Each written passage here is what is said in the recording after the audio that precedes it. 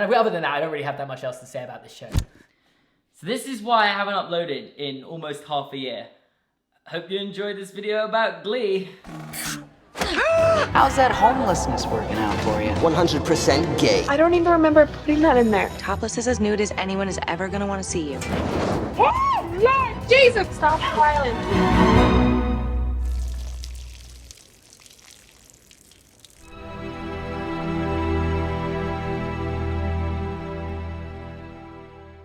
For the last half of this year, I have spent every waking hour watching and studying the TV show Glee that ran from the years 2009 to 2015. And while this video may seem excessively long, I want to stress that I don't really have that much to say about this show. I do actually think that my perspective on this show is going to be very different to the majority of people who have watched it, and also people who have made significantly better and shorter videos about this. Because before I watched it, I barely knew a thing about this show. People talk about its pop culture impact, and I must have been living under some Glee-shielded rock. I couldn't have named a character from this show. I couldn't have told you what happened in the show. I couldn't have told you about all of the, on set and off the set drama behind the scenes. I was genuinely just shocked to find out that the person who plays Sergeant Calhoun in Wreck-It Ralph is also the person from the "I will create an environment so toxic" meme that went around Twitter in 2020. And the only thing I really did know about this show was the fact that people assume I have watched it because apparently I give off big Glee energy, and I'm still not 100% sure what that means. And honestly, if you want one line about this show from someone who knew nothing about it, it's basically as if they tried to make a Disney Channel high school show but filled it with way mature themes and profanity, including sex and drugs. Basically either alienating that younger teenage audience or inadvertently educating them on these matters. And if you learn about this stuff from Glee, I feel like there may need to be studies done into what effect this has had on Gen Z in general. So if you've never watched an episode of Glee before and want an example of what a general episode of Glee would look like, every episode has some sort of theme, whether that be an artist, a style, a genre, and they sing songs, the characters in the show, that revolve around that artist, style, or genre throughout the episode. And usually these songs then relate to the plot points, and they kind of are singing about their own struggles just through someone else's words that they've written. And some of the numbers are fantastic. I will give them credit for that. Typically, an episode will even begin with Mr. Shoot, the head of the Glee Club, assigning this theme to them. And then the conflicts kind of come from fallings out and characters keeping secrets from each other. Just the general high school drama stuff. It's weird because all of this show is about singing. Rarely will the conflicts actually come from them not being able to sing for whatever reason. Every now and again, but God forbid,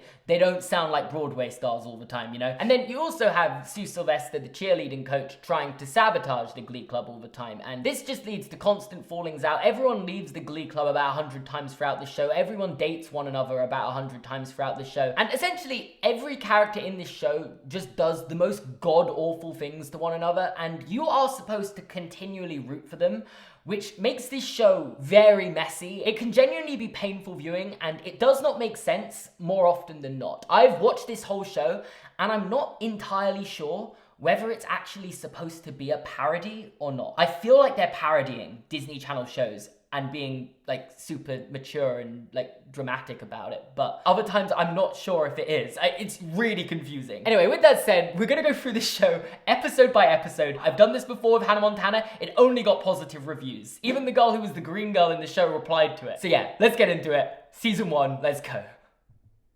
Season 1, episode 1. Put the title card up, I don't know.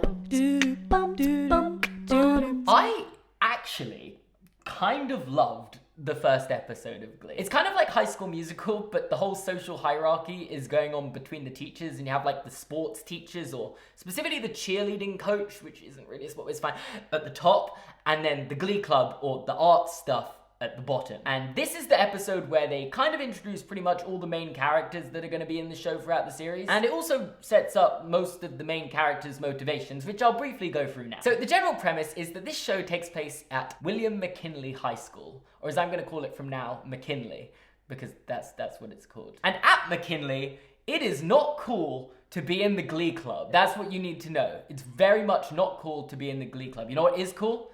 To be in the sports team, or a cheerleader, specifically the cheerleaders, they have like a world-class cheerleading team. They've won 5 national championships in a row, going for a 6th, and their head cheerleading coach is Sylvester, the main antagonist of the show. Who could have guessed that being in sports is more popular than theater? Every setup of every show ever. It's all set into motion when William Schuester, or Mr. Shoe, takes charge of the Glee Club because the previous Glee Club leader, coach, director, was fired for inappropriately touching a student. Now, this is weird, obviously, and the worst part about it is that this whole thing is pretty much played off as a joke for the entire episode. They show it, and the reason he got fired is because Rachel ratted him out. But Rachel, the main lead girl in this show, by the way, so I haven't clarified that yet, only rats him out because she was jealous that another kid was getting the solo, because it's a whole thing. What? What? So Rachel is jealous that another kid's got the solo and watches the guy like touch him inappropriately and rats him out because she's jealous that another kid's got the solo and obviously believes she might have a chance of getting solos if someone else took charge of the Glee Club, i.e. Mr. Shoe, who, for the record, gives her every single solo throughout the history of this show. So this teacher was fired for inappropriately touching a student, and now he is making a living by selling drugs to teachers, specifically Madison, to help them calm down. He also just comes on the school grounds repeatedly, which is insane. Anyway, that's a brief prequel history to this show. That happens before the show takes place, kind of, but that's important. Where was I? Mr. Shoe's taken over the Glee Club. He wants to make it cool again because when he was in school, he went to this school, by the way, back in 1993, and they won the national championship. And he thinks that was the greatest moment of his entire life. Over his wedding day, he fully said that was the greatest day of his life. That was the greatest moment of my life. Which is where we meet the first few auditions for the Glee Club and first few members, being Rachel, Mercedes, Kurt, Tina, and Artie. Rachel is the main one of these, and she's a confusing parody of a theatre kid with, like, the ego of a medieval monarch. Rachel is obviously very talented and gets pretty much whatever she wants throughout the entirety of the show. Like, nothing ever goes wrong for her. She never faces any consequences for her actions other than getting slushied a few times across she gets slushied in this episode. It's the first slushie of the show. Mercedes is then the next very good singer and very powerful performer. She sings in her like church's gospel choir, I think, before the Glee Club starts, and her whole thing being that Rachel is obviously the front center of the Glee Club. She's annoyed that she's the backing vocals because she's so talented the whole time, and that's also a thing that never really gets resolved. She just complains about it a lot. Every now and again, Will give her a solo, but not really. Then you have Kurt. He's also a talented performer, got a very high vocal register and a closeted gay, so he gets bullied a lot. Then you have Tina, who has a stutter, and Artie has a wheelchair. he needs a wheelchair. He just owns it. He doesn't use it. And also, despite the fact they're untrained high schoolers canonically in the show, they are just like so talented to the point that it's almost annoying, but we'll leave that behind for now. And as I kind of alluded to earlier, the main issue Mr. Shoe faces is that the arts are severely underfunded at this school, because pretty much all of the school funding goes to the cheerleading team, or the Cheerios, and I find that weird because, like, isn't cheerleading like a form of art anyway? It's only considered like not art because they perform at the school football games. You know, it doesn't really make sense, but all the funding's going to that, not the Glee Club. So he has to fund this Glee Club out of his own back pocket. And I will admit, I actually liked Mr. Shoe when he took the money out of his own back pocket to fund this Glee Club to help these kids that are getting bullied. And that liking of him lasted about 20 minutes. And now he's one of my least favorite characters in the history of television. He did, for these 20 minutes, seem like he genuinely cared about these students, using money that he doesn't have to pay for this club, while all his wife wanted him to do was get a real job, i.e. a better paid job, to help pay for this baby that they're trying to have. Also, by the way, she's lying about being pregnant, but we don't know that yet. So relatively early on in the episode, there's a key scene where he discovers that the high school quarterback, Finn Hudson, is actually a really talented singer. And he discovers this while lingering around the school locker room showers. But not only that, he blackmails him by planting in his locker and claiming he will get suspended and like lose all his scholarships if that happens, and he will let him off if he joins the glee club. That's genuinely how they get the high school footballer to join the glee club and make the glee club cool. And in fairness, Finn does end up enjoying being in the glee club in the full High School Musical, wait, I can do both music and sports moment. But it's still insane how this character was like, seemed nice and just immediately down here. And as I said, it only gets worse. And with Finn becoming the 6th member of the New Directions, they all stop to perform Don't Stop Believing. Wow, it's full a cappella and everything. I hate this. I hate a cappella. Okay, well that's just being negative Nelly. Just a city boy. Oh wow. Oh my god, she can't read. I... It's Leo Michelle. Oh. Strangers. Where... I actually don't know the words. Me neither. I don't know if this song made Glee famous or Glee made this song famous, or both. But it was one of them. Or both. And with that, Mr. Schue's glee club over everything else, including his unborn child that he doesn't know isn't real yet, really rears its ugly head as he decides to stay at McKinley rather than get that better paid job and help coach the glee club to nationals. So despite getting Finn on board, the glee club still need to massively improve their reputation, because to perform at a championship, you need to have at least 12 members. As I said, they're only at 6. So they need to double their numbers. And Mr. Schue arranges for them to perform in front of the entire school in an assembly in the hopes that that will improve their status. How do you think that would go if they did that in real life? That would make everything worse. You'd think, right? And Mr. Schue also now takes a second job as the school janitor to help fund this glee club and pay for the baby he's having. But he doesn't know this. His wife is told in this episode she's actually having a hysterical pregnancy. And it's also here that we get introduced to the kind of love triangle between Will Schuester, Emma Pillsbury, the guidance counselor, and Ken, I can't remember his surname because he isn't that important, the football coach. So there's like almost a love square. I'll make that joke later, don't make it now. It's more of a love chain, I think, you know? Yeah. He likes her, she likes him, he's married, and his wife's lying to him. And he's just Ken everywhere. And we also learn about the other love triangle between Finn, his girlfriend Quinn, who's the head cheerleader, and Rachel, who is now like the main girl in the glee club. Finn's the main boy in the glee club. 2 and 2 equals 4. There's a love triangle there as well. And while the teacher's love triangle doesn't really do much for a few episodes, Finn and Rachel literally kiss in this episode, which Finn immediately regrets and goes back to Quinn. He goes back to Quinn. Oh, sorry, back to the assembly though. After a few discussions about what song to perform and the first Schuester rap of the series, that was when he sings, I ain't saying she a gold digger. But she ain't messing with no bro. I am leaving set. But the assembly is actually a success, with 3 cheerleaders ending up joining the glee club because of it, being Quinn, obviously Finn's girlfriend, and her 2 friends, Santana and Brittany. They're not as big parts this season, but they will grow into the show as it goes on, and they are called the Unholy Trinity, the 3 of them. And while I know they do join the glee club, they're only really there because Sue's told them to go there to try and take it down from the inside.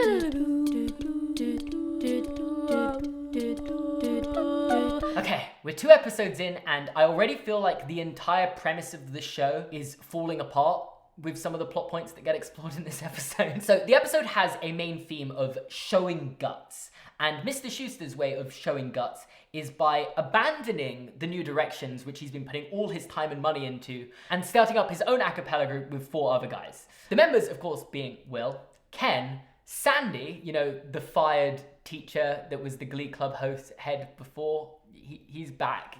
Just... Wait. Yeah. I thought you weren't allowed on campus.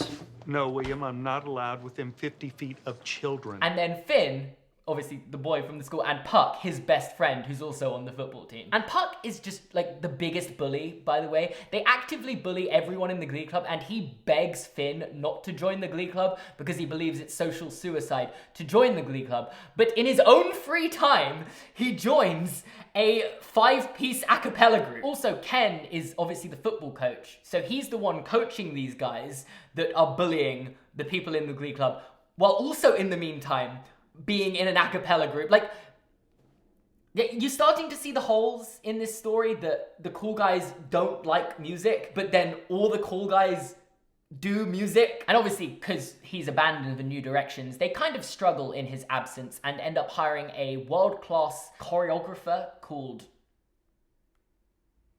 Dakota to run Glee Club. He tells them they don't have the look to be successful performers, and then they fire him because apparently that's something they have the power to do.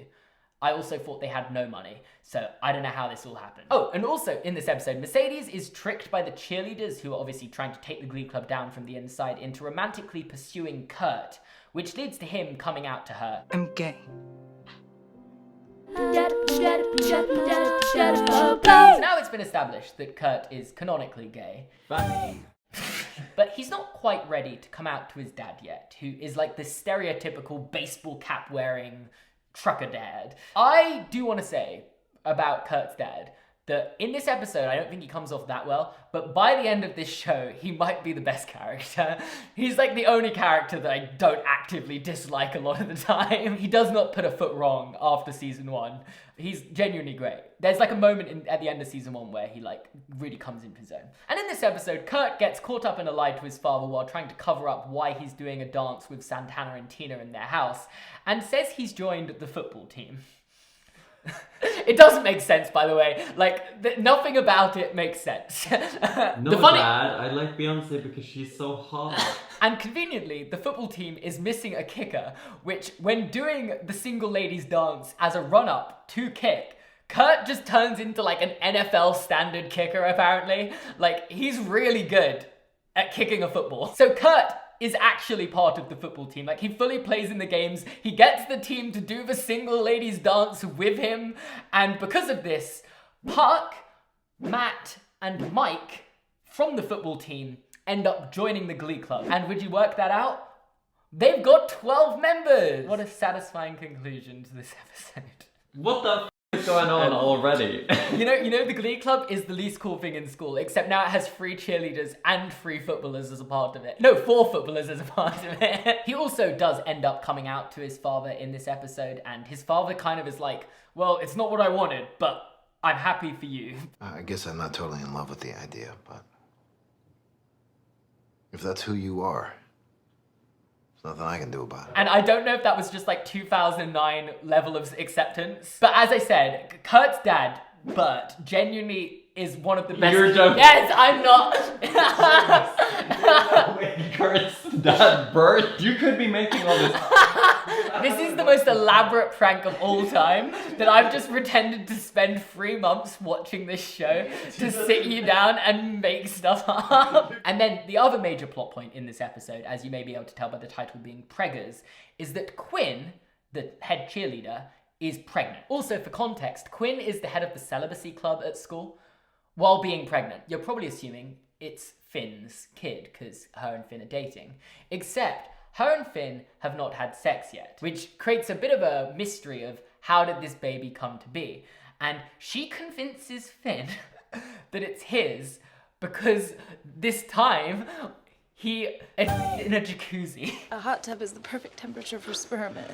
It helps it swim faster. Oh my God. He fully believes it for like a good part of this season. And in a major plot twist, the actual father of this baby is his best friend, Puck, who she was willing to sleep with, apparently. Oh, and also, Rachel quits the Glee Club in this episode. I know we're only 4 episodes in, she's already quit because Tina gets given a solo ahead of her, and her ego can't handle that, apparently. She's now taking part in the High School Musical instead. That's a different thing? Yes. Glee Club is like show choir. And then they also have... They also have the School Musical, yeah. But I'm gonna tell you, every character leaves the Glee Club and rejoins the Glee Club about 7 or 8 times over the course of this show. So I'm not going to continue updating on that. It doesn't really matter. So following Rachel leaving the Glee Club and joining the School Musical, Mr. Shu is forced to find a new lead for the Glee Club. Do you want to know what he does? He goes and finds a former friend from when he was in school who is now like 40-something, but never got her school diploma, so enrolls her back into the high school so she can now be in the Glee Club. He's like, I can help you get your final credits so you can finally get your high school diploma at the great age of 40.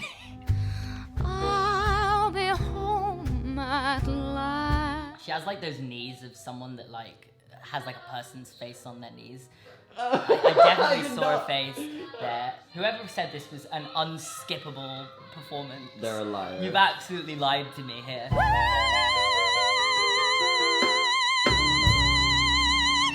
That was pretty high.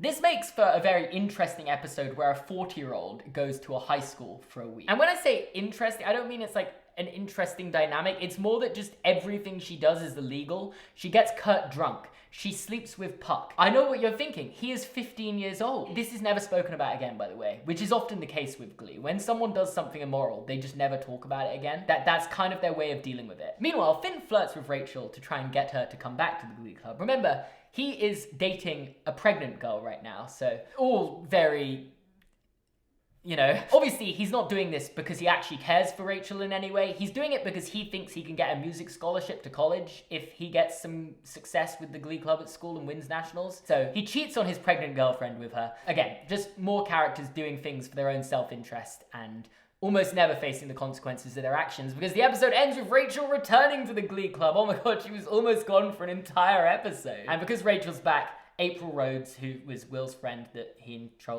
enrolled, the 40-year-old, ends up leaving. And they all sing Somebody to Love as the episode closes. Somebody to... I feel like I now understand what a... Oh, wow. Okay. I understand what a Glee person is now, where like they don't actually listen to any real songs, they just listen to these covers of songs. Yes, this is And as long as I don't become that, I'm comfortable with watching this show.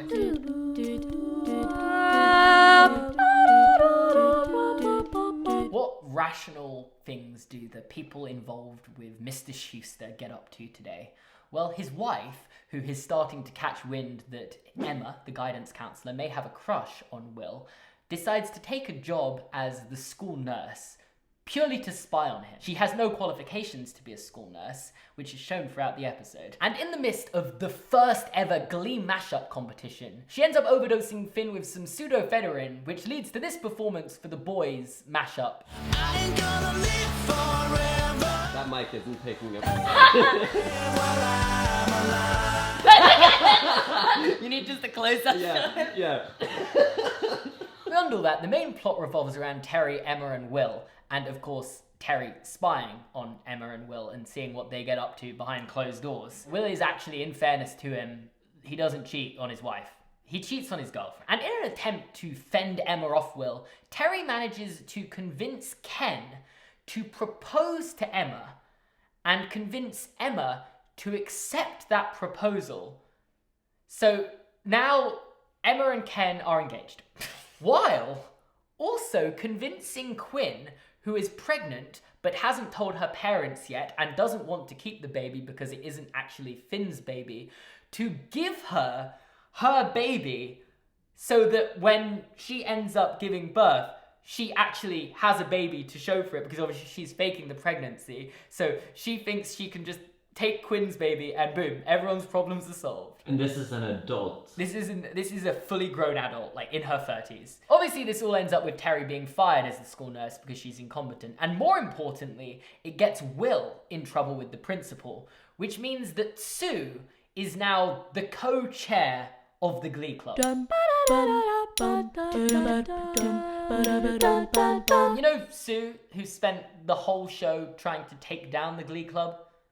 Now she's the co-chair. I guess what Sue's decision is, because she wants to keep the Cheerios on top, she has joined the Glee Club because she sees them as a threat. Her 3 cheerleaders who she'd placed on the inside aren't doing enough, and to us at this stage just actively enjoying being in the Glee Club, so she wants to take it down herself. You know how Sue tries to take down the Glee Club from the inside? She accuses Mr. Shu of neglecting the minority students in the Glee Club, which is actually a fair thing to say, because it's the straight white man and the straight white girl that are the leads. See, Will, I don't want to participate in a group that ignores the needs of minority students. You have got to be kidding me. But Mr. Shu helps the Glee Club understand that they're all minorities because they're in the Glee Club.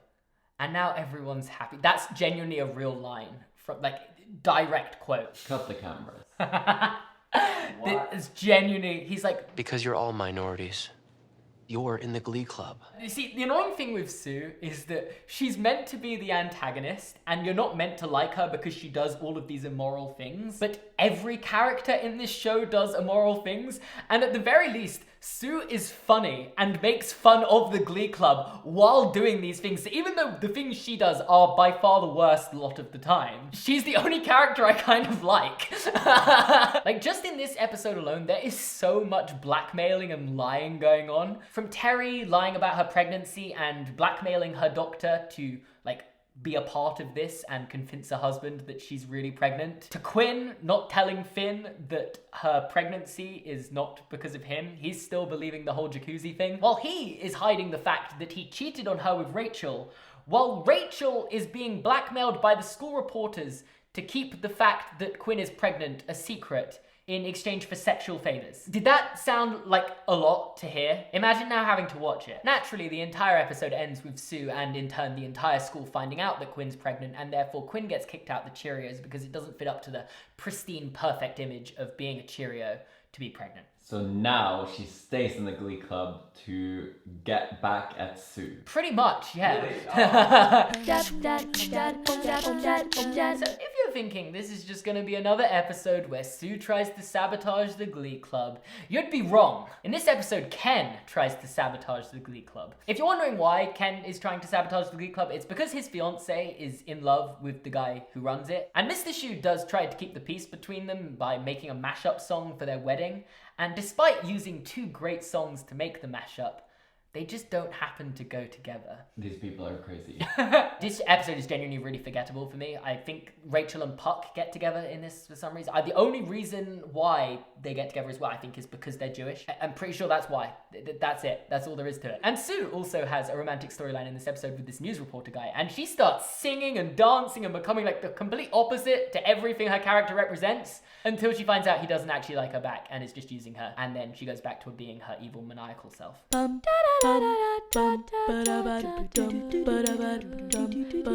Glee Club, which up until this point has done some insane, crazy musical numbers with incredible costumes and choreography, is massively underfunded, remember? And because of that, they can't afford to get a wheelchair-accessible bus to take them to sectionals, which is the first competition they're competing in. So, sectionals, regionals, then nationals. And while I do enjoy the camaraderie behind the point of this episode, the way they go about it is so stupid. Just get this. Mr. Shu makes them all spend 3 hours a day in wheelchairs so they can understand what Artie goes through every day. And walking a mile in Artie's shoes, or so to say, wheeling a mile in Artie's shoes, Tina suddenly views him romantically and is willing to go on a date with him. And by the end of this date, it's revealed that Tina is actually faking her stutter, which up until this point has pretty much been her entire character. I haven't said that much about her because there hasn't really been much to say, but she's had a stutter. She stutters. And when it's revealed she's faking that stutter, Artie is completely done with her. Like, he doesn't want anything to do with her ever again. Until like 5 episodes time when they've completely forgotten about it and they never really mention it again. And while they do successfully end up raising the money for this wheelchair accessible coach, they end up deciding that they should put the money towards more ramps around the school. So Artie still has to travel to sectionals on his own. In shocking further news, Rachel doesn't want to give up yet another solo, as Kurt, quite impressively, is able to hit the F in defying gravity, and him and Rachel end up both performing it against each other in the first ever diva-off. I don't think it's called a diva-off, but it's essentially a diva-off, and they have diva-offs later on in the show. And Rachel ends up winning this diva-off because Kurt intentionally sabotages it to protect his dad, who is getting like threats because his son's gay. It's 2009 Ohio, okay? It's not a safe place. It's kind of like 2023 Florida. Oh my god. And he won't bring me down. What is going on? I'm just in awe of how high his voice is. It doesn't even sound like a falsetto. That just sounds like he sings that high. Also, Sue takes on a new Cheerio in Quinn's stead, being this kid with Down syndrome called Becky. And it's later revealed in this episode that Sue has a sister who also has Down syndrome and is living in a home because she's unable to care for herself. And I think this is all an attempt to kind of humanize Sue a little bit, despite the fact she does the most evil things ever and also turns Becky into the most evil person in the show. So, but you know, there we go. Becky has been introduced, and that's Sue's new little minion. So Mr. Shu has the creepy idea in this episode, and let it be known, it's not his first or last, that all of the members of the Glee Club should sing romantic ballads to one another. And because Mike isn't in on this specific day, he has to be included in this to even up the numbers. So he ends up singing romantic ballads to Rachel, who couldn't find a partner for this. Does she know that she's the problem? Well, Rachel isn't the problem specifically here. Not here, but like the fact that she couldn't find a partner, I'm just... Oh no, no, well, yeah, she's very self-aware, but she doesn't really care. She's just like, I don't care if no one likes me, I'm going to be successful. Sharpay? Yes, she's basically Sharpay, yeah. Oh, right. But Sharpay's actually liked, whereas Rachel's a loser. She's like Sharpay's, whatever the girl is, the British girl in... She's the British girl in High School Musical 3. Yeah. Leading to this super awkward episode where Rachel has a massive crush on Mr. Schuester and is just trying to flirt with him and... No, it gets better. He has to tell her he's not interested, but because they're singing ballads, he sings ballads to her to let her know he's not interested. And that's not all when it comes to these ballads, as Finn sings a ballad to Quinn's parents about how she's pregnant. They do not know. You're having my baby. Get this, they kick her out of the house upon finding out she's pregnant, so she has to move in with Finn and his mum. That's child abuse. Also, Puck, in the heat of a moment, reveals that he is the father of Quinn's baby to Mercedes, which means everyone will find out in the next couple episodes. Singing ballads clearly is like a trigger for all these people. The ballads really brought everything above the surface. Okay, obviously, as you know, the season is building up to this big mid-season finale at sectionals. And in this episode, we finally get to meet the competition, the Jane Addams Institute for Girls in Juvenile Detention and the Harbour Brook Deaf Choir. Seamus, this show is not real. All these girls that have just got out of juvie are really good at show choir. The deaf choir isn't in tune, let's say, but it's very impressive. They're both very good. And as a final sabotage before sectionals, Sue gives the set list New Directions are going to perform for sectionals to both these groups and has arranged it so that both these groups will come before the New Directions at sectionals, completely overshadowing their performance before they come out. Which, I've got to say, that's a pretty good sabotage. You know, yeah. You gotta give Sue some props. And yeah, with that, not really much else happens in this episode, other than Quinn kind of starting to second guess putting her baby up for adoption, but by the end of the episode, she realizes she's not fit to raise a kid, so it's kind of like a meaningless B-plot. I think this episode's actually a really good example of how to tie in a contrasting A-plot and B-plot at the end, where they come together, both surprisingly and effectively. I never thought Glee would be, like, the example I'd be using. Yet this done really well, but here we are. So to start, the A-plot is to do with the Glee Club being left out of the school yearbook, because they're not popular enough to be in the school yearbook, despite the fact most of these guys are on the football and cheerleading team.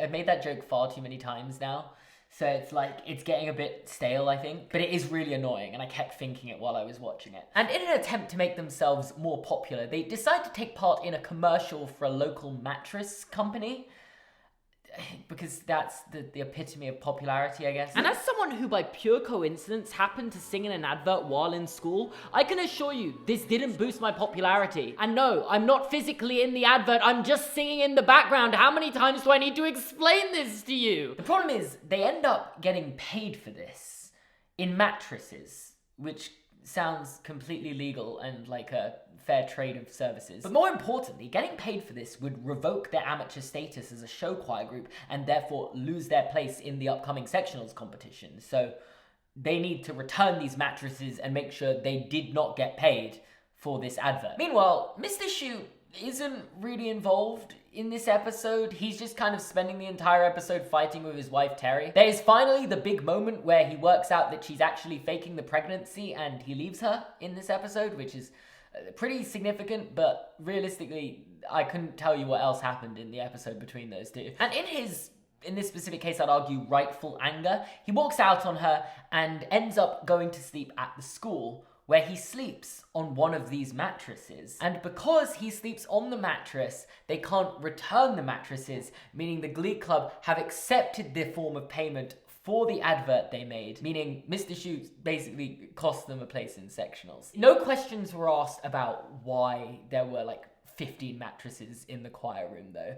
He just walked in there and was like, oh nice, there's a bunch of mattresses in here. That's exactly what I was looking for. But I liked the way they tied in the A plot and the B plot. He has to step down as the director of the Glee Club in order for them to still be able to compete, which he does. So pretty dramatic stuff. Mr. Schu leaving the Glee Club. That doesn't actually happen that often. A lot of the members leave. Mr. Schu doesn't leave that often. So who we're gonna guess is taking charge of the new directions in the wake of Mr. Schu leaving? Sylvester. No, that would have been funny actually. Isn't she the chair? Yeah, I forgot what happened to that. It would make perfect sense for her to run the group actually, because she would 100% sabotage it and it would be funny. But no, Emma Pillsbury, the guidance counsellor, takes charge of the Glee Club for this sectionals tournament, and this is the kicker. The weekend of sectionals is the weekend of her wedding. She bails on her own wedding to take the Glee Club to sectionals for Mr. Schu. Also, I find this the funniest thing, that her literal first action as head of the Glee Club is to tell Rachel that she should let other people do solos, and lets Mercedes do a massive solo as soon as she walks in. She has no musical ability, which is what the Glee Club criticize her for, but she doesn't show the favoritism Will shows. And Mercedes' performance of "And I'm telling you I'm not going" is fantastic.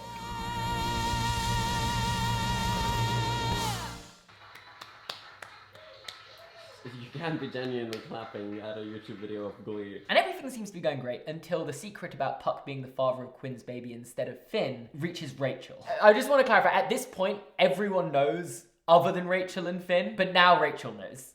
So therefore Finn knows. Which I think arguably rationally means that Finn leaves the Glee Club, which is kind of annoying because it's right before sectionals, but also I get him not wanting to be in the club with the person who slept with his girlfriend and made her pregnant, and the girlfriend who then lied to him for a few months. So Finn's left, and the other groups literally perform their set list in front of them before they perform. What are they gonna do? Improvise. Yeah, that's pretty much exactly what they do. They literally just pick songs about 2 minutes before they go out. Now, Rachel's song, which is a Barbra Streisand number, I can kind of get my head around. If Rachel doesn't know Barbra Streisand numbers, what's she doing? Like, that's her whole thing. Don't tell me not to live, just sit and putter. Wow, someone came in from behind. That's never happened in a theatrical production before. Did they do a Glee tour? Surely, right? If they haven't, I'll be so shocked. Yeah. But they then come out and perform another song afterwards, and it's just like imperfect choreography. And also Finn comes back right before they go out. So Finn leaving really was like for 10 minutes. And while I will admit, in this specific instance, in this specific competition, they did deserve to win, it very much has the feel of, congrats, you beat a bunch of criminals and deaf people. And this episode very much feels like a finale of sorts. And I guess it's the mid-season finale. The season 1.5, if you will. Let's just recap where everyone's at. Finn and Quinn are now broken up, meaning Quinn is now dating Puck, who she is having a kid with. And it also feels very nicely set up for Finn and Rachel to finally get together. Will and Terry have also broken up because of the whole fake pregnancy thing. And with Ken calling off the wedding with Emma, it also feels very nicely set up for Will and Emma to get together now. Which kind of means that Terry was right to feel threatened by Emma. But also, I don't think she really went about it in the right way. Lying about a pregnancy is emotional abuse for sure. And finally, Sue gets suspended by the principal for leaking the New Directions set list and trying to sabotage them. Which makes you wonder, where's it gonna go from here? And also, how many of these storylines are they literally going to immediately retcon by the start of the next episode? Sue is back! You want to hear this? So in between the two episodes, she takes the principal out for dinner. She slips some drugs into his drink. She goes back to his place where she strips them both down, gets in his bed, and then takes photos of them together in his bed, where she then blackmails him by saying, I will show these to your wife if you don't reinstate me back at the school. What is the show? What is the show? I know she's the villain and everything, But sometimes they take it a little bit too far. It's the fact that they want her to be the villain and they make her do stuff like this, which is fine. But then there are also scenes where they want us to empathize with her, and it's jarring. It's genuinely jarring because they're like, oh, but she cares for her sister who has Down syndrome in the care home. And you're like, okay, but she dated someone. Also, Rachel and Finn are dating now, I think. I think they're at the very least, like, dating without a label. So naturally, as you might expect, Sue enlists Santana and Brittany to break up Finn and Rachel's relationship by trying to seduce Finn. And as he continues to refuse to put a label on their relationship to further pursue his other options, Rachel meets none other than Jesse St. James! Is that meant to have meaning to me? It's Jonathan Groff's character. And he's the main guy for the main rival group that we're about to meet, Vocal Adrenaline. Vegard's super excited behind the camera. Just imagine him like jumping for joy, basically. Vocal Adrenaline are like the big bad show choir, basically throughout the entire show that they meet in the big finale episodes. And Jonathan Groff's character, Jesse St. James, is the lead singer for that group.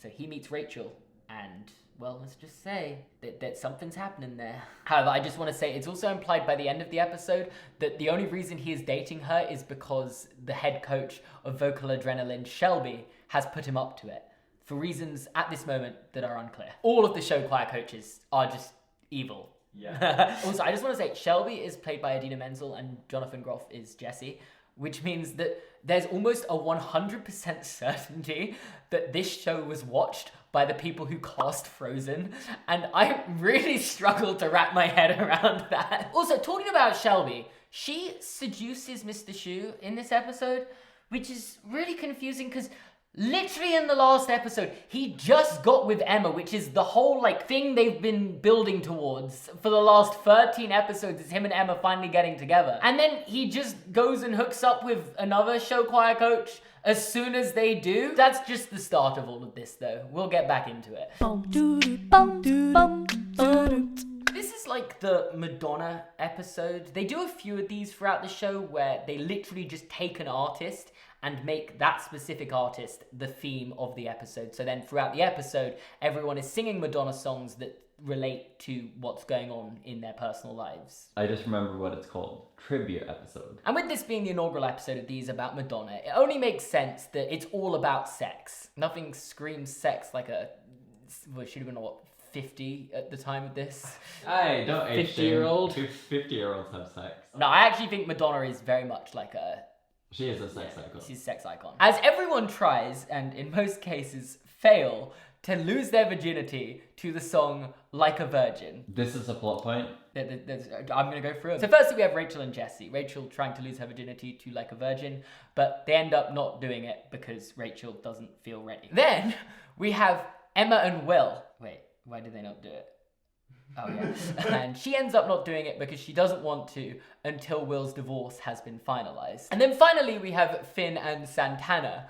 No idea why. I did not know this ever happened. If you asked me, did Finn and Santana get together over the course of the show, I would have told you no, and I would have been wrong. But they end up doing it, and then Finn regrets it because he didn't do it with someone special.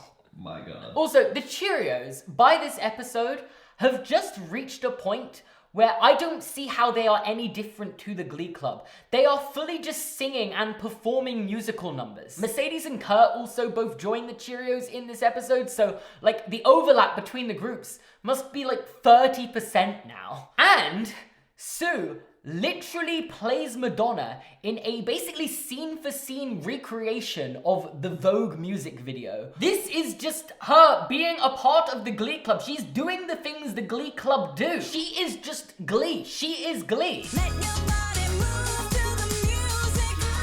Okay, this is the coolest one they've done. I just think, like, this would have been so much fun as a show to make. Like, imagine if you were on the part of the cast and team for this. Just like, yeah, today we're gonna remake the Madonna Vogue music video. Hair and makeup, like, design everything to look like we've literally shot it in the 70s. Anyway, that's the power of Madonna. bad. We have the classic girl is pressured into losing weight storyline. As Mercedes is pressured by Sue into dropping 10 pounds if she wants to be a part of the Cheerios. And they deal with this really well. I think it should be studied how well they deal with eating disorders in Glee. Firstly, she tries to stop eating as much. Secondly, she starts trying to drink this drink which will make you vomit. And then they start her just seeing her friends as food in like hallucinations. Like in Madagascar. Like in Madagascar, that's exactly what I was thinking. She does in the end learn to be okay with the body she's in, and I actually found the musical number at the end quite moving. But let's just say this definitely isn't going to be the last time that Glee decides to dabble with eating disorder storylines. Also, Kurt decides to set his dad, Burt, up with Finn's... that gets you every time. Also, Kurt decides to set his dad up with Finn's mum. Because he... Also, Kurt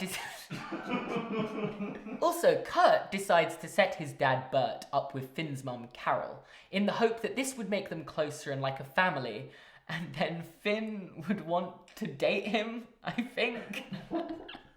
That's like Kurt... However, this completely backfires when Burt and Finn end up bonding over like guy stuff, you know, they talk about sports, and Kurt feels like that he can't have this relationship with his dad, and his dad won't take interest into the things he's interested in. And because of this, Kurt and Finn decide to team up and break them up. But this also doesn't work because they actually really like each other. They're brothers, basically, now. Yeah. Wow. I'm not joking. They are brothers for the rest of the show. And remember April, the 40-year-old woman that Will brought to the school for a day? She's back! Causing more chaos, I hope. Will's trying to help sort her life out again and lets her move in with him because obviously he's got space now. His wife's moved out. But to be fair to him, he is very much like, you need to sleep on the sofa. And then there's just one of the most confusing and weird musical numbers I've ever seen in my life, where he like tucks her in on the sofa and she gets out of the sofa and gets in bed with him, and he just kind of accepts that. And when there's no one sitting there. Why is she like this? It's like, even when there's no one sitting there. He just put you to bed. She's getting back up. I think that's the best song I've ever listened to. They went through all the emotions, you know? They went through breakup to get back together to in love in, what, about 1 minute? And I don't think they sleep together, but she does end up becoming a millionaire by the end of the episode and ends up buying school auditorium, so the Glee Club has no more funding issues. Forever? No, definitely not. They'll be back with funding issues very soon.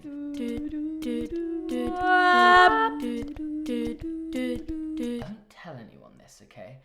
But this episode is basically just a Hannah Montana episode. So there's something going around school called the Glist, which basically ranks all of the kids at school from most popular to least popular. The coolest. The coolest. And all the ex-popular kids who are now in the Glee Club are at the top. And Rachel is at the bottom with negative points somehow. Miley Stewart Core. And it's decided by Principal Figgins that the culprit must be found and expelled. The culprit, by the way, is Quinn.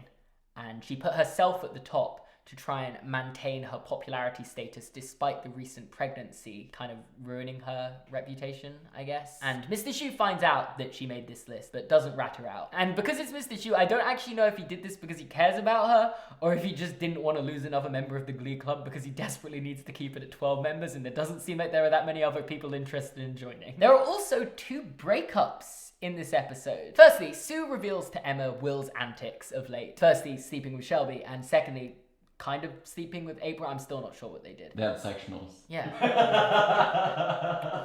And even though her and Will apparently aren't dating anymore, I'm not sure when they stopped dating. I'm really still lost by this. She does get really mad at him, which I think is probably understandable. You've been fooling around with some woman named Shelby and you slept with April Rhodes. How did you find out about that? And also, by this episode, I feel like they're just getting a bit too comfortable at making music videos. Rachel does this whole Run Joey Run music video. Every night, the same old dream. What? I saw Julie falling. So basically, this is cringe within cringe. Which is not only jarring, but I also think it causes Rachel and Jesse to break up. Imagine making a video that bad. But then again, I'm not actually sure if they break up. Her performance of Total Eclipse of the Heart at the end implies that they do because it's so dramatic. Oh, Jumped her over his head. Just throw her to the side. I love Jonathan Groff. Turn around, bright eyes. But then they are still together in later episodes. So I feel like these weren't actually filmed in order and they weren't sure what was meant to come where, but then they do think, it doesn't, I don't know. There's a lot of missing pieces. And once again, Sue's character is maddeningly inconsistent. She has this video from when she was younger kind of spread around the school, and she is absolutely mortified that this is her in this video, despite the fact she literally made the Vogue video like 2 episodes ago, which is more embarrassing. I don't get it. I really don't get Sue's character. Maybe she's too complex for me to understand. Okay, don't tell anyone this, but this is also basically just a Hannah Montana episode. Rachel has a sore throat and is worried she's never going to be able to sing again. I actually do think this one's intentionally referencing Hannah Montana though, because her voice goes while singing The Climb by Miley Cyrus. I gotta keep trying. I think that's like a little nod there. And she's like obviously in panic mode. And you know what Finn does? Her boyfriend, but oh no, they're not together anymore. I don't think they're together. They're definitely not together. She's with Jesse now.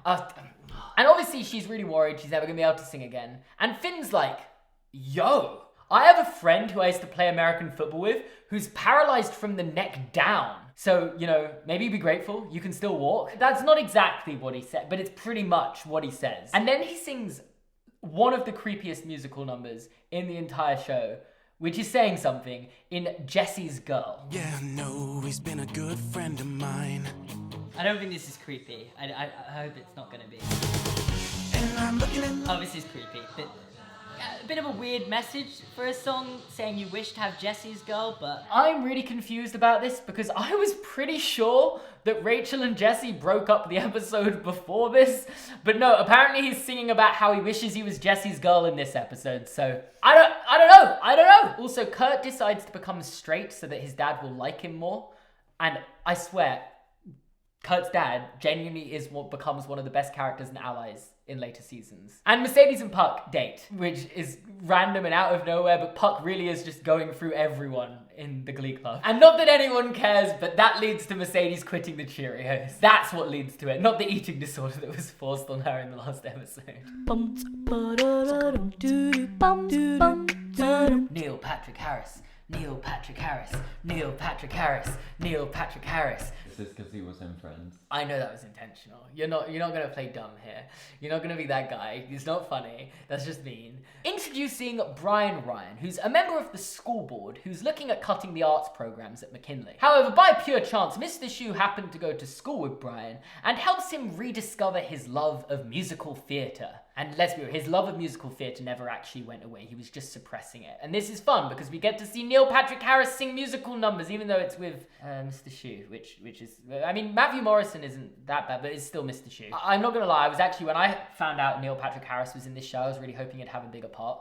He literally has one episode where he does like 2 numbers and that was it. But Neil Patrick Harris's best musical number of all time, including the musicals he's been in, Girls vs. Suits from How I Met Mother. Yes, I know you're thinking about Barney been drinking, that girl was smoking hot. And that's kind of the main bit of this episode, which may from the outset look like a bit of a filler, but there are actually some important subplots going on in this one. Firstly, Rachel, with the help of Jesse, who is apparently still her boyfriend, is trying to track down who her mother is. So I never mentioned earlier that Rachel has 2 gay dads and doesn't know who her birth mum is. And her real mum, drumroll, this is quite exciting, Begot must be excited.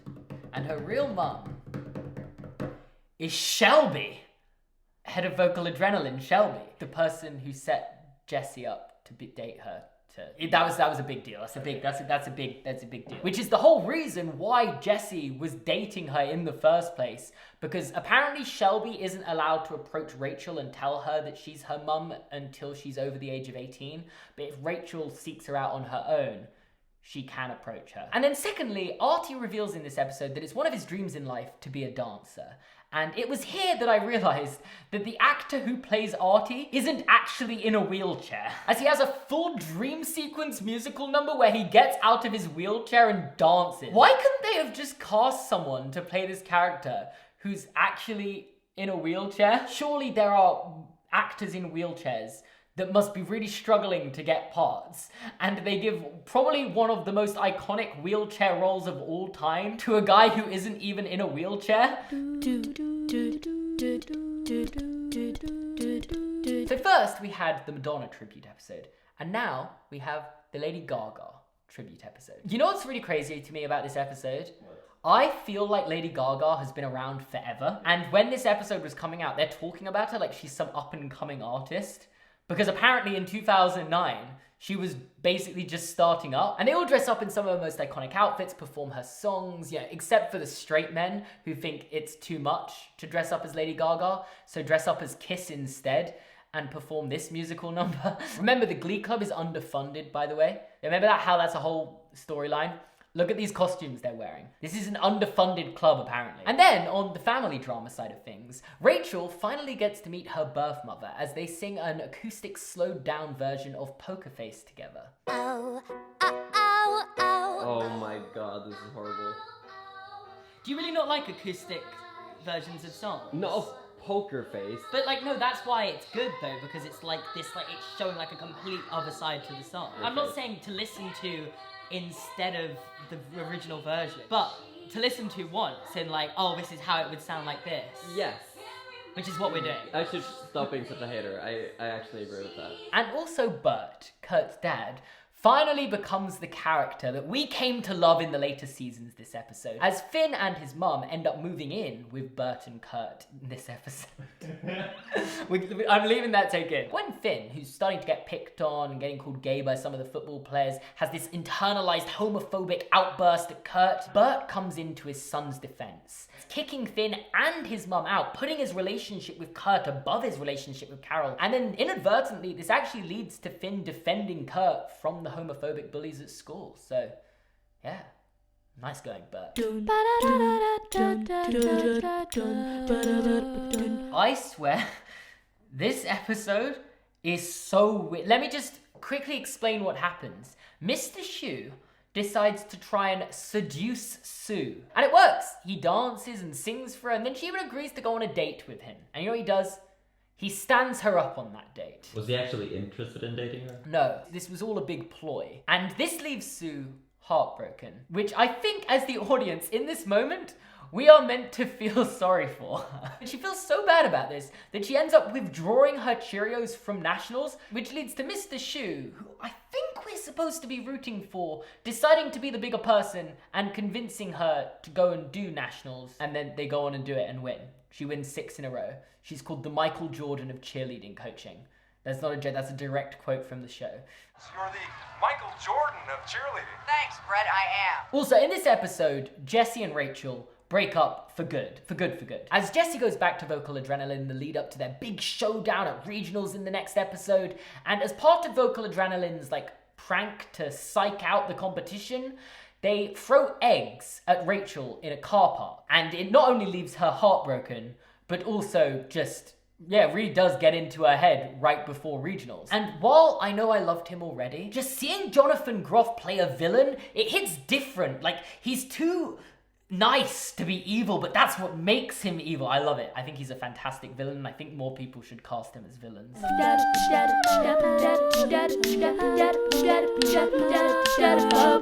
don't know if I covered this in enough detail after the first episode, so here are the stakes for this season finale at regionals. At the start of the show, when Mr. Shu wants to start up the Glee Club and take some of the funding from the Cheerios, who are obviously on a Nationals winning streak, he makes a deal with Principal Figgins that they have to at least place at regionals to be considered serious and continue to get funding. The problem is, this episode opens with the announcement that Sue Sylvester will be one of the judges at regionals for the show choir championships, essentially ruining the New Direction's morale if it wasn't already ruined and making them feel like this entire year was a waste. Mr. Shu helps them see that it hasn't been, and again, days before the performance says they're going to do an entire Journey-themed set for regionals. I just got why it's Journey to Regionals. That's the name of the episode. As someone who has done arts before, let me tell you that rehearsing is literally just meant to be practicing for your final performance. So planning your set list days before does not only just not make sense, but it's actively annoying to watch them do this and then perform it perfectly when it comes to the final show. She took the midnight train going anywhere.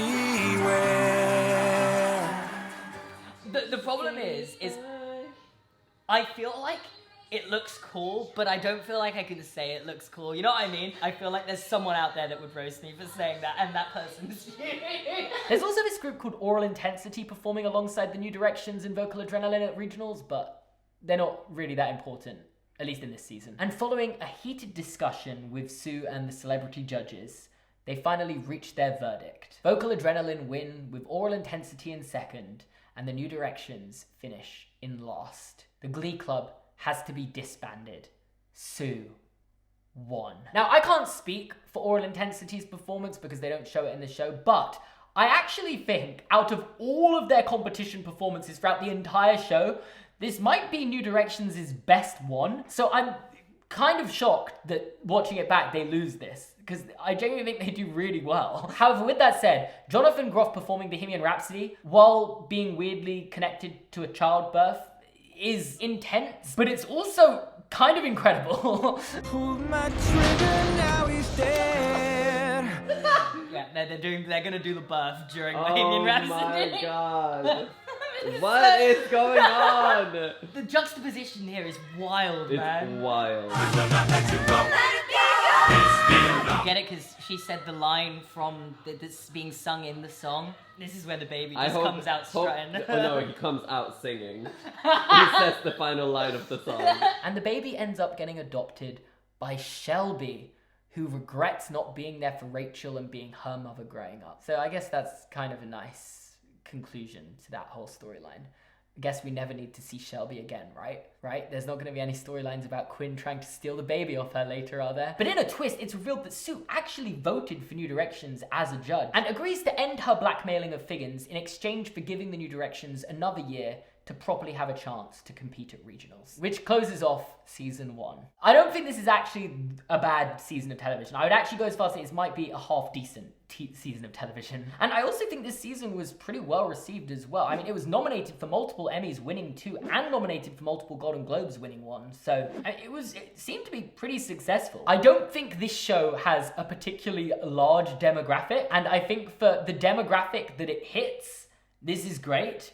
But for those that aren't in this demographic, it could be one of the worst things ever. And while it's by no means flawless, I can definitely appreciate it. It's a fun watch. It's a bit crazy. It's a bit unhinged. But it's fun. I do feel like it got a little bit stretched out and some of the episodes are a little bit repetitive, but there are more fantastic musical numbers in there than I can count. Which on that note, I don't get why there aren't more TV shows where characters break into musical numbers. It just feels like such a perfect escape out of reality way to make TV. That was good use of words by me. And as I said earlier, it's very Disney Channel in its styles and themes, while also exploring some of the more mature aspects of high school, probably to a little bit more of an extreme extent than high school actually is. And I'm very curious to what they're going to do in season 2 so that it isn't just a complete carbon copy of season 1.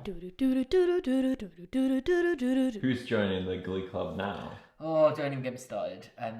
I genuinely don't know how a show could be so self-aware and tone-deaf at the same time. It just does both of them. Either way, we are straight back in this season with the underfunding the arts storylines. So interestingly, both the cheerleading squad and the Glee Club's budgets have been cut to help fund the football team's budget this year. And that's really weird because both teams did quite well. I mean, the cheerleaders won nationals again.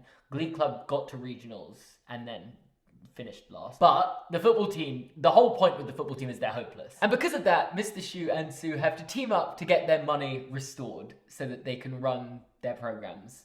Even though I don't know what they need all that money for, to be honest with you. But, you know, we'll let it go. But if they underfunded the cheerleading club, who was already overfunded, if they just let go of some of their, like, nice stuff, couldn't they just operate as normal? Yes, but I don't think you're understanding the point that the cheerleading squad want to operate at that high level. They've also introduced a bunch of new characters this season. Firstly, Ken, the football coach, has been replaced by a new football coach, Coach Beast. There's a new Finn in Sam, who's a football player who can sing, and they completely parallel his like discovery with Finn's, where he literally gets discovered while singing in the shower. Like, they have to do this 2 seasons in a row. Rachel, who's also in search of a new recruit, feels threatened by the talent of character Sunshine Corazon. You like me sing. You like me sing very much. I totally speak English. So I encourage you to audition for Glee Club. Glee Club is fun. So instead of sending her to the Glee Club auditions, tricks her and sends her to a freaking house. And despite eventually auditioning successfully, feels so betrayed and doesn't really want to be on a team with Rachel, so ends up joining Vocal Adrenaline. You remember Vocal Adrenaline? My fave. Right after Oral Intensity. Also, Tina Cohen Chang and Mike Chang are now officially dating. I know you may have noticed they have the same surname being Chang, and that joke is made numerous times by the show. I don't really have that much input to this. I barely spoke about Tina or Mike last season. They're kind of background characters, but they're meant to be important, I feel. So that's what's new. I couldn't tell you what happened in this episode. They just introduced all these characters and that's pretty much it. It's a really forgettable episode. Well, some people audition, I guess. They're auditioning the new people. So I don't think I've actually gone into detail about this yet, but one of the ongoing conflicts in the show is that Will has like a really old and boring taste in music. So there's a lot of debate over what songs they're gonna perform, and Will's like, who can tell me who Christopher Cross is? He discovered America. And the rest of the guys like, how about no? And we do this modern song that came out last week. And that's what brings us to Britney Spears. Because in this episode, the New Directions want to perform Britney Spears numbers, but Will won't let them for reasons that I don't really remember being that important. Which then somehow leads to Emma's new boyfriend, a dentist, played by John Stamos, giving some of the Glee Club members free dental treatments. You know, what do they give you when they give you like they put them under or something? Like to numb the pain? Anesthetic? Oh, it is under anesthesia. Sorry, Anastasia. Anastasia! I can never pronounce words with weird letters. Anesthesia. And they all end up having fantasies about Britney Spears, featuring Britney Spears herself as well. She actually appears in Brittany, the character in the show's fantasy. And just for the record, this character's name is Brittany S. Pierce. Britney Spears. Are you joking? Nope, that's a real thing. And she hates Britney Spears because of this, because like she felt like she was always living in her shadow. But because of this hallucination where Britney Spears is in it, she comes to really appreciate Britney Spears' work. To be honest, this episode more than anything feels like the episode where Santana and Brittany go from being on the sidelines to actually being main cast in this show. And I think that's one of the best things this show does. Like, I genuinely think they're two of the best characters. Also, when you thought it couldn't get weirder and the storylines with the football couldn't get any stupider, they decide to recruit Artie to the football team, and they genuinely say, this is not a joke, well, there's nothing that says we can't have a wheelchair on the pitch. My teammates can push my chair like a battering ram. Yeah, there's no rules against it, we check. And I have Britney Spears to thank. And then they literally just give him the ball and ram him through the other team. You'd think it can't get dumber, right? Yeah. Finn burns his cheese toasty and it... Sorry, I should call it a grilled cheese for the American viewers at home. Finn burns his grilled cheese and thinks he sees Jesus on the burn, and he starts praying to this toast. Funnily enough, his first 2 prayers come true because the football team win a match, and Rachel and him go to second base, which are the 2 things he prayed about. So I never learned this because I've only heard jokes about it. So what is the basis? Oh, it's just like touching. So wait, first base is kissing, second base would be like touching a sort of thing.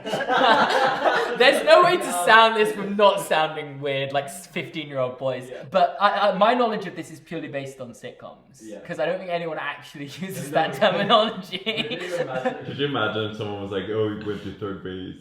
Yeah, it'd be weird. Maybe they do it in America. So yeah, his prayers come true. His first 2 prayers come true. Which leads to quite an interesting episode where the Glee Club have like a discussion and debate about religion. They sing a lot about religion and its significance, and Kurt, the openly gay character who feels like religion is there to like discriminate against him, is very outwardly against religion. And it's honestly, it's very interesting to think that they put that on American daytime television or nighttime television, you know? Something that is quite critical of religion, I would say, this episode. It's balanced, but it does criticize religion in there. And also, meanwhile, Kurt's dad had a heart attack in this episode, which is probably why he's so, like, anti-religion, and like he doesn't feel like it can help him in this moment in time. Like, people are going, oh, we're praying for your dad. He's like, well, that's not going to help, is it? So I think there's a bit of that with Kurt as well. There's actually a really moving performance from Kurt to the Glee Club as he sings I Want to Hold Your Hand in a really slowed down version. Oh, please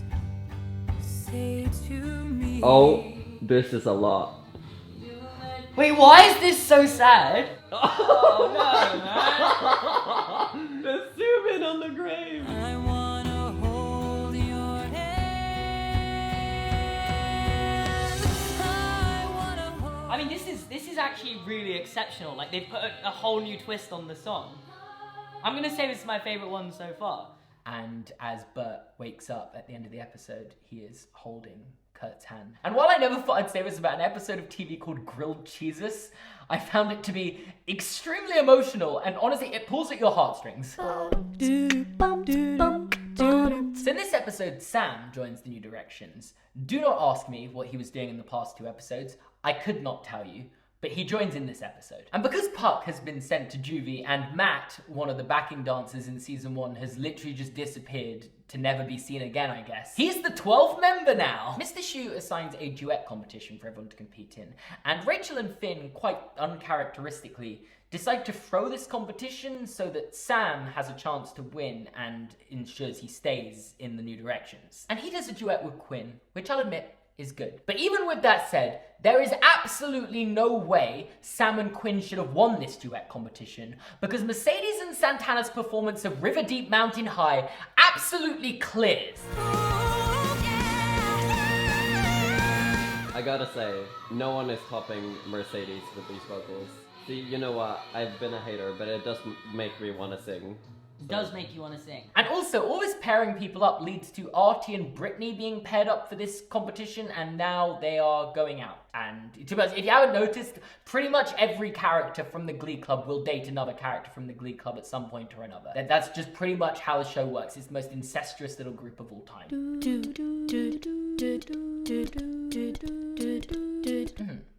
So they definitely tried to do something with this episode. The general premise is that the Glee Club are putting on a production of the Rocky Horror Picture Show, I think as a fundraiser, but it also, the amount of sets and money they must spend to put it on must be insane. Like, this looks so expensive. Will's motives for putting the show on, though, is ultimately to win Emma back, which is kind of weird because her dentist John Stamos boyfriend is also a part of this show. Does he not have a job as a dentist? What's he doing taking part in a high school play? And naturally, therefore, Sue is using her TV news segment to take it down, because that's how Sue sees it. I thought that was a saying outside of... No, that's a Glee quote. So that's a saying we have adapted in daily life? I've never heard anyone say it. That's how Sue sees it. I feel like I've heard that. Oh, and also, in another cameo for this season, Meatloaf, who was obviously in the original Rocky Horror Picture Show, appears in this episode. If you cared, that's a little fun bit of trivia. That sure was an episode. I think that there's a few episodes where they do this actually across the show, where they kind of put on a production as part of their school play, and nothing happened. This episode is definitely a stronger one from this season, and it sets up a lot of the important storylines that are going to continue throughout the season. So let me quickly just run you through it. Firstly, this kind of got established, and I even thought got resolved towards the end of last season, but clearly not. Kurt is getting bullied by some homophobic football players, most notably this main guy called Karofsky. And secondly, the main competition for sectionals this year is going to be this group that have never been mentioned before from this school that's never been mentioned before, Dalton Academy's Warblers. And Dalton Academy is this all-boys boarding school where they wear blazers, and being in the Glee Club is kind of the cool people's thing at this school. The Warblers are the cool guys at this school. Everything's in reverse, basically. And Kurt meets the main character from this school. And when I say main character, I literally mean main character. He does all the solos, he's the leader of this group, and he's the main character at this school. His name is Blaine. and he introduces himself to Kurt with a transcendent performance of Teenage Dream in a cappella. So into it. They're all so into it. You know what, I didn't actually realise how perfect an a cappella song this might be. I think I might need to start an a cappella choir just to walk around and just break into music more. I don't think there's anything cooler than like, imagine like there's like 4 of you and you just show up and one person starts clicking and then you just go. It is shocking that you haven't watched this show. Gay? Well, they are gay, yeah. Blaine, by the way, is also gay. Kurt has an immediate crush on him, and he gives Kurt the advice to stand up to his bully, Karofsky. And in everyone's favourite cliche, it turns out that Karofsky is also secretly gay, and his homophobia is internalized, and he ends up kissing Kurt when Kurt confronts him, which robs Kurt of his first kiss, something he thought was going to be special and important to him, hence the title, Never Been Kissed. Also, Puck is back from juvie now, and there's this weird storyline about the football players thinking of Coach Beast while they're making out with girls so that they don't get too aroused. And I don't know if that is going to make it into the video, but I just thought I'd put that out there.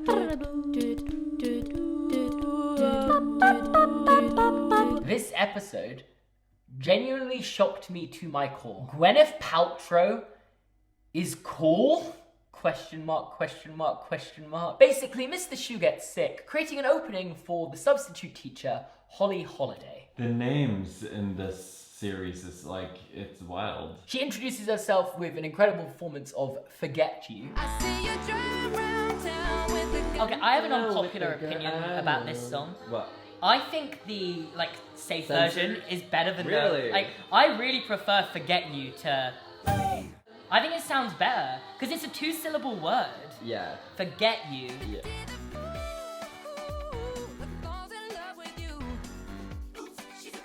I didn't know Gwyneth Paltrow was in this. She can sing? My experience with her is in the Iron Man movies. This is like the wildest switch up of all time. My experience of her is goop. Guys, I genuinely can't get my head around this. She's incredible. She also makes a great impression on the Glee Club members by letting them pick which songs they want to perform, and they're immediately like, wow, this person's way cooler than Mr. Shoe. For everyone, including me as well. And she's apparently just good at everything. She speaks fluent Spanish, she teaches maths, history, English, and she even teaches sex ed at one point later on in the show, but we'll get back to that. I should also explain that this is no random sickness that Mr. Schuester has. It was all manipulated by Sue, who created this virus and spread it around the school so that he could get sick and so the principal could also get sick, so she could become the acting principal and then fire the principal while she was acting principal. Does it make sense? No. Does it need to? Also no.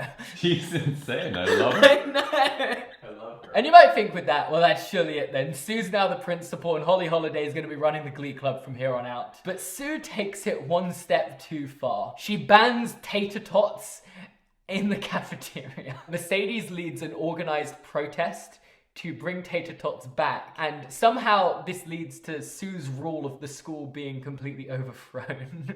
Will is then reintroduced in a duet performance with Holly where they sing Singing in the Rain mashed up with Umbrella, which I didn't think was the best mashup. It's an unpopular opinion, but we weren't that impressed by it.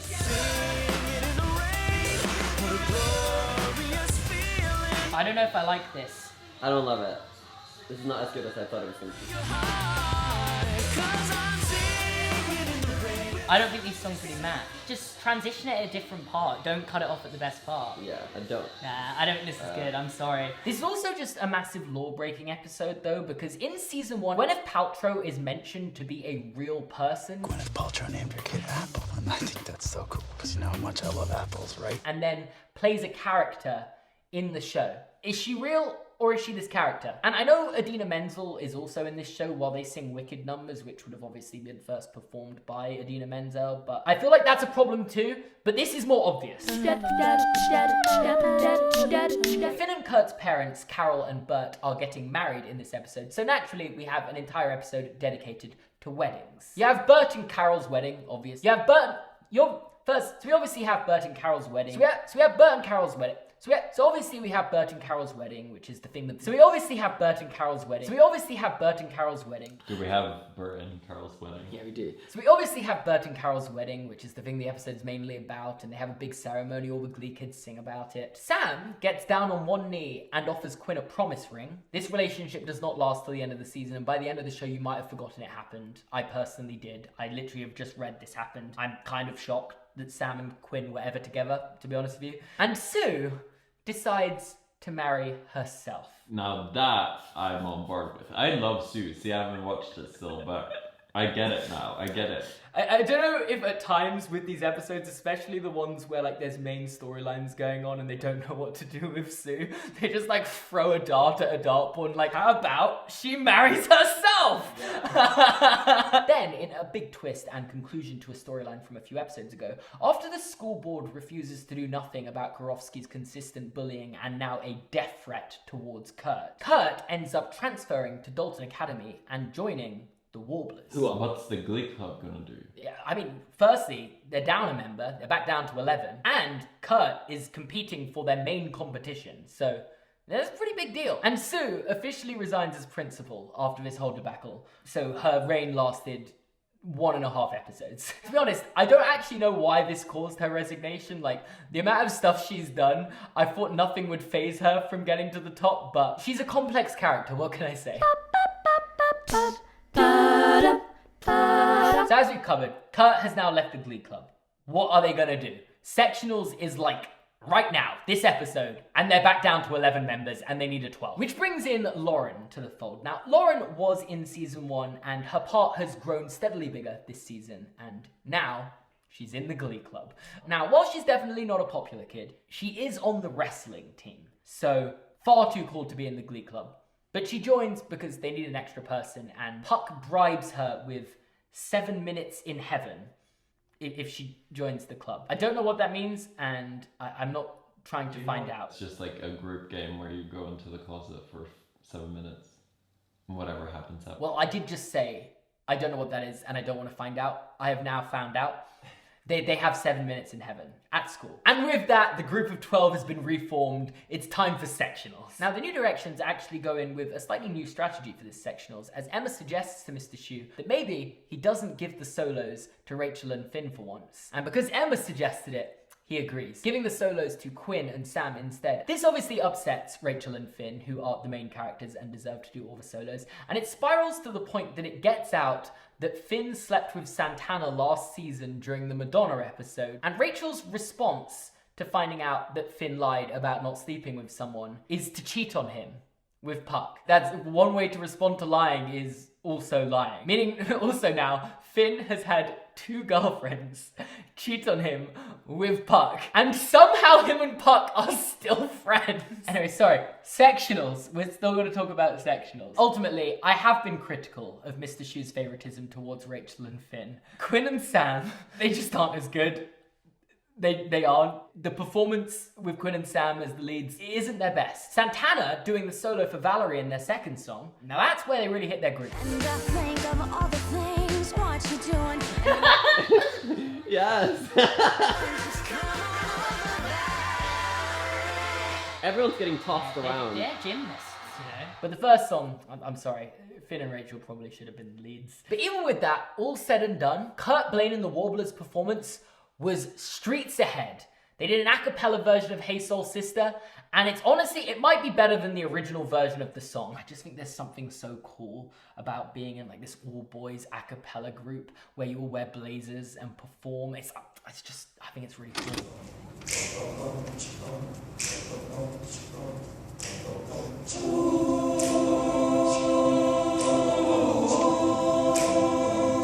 Meaning, because the Warblers' performance was obviously significantly better, it means that somehow they tie for first so that both of them can go through to regionals. And also, by the way, there's a group of like retired a cappella performers that finished last in this, and I'm not sure to this day how they got there.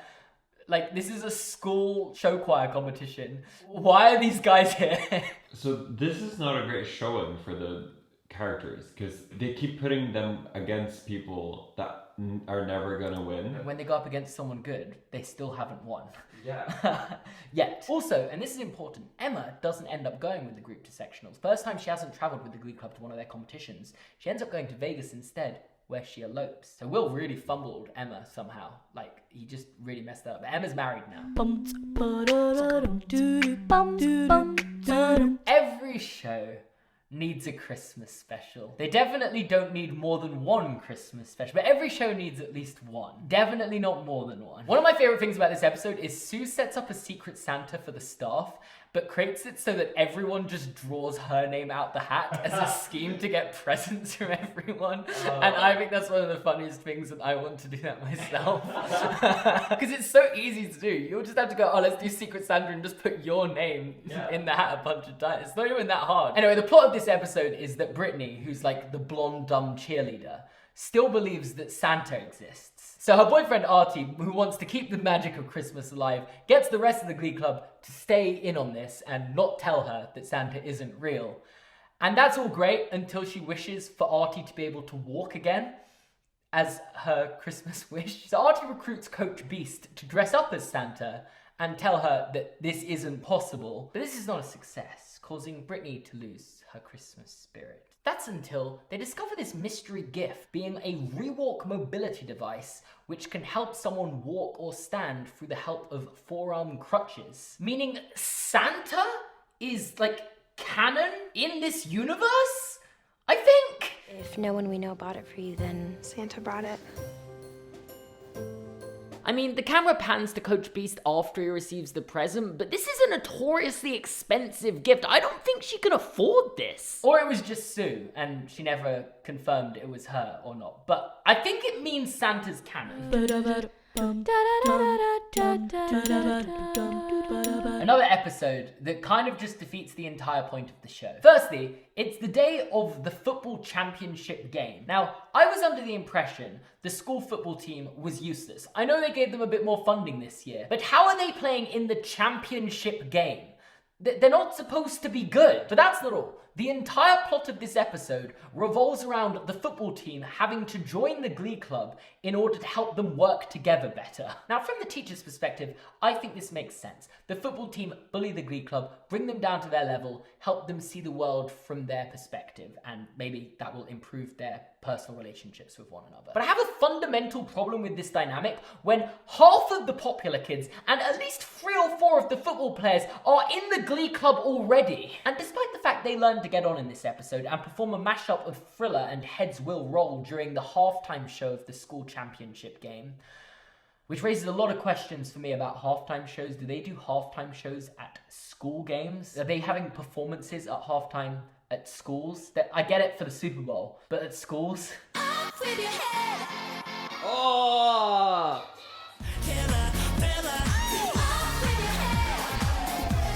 It's a nice mix as well. Yeah, it is a good mix. Like, they don't cut the songs off at the best part, Yeah. you know? And while it's great and they all learn to get on and the football team are doing well, by the next episode, they are immediately back to bullying the Glee Club, throwing slushies in their faces and acting like being associated with them is the worst thing imaginable. It doesn't make sense. Meanwhile, Sue is, of course, doing everything she can to stop both of the Glee Club and the football team succeeding. Even though I feel like being a cheerleading coach, like, the football team, like, aren't they like a combined package that you cheer at their games? So why are you trying to sabotage the football team? I guess it maybe takes the focus away from the Cheerios if the football team are too good. But this year, she may have meddled too far, receiving some opposition to her strategy of firing Brittany out of a cannon for the Cheerios performance, losing 3 of her cheerleaders before regionals where they crash out.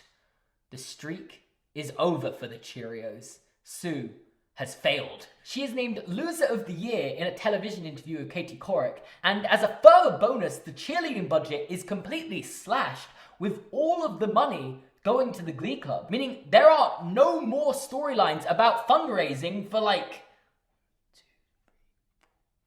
6 episodes! And also, big twist, big moment at the end of this episode, Finn and Quinn kiss. Obviously, Finn is single now. Quinn is still seeing Sam, making another really fun love triangle. Or, I guess with Rachel involved, because she just broke up with Finn, that would make it a love square. I said that would make it a love square. That's a really funny joke.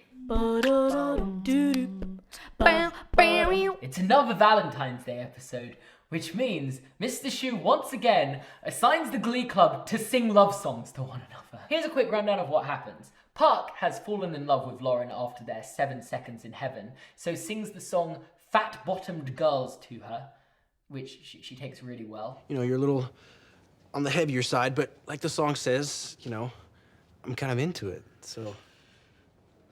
Artie and Mike serenade their significant others Brittany and Tina by singing Michael Jackson's PYT. Blaine gets the Dalton Academy Warblers to help him hit on this guy that he has a crush on at the Gap, and it is not reciprocated, and it's kind of awkward. Kurt likes him. It's not really the most fun thing to watch. And Finn, who is obviously single now, sets up a kissing booth with the intention of raising money for the Glee Club, but mostly so he can kiss Quinn again. Now you gotta think, considering all the Glee Club kids are the least popular kids in school, no one is going to want to participate in Finn's kissing booth because he's a loser.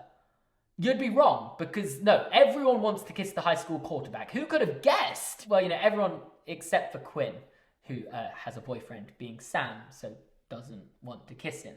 Which is when it gets weird, because Sam, who is unsure about whether Quinn still has feelings for Finn, makes her kiss Finn at this kissing booth to see if they still have feelings for one another. And the more I said, the less it makes sense. Finn and Quinn kiss, they both see fireworks as they kiss, and boom, he's just ignited an affair. Which is all fine until Santana catches wind of it. Then she breaks into a hospital, kisses someone in quarantine, kisses Finn at his kissing booth, and then when Quinn and Finn kiss in their own time, they both get sick. And they finish this storyline off in the next episode, so let's roll on. So you know how they've done a Madonna tribute episode, a Lady Gaga tribute episode, a Britney Spears tribute episode? Welcome to the Justin Bieber tribute episode!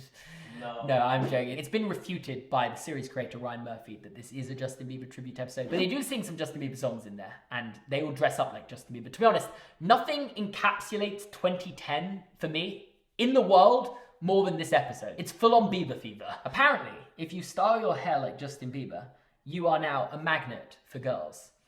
And that's exactly what Sam does in his one-man Justin Bieber tribute band. And later, in the choir room, he goes and performs Baby in a tribute for Quinn. But as I alluded to earlier, he's somewhat suspicious that Quinn still has feelings for Finn and may be cheating on him. And she tells him the reason she got sick after the last episode, and this is 100% serious, that Finn was choking on a jawbreaker while at the kissing booth, so she came over and sucked it out of his mouth. And he believes that, but Santana then tells him that Quinn cheated on him, and he immediately breaks up with her and gets with Santana. He does not waste time. Sam is going to also date everyone in the Glee Club, by the way. And then also Sue, for quite dark and convoluted reasons, decides to join the Glee Club in this episode and take it down from the inside, you know, classic Sue plan. But after failing, she becomes the new head coach for Oral Intensity. Right. The way she achieves this is by pushing the current head coach of Oral Intensity down the stairs. They fully show this scene. And honestly, I think more than anything, they've just done that to give Sue something to do for the regionals episode, because otherwise, how would she sabotage them if she wasn't in charge of Oral Intensity going into that episode? How would she sabotage them, I ask you?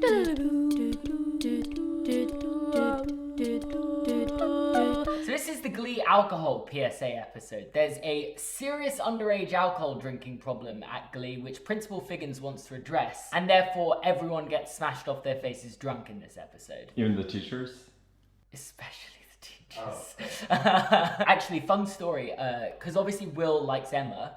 He calls Emma, but she doesn't answer and leaves a drunk voicemail on her phone, and the episode ends with, because he accidentally called Sue, not Emma, and Sue airs this voicemail over like the school megaphone, so everyone hears his drunk voicemail, which is like the most embarrassing thing I think anyone could ever do. So basically, the Glee Club have been assigned to do an assembly on like why you need to not drink, or at least drink responsibly if you're going to do it. And the Glee Club do this performance drunk, which, as you can probably guess, goes well as expected. The Glee Club also throw a massive party at Rachel's house where everyone gets drunk, and it's just the most cliche high school party of everyone being drunk possible.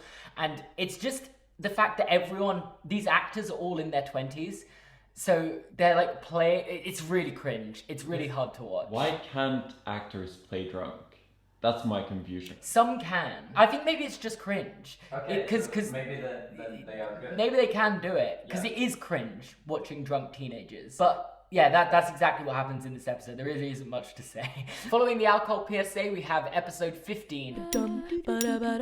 This is a sex ed PSA. But excitingly, Holly Holiday is back to teach sex ed. So the Glee Club are very much living up to their reputation of being the least cool kids in school, because not only have none of them had sex, but they also don't know anything about it and need to be educated about it. Now, I want to clarify this by the fact that most of the Glee Club have had sex at this stage, and the ones that haven't have made an active decision not to in pretty much all of the cases. So them not having had sex really is not a thing. And with that, Mr. Shu suggests that they should learn about sex through song. This somehow leads to Lauren and Puck thinking it's a great idea to make a sex tape together, which they then have to be told if they did do that, that would be classified as gay. It also starts to become abundantly clear in this episode that Brittany and Santana don't really have as strong feelings for their partners being Artie and Sam as they do for each other. Can I handle the seas? Some drama going on. So, like, country pop, blonde girls. Where is Taylor Swift? It is a Taylor Swift song, isn't it? I'm pretty sure Taylor Swift is on the screen right now. You tell me one of those two aren't Taylor Swift? The only people that don't realize that, though, are Artie and Sam themselves. Pretty cool that our girlfriends are such good friends, right? Wish you and I were that close. Meanwhile, Emma is now chairing the celibacy club, because despite the fact she is now a fully grown, married woman, she is still refusing to have sex with her husband. And because of this, her husband Carl seeks help from Holly about consummating their marriage, but Emma decides to reveal to him while in this, therapy session, I guess, that she still has feelings to Will, which eventually leads to their marriage being annulled. That just doesn't quite happen in this episode, but it's basically getting it. Which you'd think is paving the way for Emma and Will to finally get together once and for all. But no, because in this episode, Will gets together with Holly Holiday. Just to be clear though, Emma and Will do get together by the end of the season. I don't know why they're doing all this just to fill up the runtime so it can be more dramatic later, I think. It's time for regionals. So let's have a look at the competition. Firstly, we have Oral Intensity, who are of course being coached by Sue. With that said though, they are kind of irrelevant. I'm pretty sure they're just there to give Sue something to do, and essentially they just sing songs about loving Jesus to try and impress the judges, played by Kathy Griffin and Loretta Devine, whose character is literally a nun. Then secondly, we have the Warblers. But there's trouble in paradise. You see, Kurt is jealous that they give all of the solos to Blaine and feels like he deserves to do a solo himself. And following the death of the Warblers' mascot bird, Pavarotti, Kurt sings a very slowed down acoustic version of Blackbird. And I'm not gonna lie, it's a pretty good number. It's well done. And because of that, Blaine is like, oh, I kind of like this guy. Maybe I should do a duet with him. No one else can do solos. I still want to do the solos, but I'd be open to doing a duet with Kurt. So they do a duet for this performance, and I'm not gonna lie, I think it's a mistake. I don't think this performance is very good. I'm sorry. The Warblers do follow up this performance with a very cool a cappella version of Raise Your Glass, obviously led by Blaine, and it's probably the best performance of the night. But with that said, and this is the only time I will say this, I think overall, in this specific competition, the New Directions were better than the Warblers. I'm a pretty big Warblers fan, so that's actually pretty big of me to say. I've shown some courage to come out with that. As implied by the title of this episode, the New Directions go in a new direction this season and perform original songs. I'll be honest, Rachel has actually been writing original songs for a few episodes now. I just haven't covered it because her songs have been really boring. Like, she's written a song called Headband, a song called Only Child. The main conclusion is she has nothing interesting in her life going on to write songs about. So the rest of the group have just been like, okay, Rachel, you keep doing your thing with original songs. We're gonna continue rehearsing, performing Sing by My Chemical Romance. That's until they get a cease and desist letter from My Chemical Romance saying they can't perform Sing. at nationals, regionals. I meant regionals. Have you got any guesses to why My Chemical Romance may have sent a cease and desist letter to the New Directions Glee Club not to perform their song? They didn't. It's Sue. She forged a letter from them. Now, I could argue that performing original songs for a competition like this surely wouldn't work, because like the whole point is you want to get the audience bouncing their heads and singing along. You want to get the judges, like, give them something they're familiar with. And performing an original song, doesn't that kind of defeat the point of this show choir tournament? But it doesn't matter. They're gonna do it anyway. So with that, we have some of the original songs the Glee Club members write. Firstly, Santana writes a song for Sam called Trouty Mouth, a song poking fun of his abnormally large mouth, which I'm not gonna lie, I didn't think his mouth was that big, but they make jokes about this all the time. So I feel sorry. Some writer in the like writer's room of this show is like, I really want to make fun of Cordova Street's mouth, and they really run with it. That how people's lips look where you come from in the South. You guys should have seen Vegard's face there. Wait, can we just do a quick... Okay, can we stop? Stop with the mouth jokes. Sit down. I'm not finished. Yes, you are. Puck writes Big Ass Heart for Lauren, because obviously he still hasn't learnt from singing her Fat-Bottomed Girls earlier this season. I know that when I sang Fat Bottom Girls, it might have hurt her feelings a little bit, but I think this makes up for it. It's called Big Ass Heart. And finally, Mercedes writes a song called Hell to the No.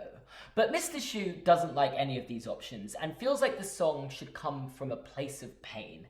And altogether, they write a song to win regionals with, and I'm not gonna lie, it's actually a pretty good song, because they all have a collective experience of being bullied by Sue Sylvester. And while I don't think this should have worked, I do also think it was probably the best performance, and Lose Like Me, it kind of slaps, I'm not gonna lie.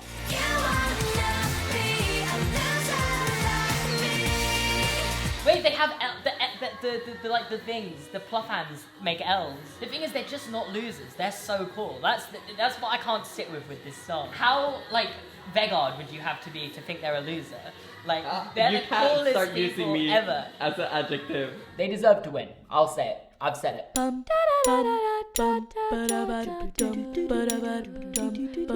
It's been 6 episodes since the Glee Club had its funding issues sorted and now need to do another fundraiser to raise money for something. Also, the academic decathlon team need to raise money in this episode, but I really don't think this is that important, and I think it's only in there for like a weird bit about how Brittany's not smart but is somehow carrying the academic decathlon team.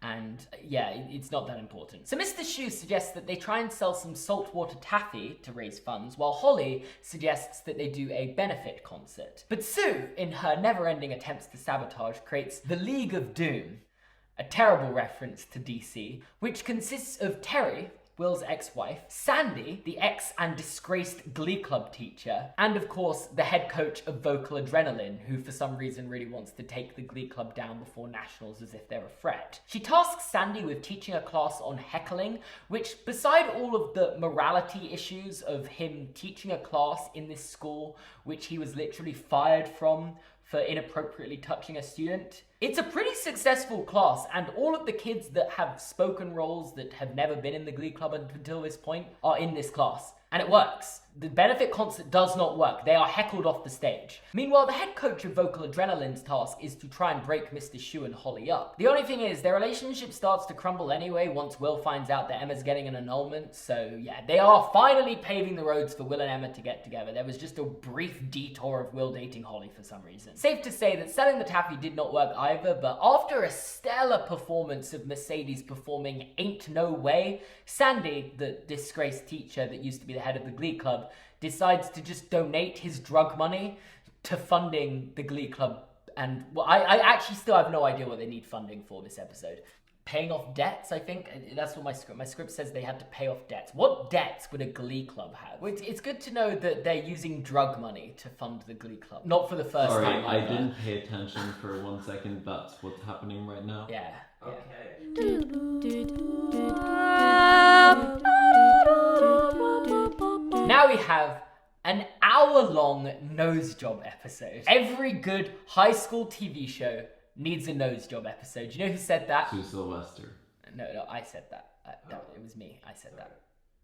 Often people get us confused though, so I understand. Yeah. So during dance rehearsals for nationals, Rachel breaks her nose and is she like, can I buy one get one free? Like she's already getting her nose fixed, so she's gonna get a nose job as well. Well, I think what happens is the doctor advises she should get a nose job. So Rachel really does consider getting a nose job and even considers modelling her nose after Quinn's nose, where they sing I Feel Pretty Unpretty in a little mashup song together. I was told I was beautiful. The way my ego would like never recover if I was casted as the pretty person who's gonna be the reference for fucking plastic surgery, or like cast as like hot guy number 1. Hot guy 1. Yeah. Be in a position to make me feel so damn unpretty. Where is Demi Lovato with I can wear my sneakers with my dress, that's just me.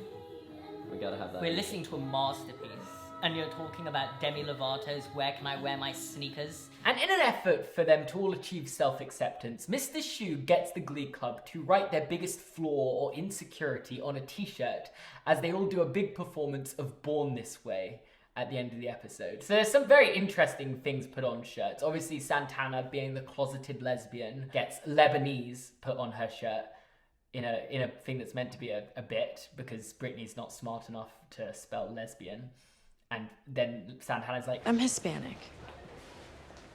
Wait, was that supposed to be lesbian? Sorry. We have Emma refusing to put that she's OCD on her shirt because she doesn't want to address that she has OCD issues. Will puts butt chin on his shirt because his chin makes like a butt. But ultimately she decides against getting this nose job and keeps her nose as it is, and that's where this portion of the episode concludes. In other news, the prom queen race is heating up at McKinley. So firstly, Santana, who's obviously the closeted lesbian, wants to run for prom queen but doesn't want to run with a guy. And she finds out that Karofsky, who's the bully for Kurt, who's also closeted, is gay. So they should go together.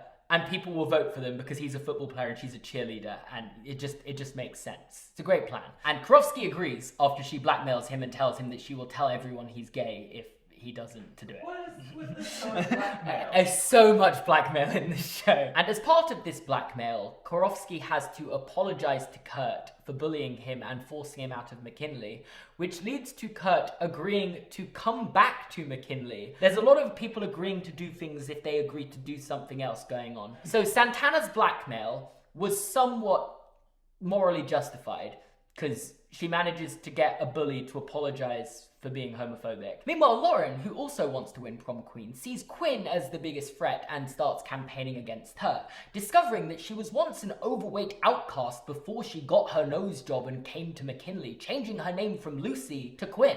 Quinn was a completely different person once upon a time, and this ends up completely backfiring and makes more people want to root for Quinn because they're like, wow, if Quinn can reinvent herself and become the popular girl, why can't we? So yeah, right now Quinn's the front runner for prom queen. For this episode, we have a tribute to the album by Fleetwood Mac, Rumours. And because of that, this episode is all about rumors being spread around the school. Did you get it? Because it's called Rumours and that they're singing songs from Rumours. So firstly, Santana gets outed as lesbian by accident by Brittany on her podcast, Fondue for Two. Wait, what? Brittany, are you serious? Yes. Standard stuff. Secondly, April returns and asks Mr. Schu for his help for her to make a Broadway musical called Crossroads, starting the rumour that Mr. Schu's going to leave the New Directions and go on Broadway. Then a rumour that Quinn and Sam got paparazzi'd outside of a motel together starts getting spread, implying that maybe they are back together. Genuinely, these Glee Club kids are treated like celebrities at this school. Like, they have like, they're not cool, but like the school newspaper's like following them around and taking photos of them. And despite both denying the rumour, Finn and Rachel stake out this hotel to see if it's true. And then they discover Kurt is leaving Sam's motel this specific evening. So now everyone's like, wait, is Sam gay or bi now? But it's actually revealed that Sam is not gay or bi, nor is he seeing Quinn. But in fact, his dad has lost his job and now his family are living in a motel and Kurt and Quinn were just helping him out. Also, Artie calls Brittany stupid in this episode, which really upsets her because everyone thinks she's stupid, but no one ever says it. and I think they break up. I don't know when they say they broke up here. I only know they broke up because they say they broke up in the "Here's what you missed on Glee" section at the start of the next episode where it says they broke up, but I don't think they ever say they broke up, like, specifically in this episode. I don't know. But they're apparently broken up now.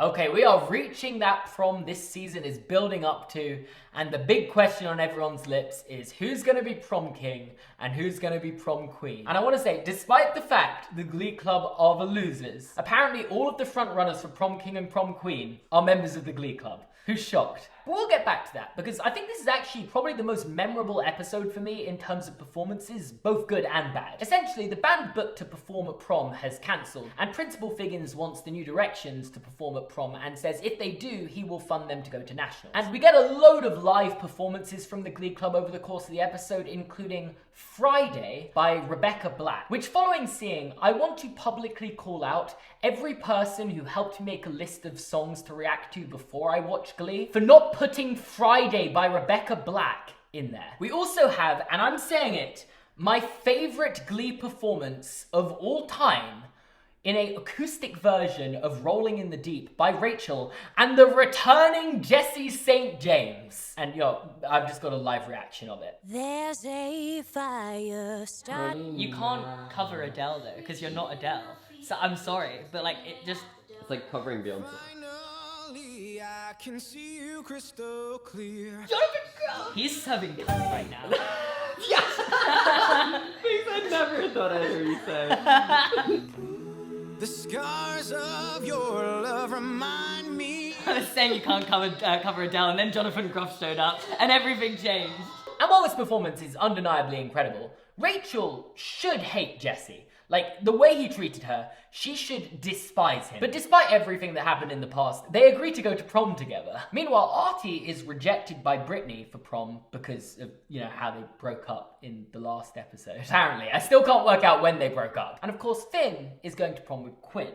And one thing you might remember from the last season is that Finn and Jessie don't exactly get on too well. And because of that, they literally get into a physical fight on the dance floor at prom, both getting kicked out. Meaning, from a narrative sense, since Quinn's date has been kicked out of the prom, she's probably not going to win it, throwing the race wide open. So without further ado, the prom king is Karofsky. And the prom queen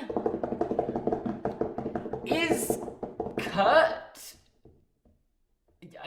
So apparently the kids at the school voted Kurt to be the prom queen as like a way to derogatorily like make fun of him. They said, gay. Hey, queer. But like, yes, that's almost exactly what's happened. And like, I know kids in the school can be evil and maybe that could happen. But the thing is, there is just like no setup for this whatsoever. I know it's meant to feel like it comes out of nowhere because it's the big twist, but it just is so, like, out of nowhere. It's also kind of outing Karofsky, which they're not supposed to know by saying Karofsky and Kurt would be prom king and queen. Oh, yeah. But, like, that's not how it's read. Kurt's just really upset. He storms off, Blaine cheers him up, and they kind of work it out. I just feel like if you're gonna do a big twist like that, you need to leave some hints towards it. Otherwise, it just feels like it comes out of nowhere and it's jarring. I don't know, all in all, I felt really let down by this. I was really excited who was going to win prom queen between Santana, Quinn, and Lauren, like how this was going to play into their future stories, and then they just give it to Kurt. So in this episode, Mr. Shu has hired Jessie as a consultant to help come up with a strategy to help the New Directions win nationals. And Jessie tells them that they need to take on the vocal adrenaline strategy of finding their best performer and revolving the whole show around them. So Mr. Shu agrees and decides to hold auditions for who the best performer is. Santana, Rachel, Mercedes, and Kurt all audition, and very surprisingly, Jessie doesn't think their even auditions are important because Rachel's the clear frontrunner and wins despite the fact that Santana, Rachel, and Kurt's performances were all great. And this ultimately leads to Mr. Shu ignoring Jessie's advice and continuing on with their strategy of performing original songs with everyone. Meanwhile, to explain the title of this episode, Funeral, Sue's sister sadly passed away in this episode. I don't know if the actor died in real life, and Sue very rationally lashes out by kicking Becky off the Cheerios because she reminds her too much of her sister. She lets Finn and Kurt plan a funeral around her sister's favourite movie, Willy Wonka and the Chocolate Factory, and there's quite a moving performance of pure imagination in there. And Sue is genuinely grateful for this and the help the Glee Club did for putting this funeral on, and says that she's going to finally, once and for all, end her feud with the Glee Club. And she also has a change of heart with Becky, apologising to her and reinstating her as a member of the Cheerios. I'm not sure if they were intending for this to be some sort of redemption arc for Sue, but she's still pure evil, so she's not been redeemed. Also, Terry leaves to go to Miami and start over her new life, officially leaving the League of Doom, which I'm not sure she really did anything in any way, so you know, that's where we're at. Finn also just completely out the blue at the end of this funeral decides to break up with Quinn because he wants to pursue Rachel again. And that's where they leave off, going into the final episode where we're going to nationals.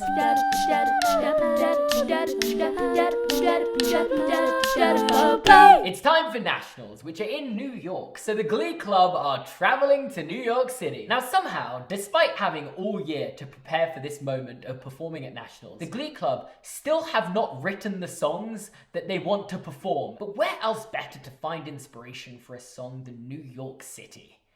So they go and explore the city to try and find inspiration to no avail. And to be honest, after watching this episode, there is no way to describe this other than it's just maybe one of the most unrealistic episodes of television I have ever watched in my life. Like every few minutes, there is a rom-com cliche popping up in here. I've been working here 25 years, seen a lot of talent come and go. And let me tell you something, kid. You got it. Anyway, despite this, it isn't actually a very plot-heavy season finale. Dustin, the head coach of Vocal Adrenaline, tells the Glee Club that Mr. Schue's leaving them to go on Broadway. Remember how that was rumored a few episodes ago? Well, that's apparently really happening for real now. Except, it's not true, so this is a problem for like 2 minutes until Will explains to them that he's not planning on leaving them, and they all hug it out and everything's fine. Rachel and Sunshine make amends after, remember how Rachel sent her to that house, and Rachel admits she was jealous of her and is cheering her on as she performs for Vocal Adrenaline, and I want to say, it's a good performance. And then the New Directions come out performing their original songs, concluding with a duet between Finn and Rachel, and they kiss dramatically at the end of the song. They are told by multiple people, including Jesse, that this kiss was very unprofessional and will cost them the championship, which turns out to be true. They finished 12th. The New Directions did not even place at nationals. It's also revealed at the end of this episode and the end of the season, I guess to tease a plotline for the next season, that Sam and Mercedes are secretly dating. I wonder how they'll develop that next season. They're broken up by the first episode. And that concludes season 2. Overall, I found that this season, the repetitive complaint doesn't really go away. While I do really enjoy some of the performances, and my favorite musical number was this season, I do think if I'd just been like a casual fan watching it back when it was coming out in 2011, it would have been at some point during this season I would have lost interest and stopped watching. I can't imagine that I would have continued watching it. I think I would have given up on it. I don't think there would have been like a specific episode that would have killed the show for me, but I think there would have just been a point where I was like, oh yeah, I never finished watching that show. I just got lost in it. Like, I really do not know how to describe this, but so much and nothing happens at the same time. So on the one hand, I can 100% understand this being someone's comfort show, especially if you already know what's going to happen. This is such easy to watch TV. Like, it isn't really that important. The stakes aren't that high. You get a couple musical numbers in there. I can 100% understand this being a comfort show. On the other hand, they have hour-long episodes where nothing happens in them. I could genuinely finish watching an hour-long episode, sit down to go write up my thoughts on that episode, and not remember one significant thing that happened in it. I cannot stress how many times I've had to recap myself with synopsises of these episodes that I literally watched a few minutes ago.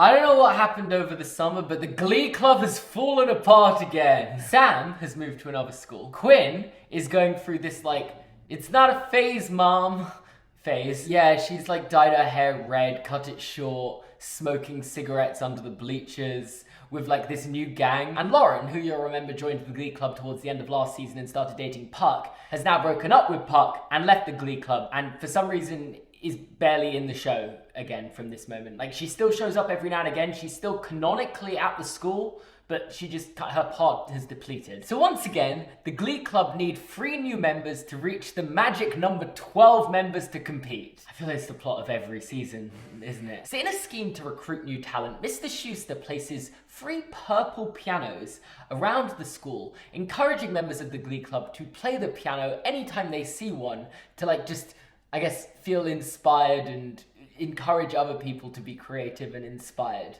With that said, all 3 of these pianos get destroyed by the end of the episode. And I think the message of the episode, therefore, is supposed to be like, well, yes, these purple pianos are broken, but they can still make music even while they're broken. Kind of like us, because we're broken, but can still make music. I think that's like a direct line. I don't think I would have written that down and come to that conclusion on my own. These pianos are still making music.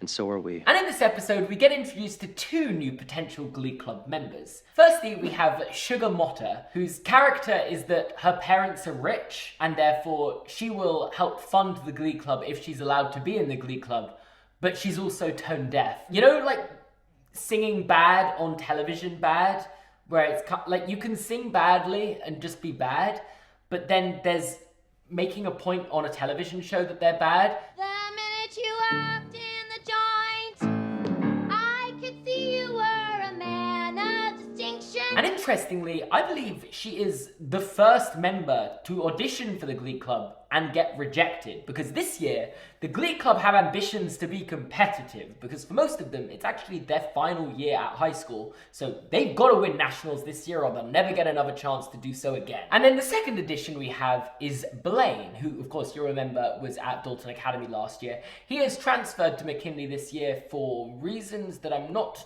200% sure of, but I believe it's so he can be closer to Kurt, who he's obviously dating. I'm pretty sure his parents let him move schools from this nice private boarding school to this public school where people get bullied for being gay because he wanted to be with his boyfriend. And with this being the final year for most of the Glee Club, there's also ongoing storylines about what they're going to do after McKinley High. So for example, this episode showcases Kurt and Rachel and their ambitions to go to a New York dramatic arts school called NIADA, New York Academy of Dramatic Arts, yeah, NIADA. They call it NIADA the whole time, and apparently this doesn't exist in real life, but the word NIADA is so rent-free stuck in my head that I feel like it's real. And they go to a mixer for students interested in applying for this school, and all the other students at this mixer perform a number of anything you can do, I can do better, because they're really good. You get it? It's subtle. It's really subtle. And Rachel and Kurt basically have a breakdown because despite the fact they're both really talented and can perform to a Broadway standard, apparently these guys are better than them. And that really hurts their feelings, and they don't think they're going to get to go to the school they want to go to. And finally, Sue, who, if you remember, about 2 episodes ago, I guess an entire summer ago, but 2 episodes in this show ago,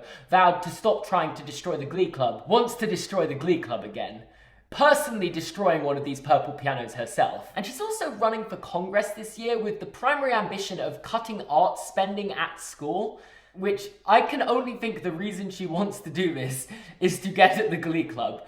It's insane, it's wild, I don't get it, but that's what Sue's up to right now. I love the idea that anyone would vote for that. And she's got 2 cheerleading co-captains this year, Santana and Becky, both with the shared ambition of destroying the Glee Club. Santana, of course, is still in the Glee Club though, so I guess she's destroying it while being a part of it. But because of that and their newfound ambition to win this year, Mr. Schuester kicks Santana out of the Glee Club for being a spy for Sue. Anyone want to guess how long this ban is gonna last? Can we like revert back to what the whole deal is with this number? 12. Why? I don't know. It's the one rule, and this season it remains important, but they also throw it out the window. I get really frustrated about this. So why? I don't know. Like it doesn't matter. It doesn't matter. Well, if you had a show choir group with 4 people in it and they were good, 1 person on each part, I think that would be fine. So yeah, with that said, the Glee Club are back down to 9. They need 3 more members to compete. Are they gonna find them? I guess we'll find out. It's season 3. This honestly just feels like another episode of setting up storylines for the season. We've got the school presidential election with both Kurt and Brittany standing for school president. And throughout Kurt's campaign, he is compared to a unicorn, which raises some concerns that Kurt has that he's only ever going to be seen as this token gay at school, and he wants to be seen as more than that. And that we'll get into a bit more over the course of the season, and even specifically later in this episode. Meanwhile, Brittany, who is the like dumb blonde cheerleader, is just kind of there promising things that she doesn't know she has control over, and everyone's kind of voting for her because it's funny, I guess. Then we have the school musical this year, which is going to be West Side Story, being directed by the very underqualified guidance counselor Emma Pillsbury, football coach Beast, and Artie for some reason. I'm guessing Artie is one of the directors for this because he can't walk and therefore can't be in the show, but I feel like you could have incorporated him in the show. But Artie is a director, and from that moment, this is his character. He wants to be a director from here.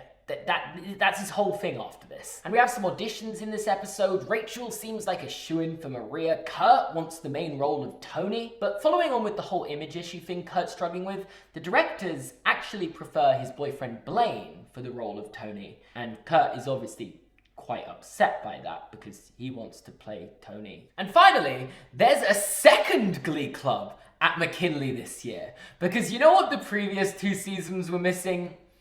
A local rivalry. They can't even keep 12 people. That's exactly my first thought. They can't get 12 people in one Glee club, so how are they gonna do 2? But basically, do you remember Sugar Motta from the first episode who auditioned to be in the Glee club but was rejected but has a really rich dad, so therefore can basically pay for everything the school wants? Well, her dad, furious that she wasn't allowed in the Glee club, decides that he's going to give the school funding to have another Glee club at the school where they headhunted Shelby, remember Rachel's birth mum and old head coach of Vocal Adrenaline, to be the head coach for the second club at McKinley. And therefore, as you might expect with Shelby being at McKinley this season, we're going to have Rachel's mother issues taking front and center, and Quinn wants to steal the baby that Shelby adopted from her. If that takes dyeing my hair blonde and pretending that I think I'm special, that's something I'm willing to do. That's a real plot line that they go through with this season. Quinn tries to steal a baby off her.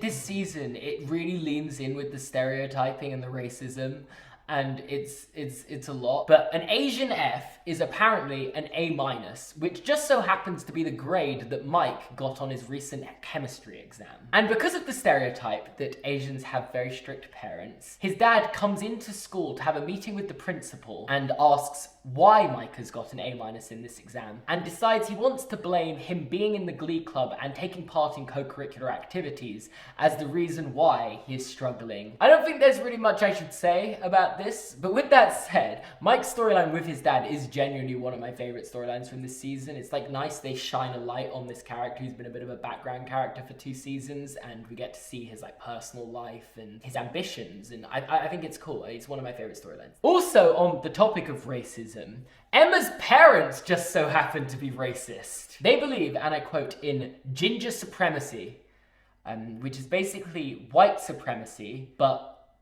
for ginger people. I'm gonna be completely honest, I know this show is listed as a comedy, but there are times when it tries to make a joke and it's the least funny thing I've ever heard.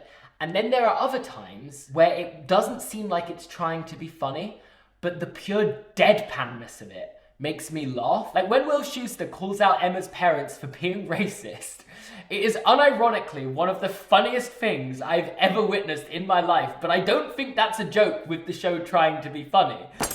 I'm sorry, I don't mean to be rude, but has anyone ever told you that you're both a little racist? But then there's like a joke earlier on that I think is supposed to be funny, and it's the least funny thing ever. And yeah, Kurt looks like Jimmy Fallon's butch daughter, but a vote for him would only empower yet another Frankenbeans. Oh, and also, by the way, there are a few important plot points that were established in the earlier episodes of this season that are completely erased in this episode, so let me quickly run through them. Santana is back in the Glee Club.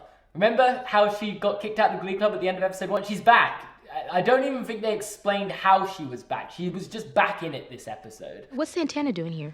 I've resworn my allegiance to the Glee Club. Secondly, Kurt concedes that Blaine would be the better choice for Tony in the musical and stops going for the part and lets Blaine audition for it because he knows he'd be better for the role. Blaine ends up playing Tony in the musical. But then, in the race to play Maria, things are really heating up as Mercedes does a very impressive audition for it. And Rachel herself admits that Mercedes has a better audition for Maria than she did. And that's big. If you don't know what Rachel is like, that is massive that she would admit to that. So you'd think since Mercedes has such a great audition for Maria, they give the part to her, right?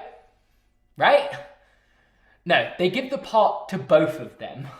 They say you can split the role between each other and one of you will do 3 shows, the other one will do another 3 shows. And Mercedes, convinced she deserved the role and infuriated with the favoritism being shown to Rachel, storms out and says, you know what? Rachel can have the part. And then, following a dramatic performance of It's All Over at Glee Club, Mr. Schuester literally calls her a diva and kicks her out of the Glee Club for throwing a tantrum. Mercedes, you walk out that door, you're out of Glee Club.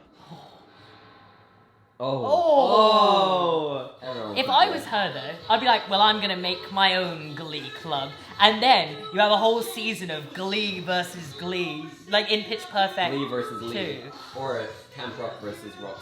Just like Camp Rock, yeah. So I shouldn't have gone for the Pitch Perfect analogy. The Camp Rock analogy is significantly better. This person has been like shunned to the side as Rachel gets every solo forever. The one time she is like shown to be better than Rachel, and they have to share the prize, and she goes, no, I don't think this is right. And she gets kicked out of the Glee Club for being upset about it. But in a dramatic twist, the episode concludes with her joining Shelby's new Glee Club. As she should. Get that. So now we've got one tone-deaf person and Mercedes. They're on their way to 12. And I think the Glee Club's down to like 8. So continuing on with the weird stereotyping, there's a new Irish exchange student at the school this week called Rory Flanagan.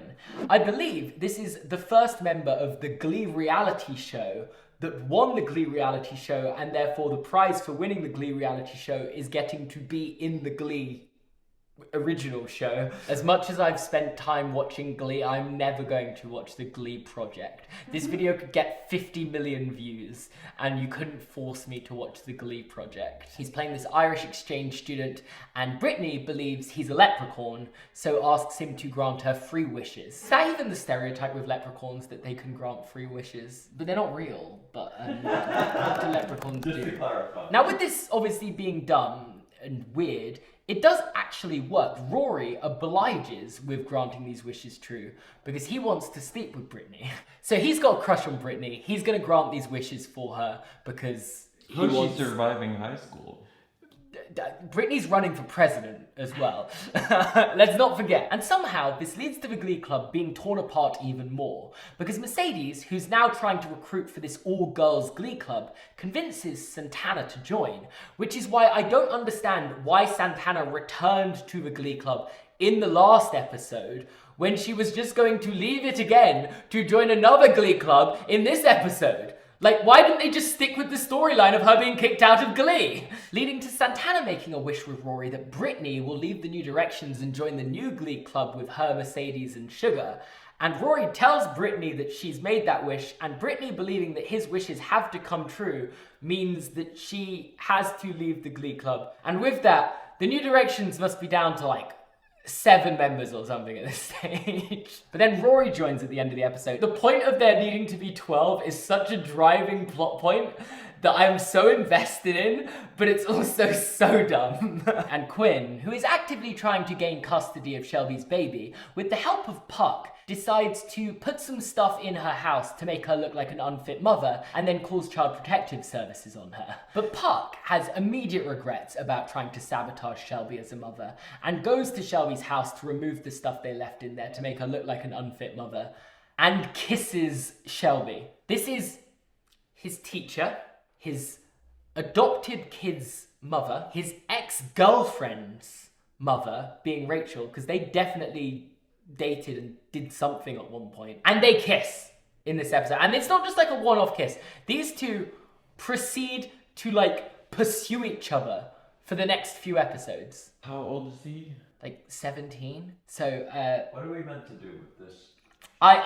When that happened, I think that was the most shocked I've been watching this show up until this point. I was like, that cannot happen. And I texted someone about it. I was like, how on earth did this happen? And they'd just forgotten about it, which I think tells you how draining Glee is, that you can just forget about these brief storylines that happen for a few episodes. But Puck and Shelby fully happen. Also, Burt announces he's running for Congress against Sue to protect the arts in this episode. So the presidential election at school is between Brittany and Kurt, and the congressional election in the real world is between Sue and Burt.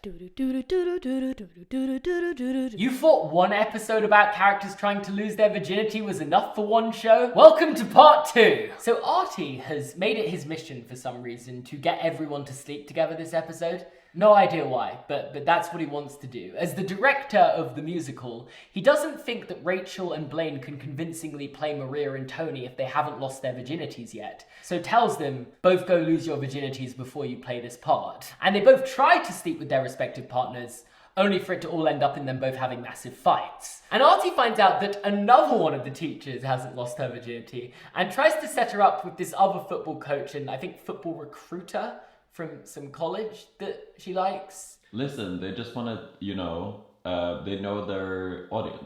Yeah, exactly. They know their audience is a bunch of virgins. I was trying to say that, but in a way that people had to think about it, but yeah. He sets Coach Beast up with this football recruiter called Cooter, and it doesn't work out at first, but they do end up getting together, so I guess Artie does succeed. Again, 1 out of 3 work. I think that's the theme of these losing virginity episodes. It's like the reverse of The Naked Man. And then the final part of this episode just shows their school production of West Side Story. The Warblers return with Blaine inviting them to come see it, and they have a new leader now, being Barry Allen. I'm joking, his real name is Sebastian, but it's Barry Allen. And he introduces himself by singing Uptown Girl in a quite cool performance. I just like the Warblers, guys. We need more Warblers. Oh, I love this already. I love this school. I want to go to this school. The problem is, and the reason why this doesn't work in the real world is because everyone wants to be the center of attention. There's not enough people just willing to just sing and do the bits at the back. And Sebastian is set up to be one of the main rivals this season because obviously the Warblers are one of the New Direction's big rivals, but also because he's interested in Blaine and therefore is a threat to him and Kurt's relationship. Is it a fight with mashups? I was gonna say, I thought it was gonna be a fight with people like slinging mashed potato at each other.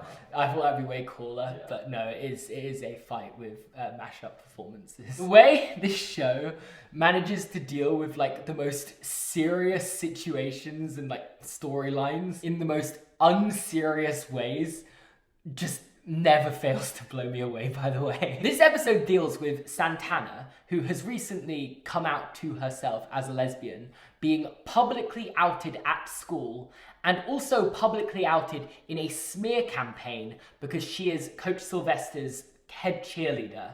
And Sylvester's trying to stand up for like the Republicans in Congress, and they're like, she has a gay cheerleader that she's supporting. And then literally the scene after this, it's revealed that this like campaign is going to air, Santana is just doing like a fun, quirky performance with the Trouble Tones. She's like, and then the scene after that, cut to Puck trying to pursue his teacher. What? That's genuinely how these episodes are paced. And obviously all of this is a really serious conversation because if you are publicly outed on live TV, that forces you to come out to your friends and family even if you're not ready to. And it's insane, right? I usually sing and dance when I get outed. Oh, it was actually quite dramatic and sad. Now let's break into a musical number. Has this not got nothing to do with that moment? I want to say as well, by the way, Santana 100% has become one of my favorite characters in this season. I feel like she was kind of put to the sidelines a lot before, but once she got to be in her own with the Trouble Tones, she is easily one of the best performers in the New Directions. I don't think I actually mentioned the reason for this mash-off or the mashup competition is to try and squash the beef between the New Directions and the Trouble Tones. Did I mention the Trouble Tones is the name of the new Glee club? Probably should have mentioned that. But they have a little competition. New Directions put together a number. The Trouble Tones put together a number. Trouble Tones numbers was really good. Maybe I was just sleeping on Santana this entire time, but like she really comes into her own. And then as the performance ends, she gets off the stage and slaps Finn across the face for outing her in the hallway. And then cut to black. That's how the episode ends. Which perfectly leads into the next episode, where Santana is going to get suspended for hitting Finn at school. But Finn, probably realizing that he deserved the slap for publicly outing her, claims that it was just a stage slap and part of the performance as a way to protect Santana and stop her from getting suspended. That's his redemption arc, by the way, if you're wondering. He claims it was a stage slap so she can't get suspended. Great. She's still been publicly outed though. Everyone's done shit and they all just expect you to root for them the next episode. This is what I said. He then just goes on to blackmail her. Great, more of it. He says, I want you to have a meeting with the New Directions or I will tell them it was a real slap and you will get suspended, because his interest is getting the groups to recombine. That's the most important thing to Finn right now. Oh, I forgot about this. The rest of this episode, Vegon, it's so weird. Obviously, everyone feels bad that Santana's just been outed. The rest of the episode is just then spent with everyone singing songs to her in the choir room, saying like, we stand with you, we support you, we're so sorry this has happened. That was for you, Santana. It's one of the worst storylines in this show. Then the secondary plotline in this episode revolves around the elections, both the congressional one and the school president. And Kurt and Burt both win! It's a double for the Kurt and Burt boys. Only thing is, Kurt is alleged to have won by 190 votes, which is more than there are students at the school, apparently. And while Kurt admits to have contemplated cheating, did never cheat, and therefore he does have to concede that Brittany won the election because someone has obviously rigged it for him. But it wasn't him, because it was Rachel.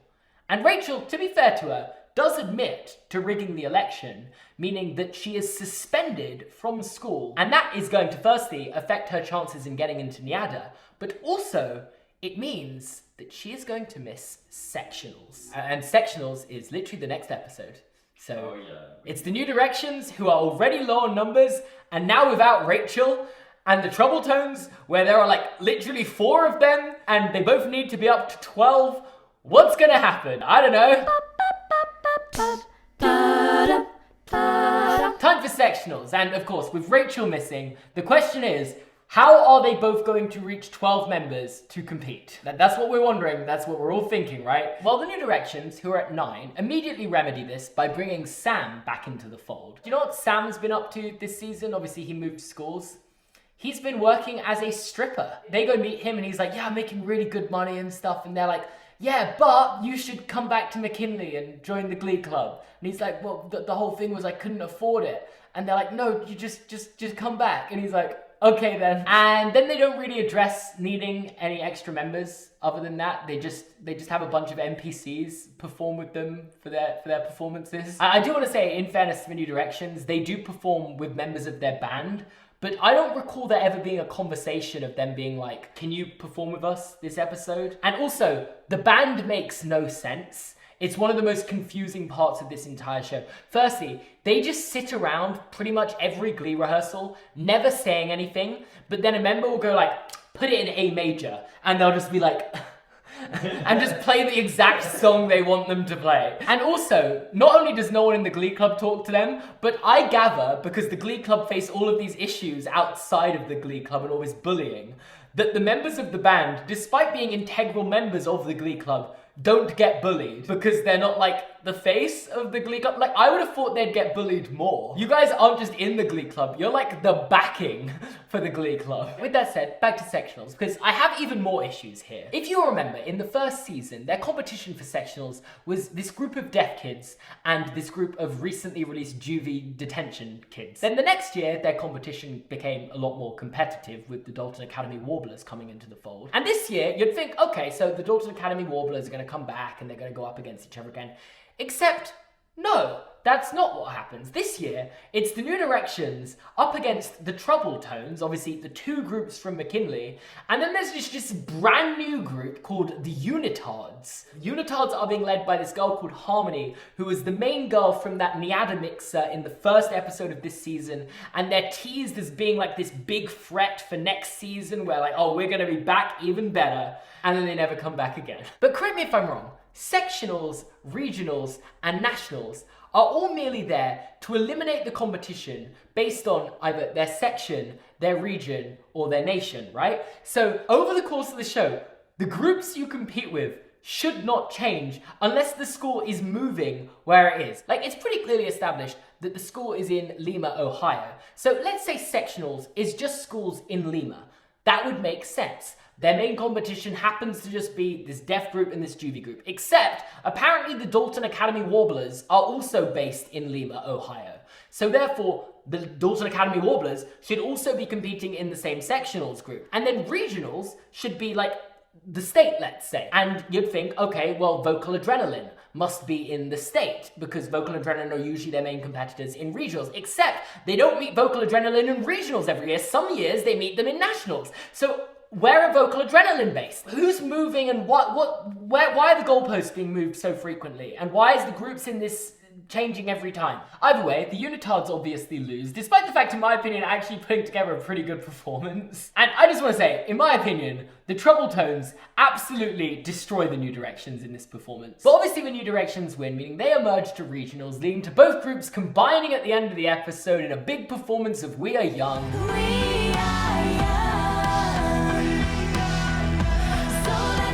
What would they have done though if they didn't walk in and start singing those harmonies? Would it have just gone like awkwardly quiet for a second? Oh yeah, that would be great. Like, is that the plan? Like, they're just hoping someone walks in. And now they're all just one big group again, and they're all gonna go and perform at regionals together, which honestly just feels unfair on the Unitards that McKinley got to put two groups forward to perform, but no one cares apparently. The New Directions are back, with all the members of the Trouble Tones included in the New Directions. And with that, this episode pretty much closes off every important storyline that's been set up this season. Quinn did have plans to get Shelby fired following her relationship with Puck, and therefore also losing custody of the child that she would then get custody of, but in the end decides not to do it for the best of the child, and Shelby ends up leaving the school because she's not needed anymore because the Trouble Tones are defunct. Oh, and also Mike's father comes to this performance at sectionals, and after seeing him dance, just does a complete 180 on all his thoughts and opinions that he's ever had apparently, and he's like, wow, you can dance. So what's next? Another Christmas special! So the Glee Club have been assigned by Sue to perform at a homeless shelter this Christmas and give back to those who have nothing. I don't get when Sue became so charitable and redeemed, but apparently we're meant to just forgive her for every bad thing she's ever done because it's Christmas. But then they get an opportunity to make a holiday special with PBS, specifically with Artie as the director. And this just so happens to be on the day that they agreed to perform at the homeless shelter with Sue, and therefore they all have to be awful and cancel on Sue to put their own ambitions first, because they don't actually care about the homeless. They were just doing it to make themselves look good, I guess. It's weird because they cancel on Sue and they want you to feel bad for Sue, but all I can think is all the bad things Sue does. So, like, no matter what you do, I'm not going to feel bad for Sue. And then the rest of this episode is just this really weird Christmas special that I don't even want to dedicate my time talking about. If you can remember this, you probably think it's a fever dream, and I don't doubt it. I watched it like a month ago, and I think it's a fever dream. It's so weird. It's bizarre. And you know how this episode ends? Well, they all perform at the homeless shelter after their performance at PBS, as if that couldn't have just been arranged from the start, or they couldn't have just moved the day they were performing at the homeless shelter. No. Apparently it had to be all this drama, and then they go and perform at the end anyway. Please stop making Christmas specials. I don't want to watch anymore. So Coach Beast has eloped with her husband. They were dating for 5 minutes basically. And because of that, a healthy dose of wedding fever has hit the Glee Club. And I just want to warn you, that is going to be the first of 3 proposals in this episode. Firstly though, we have Sam returning to McKinley. And you might remember at the end of last season, they kind of teased a relationship between Mercedes and Sam, except for the fact they never mentioned it again. It's now 10 episodes later, Sam left the school, but he's back. So they recount their summer romance for a performance of Summer Night. And honestly, this is one of my favourite musical numbers. I love Grease. Obviously though, Mercedes is now dating Shane, who is not Sam. So Sam realises he has to win her over. And you know how he goes about winning her over? By joining a team, except all of the teams are full. So the only team he's got left to join is the synchronized swimming team. You know this underfunded school? How do they have a swimming pool? It doesn't make sense. How do they have a synchronized swimming team at this school? Also, I guess it kind of works because he does eventually win her back. So if you're like trying to win over someone, join the synchronized swimming team, I guess. Then we have Artie, who goes on a date with Becky, who now has an inner monologue being narrated by Helen Mirren, because, you know, that's just the kind of thing they're doing now. I didn't ask him what I wanted to ask him. I didn't ask if the reason he didn't want to be my boyfriend was because I have downs. I didn't ask him because I know the answer is yes. Really sticking the landing on this conversation about dating people with disabilities that I can't imagine would be better navigated anywhere other than Glee. And then we have Mr. Shu, who wants to propose to Emma, so naturally tells the entire Glee club he wants to propose to her before he tells Emma, causing her to go insane thinking he doesn't want to propose to her, while they're all planning out songs that he should sing to her to propose. That's their assignment this week. They're like coming up with a song for him to propose to her to. And obviously this storyline concludes with him proposing to her and the whole Glee club performing in a synchronized swimming number where they literally wheel Artie into the swimming pool in... It's just... And also, very weirdly in my opinion, Mr. Shu asks Finn to be his best man. One of his students, this is one of the things Sue always makes fun of him for, that his best friend is a 17-year-old. This is like the least worrying of all of them. Just think it's so weird. Bad. And this honour of getting to be his best man somehow leads Finn down the rabbit hole of deciding he wants to join the army. Now, this is because, and I don't think I've mentioned this, Finn's dad passed away before the show began, because he was in Iraq and was killed. Except, major plot twist, that didn't really happen. His dad was actually dishonorably discharged from the army and then died from a drug overdose. Finn's mum never told him this because she wanted to protect him, but Finn has now found out about this, and it's kind of changed his worldview forever. Meaning the episode concludes with him proposing to Rachel. They're 17, by the way. Right. And he proposed to her in their school auditorium. There were no no's in this episode, so I don't know why it's called yes/no, but I really think that's the least of our worries right now. Okay, I don't know how many times I've said this, and this should be taken with a grain of salt because I am a big fan of Michael Jackson's music, but this is the best episode for musical numbers in the entire show. We get Blaine, who, in my opinion, has been drastically underused since moving to McKinley and not being the leader of the Dalton Warblers, performing Wannabe Starting Something. Sebastian and Santana have a duel to the song Smooth Criminal with cello accompaniment. Did he break the strings with his bow? Oh, there were many broken strings. I just think this would be way more impressive if it was not as produced. Like, if we actually just had two people. Like, because look, they're very good at the cello.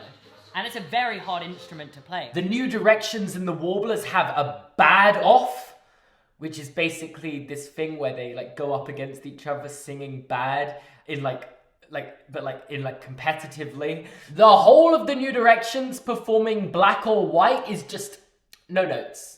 No notes needed. Essentially though, the plot of this episode is that the members of the Trouble Tones, who have now rejoined the New Directions, are jealous that they didn't get to take part in the Man in the Mirror number at sectionals. And Mr. Shu is like, well, we can do a Michael Jackson number at regionals then if you want. Which would be fine, except Blaine decides to reveal this information to Sebastian and the Warblers, and they decide, well, we're gonna do Michael Jackson numbers at regionals and perform before you and steal your thunder. So they all meet in a parking garage to decide who's going to get to do the Michael Jackson number at regionals. And I have no idea how you pick a winner from this, but the New Directions lost. That's clear. All of this culminates in Sebastian throwing a slushie into Blaine's face, severely injuring him and forcing him to go to hospital needing surgery. Which then leads to Santana accusing Sebastian of putting something in the slushie, which obviously led to Blaine's injury, and goes to Dalton Academy and has a Smooth Criminal duel with him. Again, no idea how they pick a winner from this, but this time I think Santana wins because she records their conversation, specifically the part where he admits to doing it. And then when the New Directions are doing the big number at the end, They show this recording to the Warblers, and they know that Sebastian isn't honest and is a bad boy.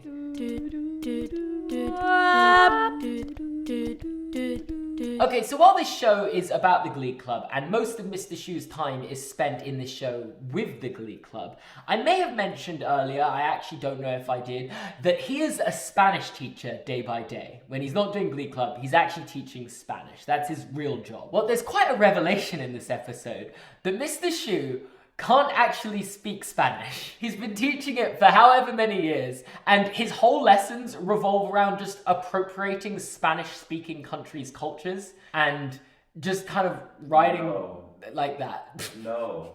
Genuinely, I told this season is weirdly racist. Anyway, with that said, the recent retirement of a history teacher at McKinley opens up a tenured position which Mr. Schue, Sue, and Roz Washington, the newly introduced synchronized swimming coach and rival, all want. But she's a rival because she wants to take over Sue's Cheerios. That's her vision. This doesn't sound like you're speaking English. It doesn't anymore, does it? Obviously, it's to Mr. Schue and Emma's relationship becoming strained because he's putting all his time and energy into trying to get this tenured position.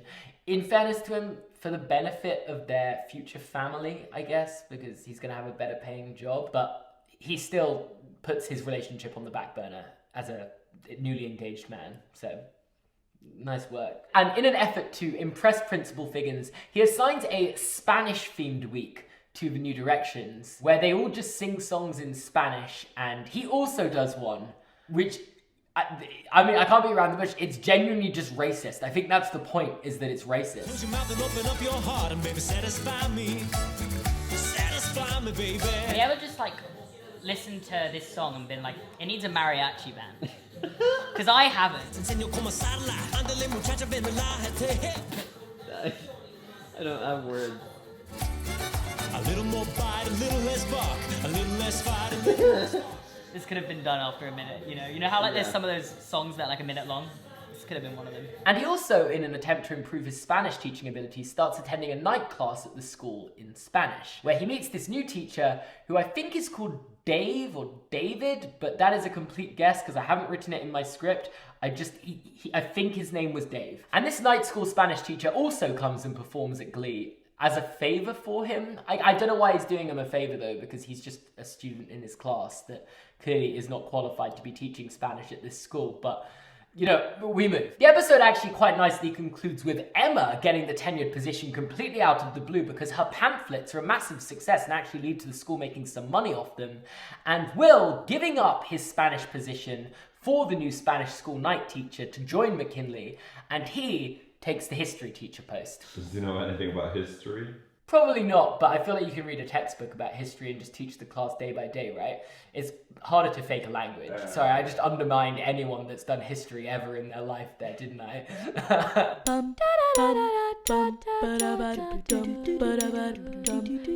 It's the Valentine's episode, which means we have another episode of Mr. Schue assigning the Glee Club members to sing love songs to one another. So there's a couple storylines to do with Sugar. Both Artie and Rory want to date her, and I think she's having a party. They're both trying to win her over, so they both serenade her. But they compete while serenading her. It's weird. It's Glee stuff. Kurt has a secret admirer who he's obviously expecting to be Blaine because Blaine's in hospital, so can't be with him, but is sending him letters and cards in the post and, you know, being cute. The twist is it's not Blaine. His secret admirer is actually his old bully, Karofsky. And while Kurt does deal with Karofsky's advances quite admirably because he probably has a lot of resentment for this person and actually lets him down easy, the letdown easy gets witnessed by a new person at Karofsky's new school, and therefore Karofsky's been outed at his new school. We'll get back to that. Finn and Rachel also reveal their plans to get married to the rest of the Glee Club this episode, which everyone else takes really well. They're all really supportive of it. Everyone calls them out because they're too young, and people actually there is an open conversation about it. They have a normal interaction? Quite a normal interaction, yeah. Glee? I wouldn't go that far. Okay. I still think I can't 100% recall what happens. I'm sure someone took something too far. Also, Rachel's two fathers, one of whom is played by Jeff Goldblum, and Finn's parents decide to team up to stop this wedding by letting them spend the night together And the hope is they will realize what it's like to actually have to live together and realize they hate each other and therefore call off the wedding. Spending a night together as teenagers, they will just and be like, this is you clearly have not been paying attention because they can't do it. Fucking... However, this does not work. This actually brings them closer together for something their parents could not have anticipated in the worst come scenario, apparently. And now they have moved their date for their wedding to after regionals, which is literally next episode. Rachel and Finn are getting married next episode now. So obviously with a lot of these competition episodes, not actually that much happens in the episode because most of the episode is just taken up with their performances. This one is quite plot heavy, I will say. To start, there are quite a few cliffhangers lingering over from the last episode, most notably being Karofsky accidentally getting outed in front of someone from his new school, and he finds on his locker the word... I also literally spray painted the word with my fingers. I don't know if that was me saying a slur, which leads to a very dramatic and moving number of Blaine singing Cough Syrup. Dark world aches for a splash of the sun. Gonna keep this off? Oh. There's no way. No. Scene cuts to make it seem like this may have been fatal, but it actually is revealed later on that his dad got to him just in time. So Karofsky is not dead, but it's a very tonally insane scene. You know, like, because it's a show that can at times be so upbeat and like, and then they just pull out. They had someone singing instead of like being upset about being outed. And just in the context of the show, this incident definitely shakes the New Directions before going out to perform at regionals. And I do realize here, I may be coming off as the New Directions' #1 biggest hater in the world, but I'm sorry, the Warblers' performance was just better than the New Directions at regionals this year. It just was. Even the random third group that is just there to fill up the numbers, that was played off as a joke because they were singing some weird plain song, I actually thought sounded really good. I don't think they really got the theme of show choir, but I enjoyed their performance. But the point is that the Warblers were the best and deserved to win. But because the New Directions need to go through to nationals, otherwise they've got nothing to do for the next 8 episodes, the New Directions win. And it's not even to say that the New Directions were bad. I thought their performance was good, but the Warblers they're just cool. And I don't know if this is just happening this season, but I've noticed a correlation that the team that finishes third seem way too happy about finishing third. They're like in third place, which is last. There are 3 teams competing. And they announce team in third and they're like, yeah! And I don't get it. I don't know if they did it in the previous seasons, but I really noticed it this season that both the teams that finished third were really happy about it. And then with our other major cliffhanger, Finn and Rachel are planning on getting married after regionals. Quinn in the last minute decides that she doesn't want to miss this wedding and wants to be a bridesmaid, as Rachel asked her to be a bridesmaid, even though this wedding is involving her ex. So Rachel doesn't want to start the wedding without her naturally, and they're waiting for her to arrive, and Quinn's driving on the way, and they're like, where are you, Quinn? And Quinn texts them like, oh, I'm on my way. Crash. That she gets hit while texting and driving. And you might think that's a lot to happen in one episode. Someone trying to kill themselves, a regionals performance, a wedding, someone getting hit by a car and potentially fatally being killed in a car crash. And you'd be right. It was a lot. This episode is insane and wildly paced. It's genuinely tiring to watch an episode like this. There aren't words to describe them. The aftermath of this, Finn and Rachel's wedding has been postponed. I guessed it. Well done, are you proud? You really thought they were going to just speed run a wedding at a TV show and it wasn't going to get cancelled. Also, Quinn's alive but in a wheelchair with a compressed spine. So naturally on her return to school she sings I'm Still Standing with Artie. Looking like a true survivor, feeling like a little kid. The 2 kids in a wheelchair singing I'm Still Standing. I genuinely can't believe no one gave us this to react to. And I'm actually annoyed no one gave us this to react to. Also, I think this could be a level of empowering if it was 2 characters, like actors, that were actually in wheelchairs. Yeah. It's 2 actors who can literally walk. Anyway, the plot of this episode revolves around it being senior ditch day, and the entirety of the New Directions go to Six Flags. But Artie and Quinn decide to sit out on this. Sorry, I didn't even intend that.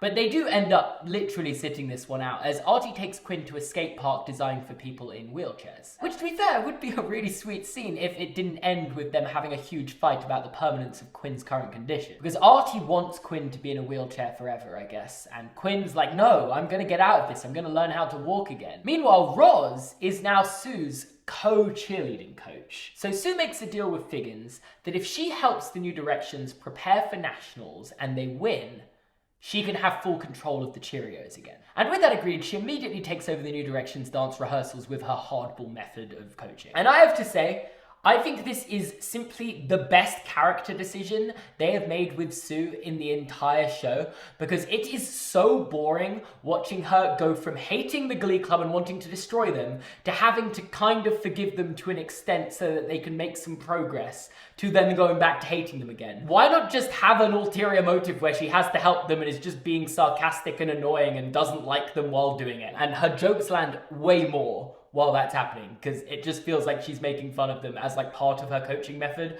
rather than just being evil. Genuinely, the best thing they do for Sue's character. The best episodes come in this run, I think. Also, if you're wondering the reason why this episode is called Big Brother, I can assure you it's not actually anything to do with the TV show Big Brother, or there are no like secret cameras hidden around the school or anything. It's literally just the fact that Blaine's big brother comes to visit the school this week, and he's like a local celebrity, I guess. And you know, it's not really that important. Blaine gets jealous of him, they fight, they resolve it by singing a musical number together. You know, just usual brother stuff. I'm genuinely curious as well if this show and this episode popularized the song Somebody That I Used to Know, because they sing that together.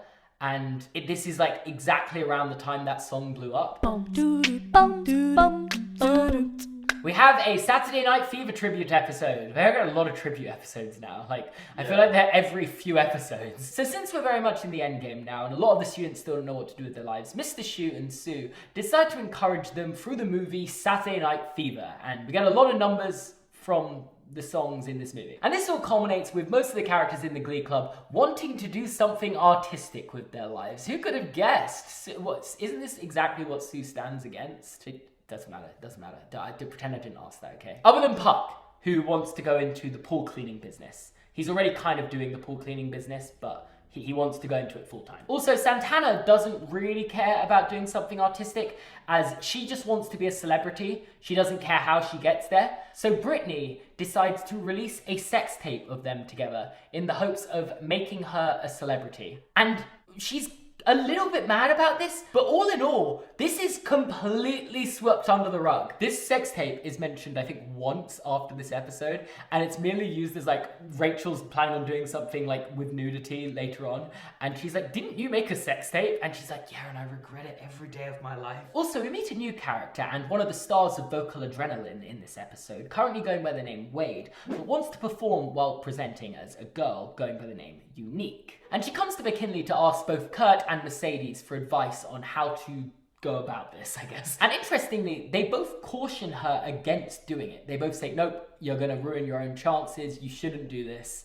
Until Sue hears about this, and not for very morally good reasons, actively encourages them to do this to try and like ruin vocal adrenaline's chances. Only for Unique to absolutely steal the show and like just destroy this performance, much to the dismay of the new vocal adrenaline coach, Jesse St. James. He's back. He just keeps coming back.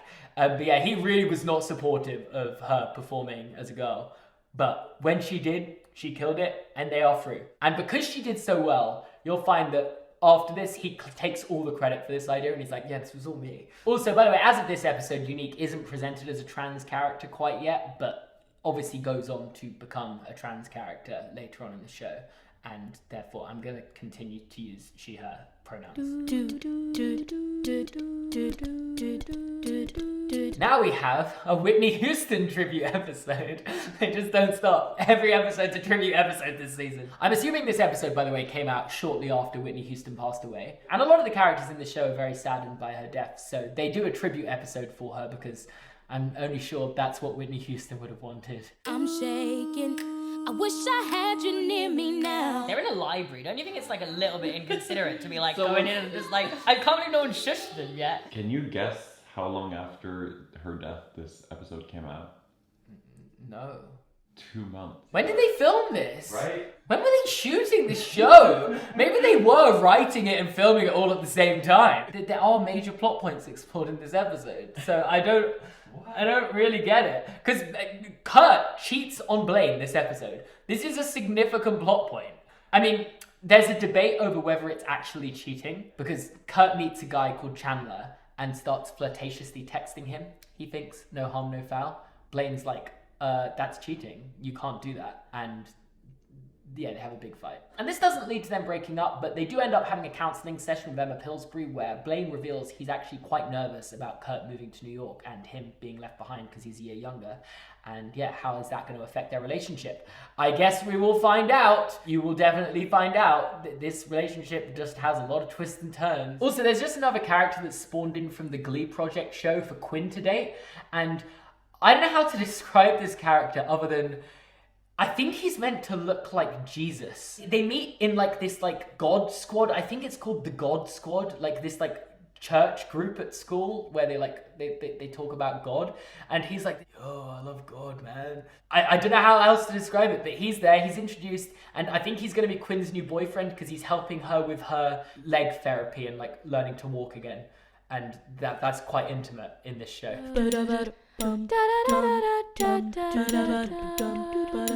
So here it is. Rachel and Kurt's big audition to get into Neada, what their entire season has been building up for. An audition with Whoopi Goldberg. First up we have Kurt, who, going against Rachel's advice to sing something he knows well, changes his song last minute. 'Cause I am not the boy next door. I'm glad he didn't do Phantom of the Opera. Yeah. It would not have fit him at all. And I've got to say, this is probably Kurt's best performance in the entire show for me personally. I think he really does well. He deserves to get into Neada off the basis of this performance. Rachel then sets out to perform Don't Rain on My Parade, a song she's performed before and probably knows like the back of her hand. And she chokes. The audition is stopped. Her dream to get into Neada is over. So does anyone want to place any guesses which one out of Rachel and Kurt get into Neada in the end, by the way?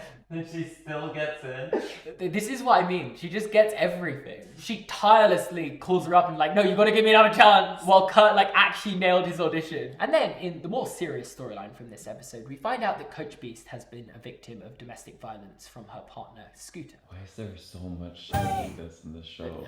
You gotta wonder who's writing this. This all starts because Santana makes a weirdly dark remark about why Coach Beast has a black eye, joking that she got hit by her husband, and Roz Washington overhears this and is like, whoa, this isn't okay to joke about. So like any school, they punish the girls by making them sing a song about domestic violence. I'm assuming that's the only way they know how to discipline kids in this school. It's like, you've got to sing a song about abusive relationships and getting out of them, and then you'll realize how wrong you were. And they perform Cell Block Tango in one of the most cringe-worthy numbers in the entirety of the show, and it's impressive to be one of the most cringe-worthy numbers in this show. He took a flower in its prime, and then he used it, and he abused it. I'm in shock. I don't get how you can perform like that in front of your teachers. It's also revealed during this musical number through flashbacks that Coach Beast actually was hit by her partner it's the wildest musical number anyone has ever seen. And when it comes out that Coach Beast actually was a victim of domestic violence, the girls show their support for her by singing her another musical number. Of course. Because what else do they do? And while she insists that she's going to leave him, this is a lie. But more on that later. Much more importantly right now is that Puck looks like he's not going to graduate from high school. And while he thinks he's fine with this, he ends up running into his dad, who he hasn't seen in 5 years, who comes and asks him for money. And realizing he doesn't want to be like his dad, decides that he can graduate high school and therefore be different to him. So the rest of the Glee Club decide to help him revise to a European geography test, which I refuse to believe is a class Americans actually take. Only for him to fail it anyway, but again, more on that later. Another prom episode! So while it felt like there was a lot riding on the prom last year, it had full storylines about prom king and queen, this year they haven't really put as much focus into the prom. It doesn't seem like they really care, and it's just kind of sprung up on us. And also, the theme for the prom this year, as decided by the school president, Brittany, is dinosaurs. That is the decision they make. Quinn decides that she wants to run a joint campaign for prom king and queen with Finn, since they were once the school it couple, and since she's in a wheelchair, he kind of finds it hard to say no to her, and his fiancé really takes that as well as you could imagine his fiancé might take that. Hey, did you know about this? I know you knew about this because it was hung at eye level, and I know Quinn couldn't reach up that high to put it. Yeah, shock horror. Rachel takes this really badly and decides to throw an anti-prom party in a hotel room with Puck, Blaine, Kurt, and Becky all attending. But in a twist during the prom, Finn discovers that Quinn's recovery is actually going way better than expected, and she's able to stand up and almost walk on her own again. And she was only pretending to be in the wheelchair so that she could get sympathy votes to win prom queen. So during their dance, Finn literally threatens to make her stand up and walk to show to the rest of the school that she doesn't need to be in the wheelchair, which from an outsider perspective looks insane. So Sue kicks him out of the prom again, only for him to go to the anti-prom party, convince everyone at the anti-prom party that they should come to the prom, and yeah, then everyone's at the prom. I don't know what's going on in this episode. Who cares anymore? Why does it matter? Santana and Quinn count the votes for prom king and queen, and despite the fact Quinn is revealed to be the winner of prom queen with Finn as prom king, she decides to let Rachel be the prom queen and celebrate being prom queen and king with her fiancé. Because Rachel just gets everything, doesn't she? Also, the funny thing is, Santana finishes second, but Quinn isn't like, oh, I don't really want it. You finished second, why don't you have it? She's like, I'm gonna give it to Rachel, who wasn't even in the running and got no votes. So this is kind of interesting one. Tina is the main focus of this episode, which I feel like is important because Tina has not been important. Even in the, this is what you missed on Glee. They address the fact that Tina has basically been left in the shadows and no one really talks about her character growth. Actually, Tina's sort of been ignored the whole time, and she's been in the new direction since, forever. No one noticed that she went from dressing punk to dressing goth to dressing like a go-go dancer in 60s swinging London. Sometimes people don't even seem to know her name. Girl Chang, Tina Blow Wang. Asian horror movie. And basically, the plot of the episode is set into motion because Rachel, who is planning on doing all the big solos at Nationals naturally, wants to invite Whoopi Goldberg's character to come watch the Nationals show choir performance and see how good she actually is, and therefore give her a place at NIADA, despite the fact that she failed her audition. However, Tina was actually intended to do one of the solos, and Rachel's like, oh, come on, stop being so selfish. Let me do the solo so I can impress Whoopi Goldberg's character and get into NIADA. This has been my dream my entire life. What do you have riding on this? Which only means it's time for a Freaky Friday parody. So Tina falls in a fountain, hits her head, wakes up in this fantasy world where she is now Rachel, and Rachel is her. But they don't just stop there. Everyone in the Glee Club switched roles for some reason. It's weird. This lasts for a few minutes, but they keep doing weird stuff like this throughout the episode, and it's just another one of these non-memorable episodes that happen right before a big competition episode. They never do anything important in them because they can't do too many significant plot points because they need to keep it together before the final episode. Also, to return to Coach B's situation with her husband and Puck's situation with not being able to graduate, they have a real moment together in the locker room where they both open up and share this feeling of worthlessness and decide to help one another with each other's problems. And this is what finally spurs Coach Beast on to leave Kuta, and she also makes arrangements for Puck to retake his European geography test.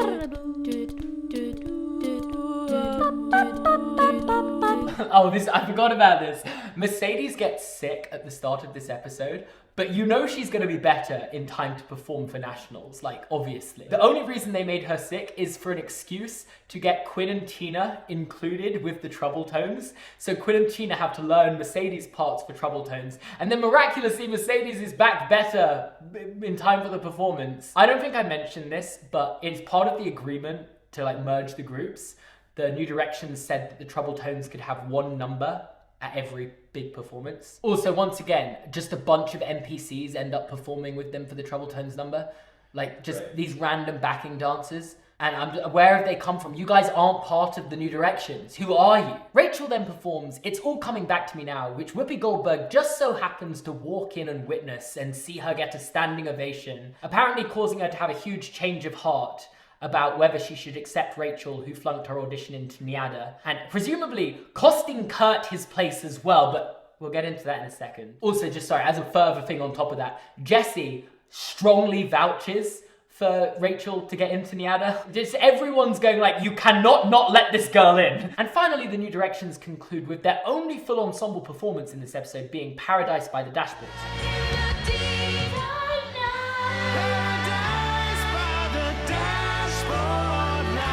Oh, the Dashboard Light. And once again, I know I'm the New Directions' biggest hater, but they did not deserve to win. Vocal Adrenaline were better than them. Unique absolutely destroyed it, and Vocal Adrenaline deserved to win nationals. I'm sorry, but I have to say it. Unfortunately, the celebrity judges, being Lindsay Lohan, Paris Hilton, and some politician guy, disagree with me. And New Directions are announced the winners of nationals, and they return to McKinley. And it's what they always dreamed. Everyone like claps them in as heroes. They are now the cool kids at school. This gets worse, by the way. Mr. Schuester is then awarded with Teacher of the Year award. I don't know from who or where. I didn't even know that was a thing.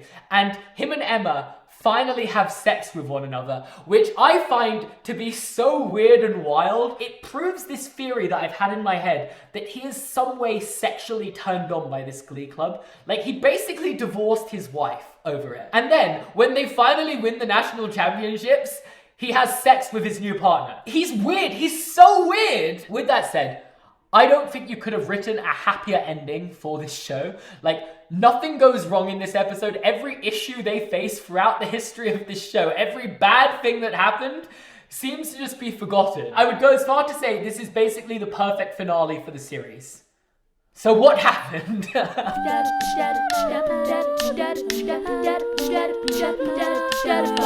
There is one more episode this season, and while I did say that is basically the perfect finale, I can understand this one. It's a bit of an epilogue episode, let's say. So what is everyone doing now the school year's over? Firstly, Mike has received a scholarship to go to some ballet school, so he's pursuing his dream of dance. Woo! That's what I need. That's what I need. Secondly, Puck finally passes that geography exam and is now taking his pool cleaning business to LA.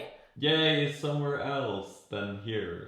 Quinn also graduated. I genuinely cannot tell you what she did though. I assume she went to a smart school because she was quite smart, but I don't know. Mercedes is also moving to LA, and because of a video Sam took of her, has got a recording contract out there. Yay, finally something for her. Brittany decides that she will not be graduating, and for some reason decides she's going to do another year at school. What did you think was going to happen to me? I have a 0.0 grade point average. Santana, with Sue's help, gets a cheerleading scholarship for a school in Kentucky. Yes. Good for her. And finally, after the graduation ceremony, Kurt, Finn and Rachel all open up their letters together to see who's got in where. Are they all going to New York together? Finn and Kurt get rejected.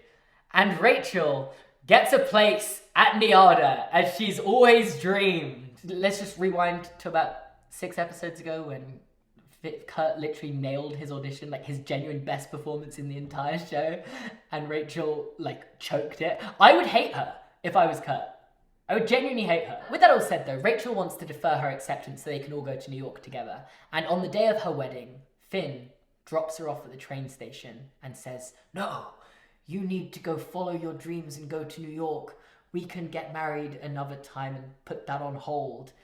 And also, I'm going to go join the army, by the way. I'm not going to say that, but I'm going to go join the army. You go to NYADA, I'm going to join the army. We'll revisit this next season." The more that it rains, the more I will Okay. Every cliche. If he gets a handkerchief out and starts like... I think he could have run faster than that, by the way. He didn't get close to top speed. This should have been the end of it all. Yeah. There is no reason this show should have had another episode. Overall, I think this was my favourite season so far. I think once you're a few seasons in this, you kind of come to appreciate the insanity of it. It's probably got the best writing, and I know that's not saying that much, but in this season, if there was a storyline or like a conflict brought up, they would somewhat stick by it. Like the Trouble Tones storyline, for example. In a previous season, that gets brought up and it's gone in 2 episodes. This season, they stuck by it for the entire show. The Trouble Tones do a performance at Nationals as a group. I thought what they did with Sue towards the end, where she was actually helping the Glee Club, made her character so much more likable, and like it was actually something different and refreshing with her character. There also seemed to just be less unnecessary drama in this season, which I think is what led to it being more insane. In the first scenes, they just do stupid stuff and like fight with one another for no reason. This season they did insane stuff and there was rational reaction to it, but less petty and silly drama. Also though, there were a lot more modern songs used this season. It takes you out of the world a little bit, I think, because you're watching it like, oh my god, how old am I? This song came out like 10 years ago. As a whole, I think this could have been a good ending to an actually pretty good 3-season show. People would have been like, wow, that was actually a great show. It finished before it got bad, before it went sour, and it was actually gonna be appreciated by its target demographic as a genuinely really good show. So what happened next? You know, except for a bunch of main cast coming out and speaking about on-set bullying and it just generally being an awful workplace, the alleged racism accusations, multiple arrested cast members, domestic violence accusations between two cast members in a relationship, the fact that so many of the cast members have sadly passed away that there's now considered to be a Glee curse. Which brings us to season 4. Oh god, it just never stops, does it?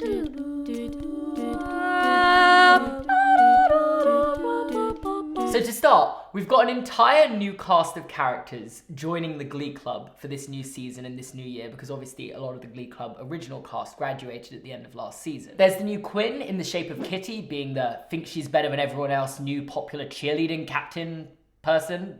We have Jake Puckerman, literally Puck's half-brother, joining the school this year. We've got Marley, who is the new Rachel. Even though she isn't technically the new Rachel in the show, she's meant to be the new Rachel. And they literally like parallel her audition with Rachel performing the same song at her NIADA class in this episode. She's the new Rachel, except without the ego, or to be honest, any personality traits other than just being nice. Welcome new Rachel. And also, get this, one of her main character conflicts is the fact that her mum is working in the cafeteria at the school and the popular kids are making fun of her mum's weight. And she's like, why are you guys picking on my mum? So it can't work but worse. Can't work but worse. And obviously, as we covered at the end of the last season, the Glee Club kids are popular now, but they have to sacrifice their popularity to defend Marley's mum from being bullied by the other popular kids. Like, there's a genuine moment of them like, why don't we just like lay off picking on the fat lunch lady? And someone's like, yo, you guys can't be cool if you don't pick on the fat lunch lady. I'm paraphrasing, but that's pretty much how I heard it. And Unique has also transferred to McKinley this season because I guess she was doing too good. Vocal Adrenaline was too easy for her and she was like, I want a challenge. I'm gonna win this with New Directions now. Except for the fact New Directions won last year, so okay, you got my point. You understood what I meant. And while Unique, I think, is definitely the most interesting new addition to this Glee Club, I get the impression she's meant to be the new Mercedes, because, I mean, they quite literally say it. That's a great haircut, Mercedes. I thought you graduated. I think they're trying to be self-aware, but it also seems very tone-deaf. That's kind of my description of it. It's self-aware and tone-deaf at the same time. And then, of course, you still have the rest of the guys who haven't graduated yet, being like Brittany, Artie, Tina, Blaine. They're still there. And here's the thing, if they'd just rebooted it, even with these vanilla, less interesting reboots of the original characters, I think this season could have been fine. The problem is, they keep cutting to what Rachel is up to in New York, and half of the episodes of this season like revolve around Rachel's life in New York and her going through the trials and tribulations of university. See, I thought she wasn't going to be in the show this season after they did that whole big thing about her going into New York, but she's still in basically every song. Is she like upset she's not the main character, like quite literally anymore? She's just like sat in Central Park like, I'm alone. Why does no one know me? It's like main character syndrome in a real person that was a main character in a show. This is completely detached from the Glee Club and the rest of the show, and I personally do not care about how awful her dance instructor is or this new budding romance she has coming up at university. I do not care about Rachel's life. She has left the Glee Club. She isn't in Glee anymore. Why are we following her life? Is this the Rachel Berry show or is it Glee? Because I don't think you know. Also as well, Kurt is still at McKinley, like kind of just lingering around, not knowing what to do because he didn't get into uni. But following a few big musical numbers, he also moves to New York and reunites with Rachel in a big musical number. Turn around.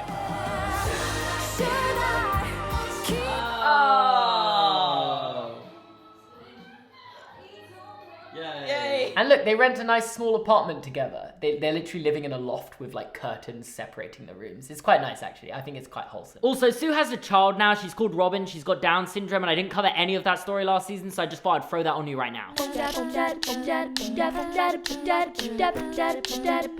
Brittany episode.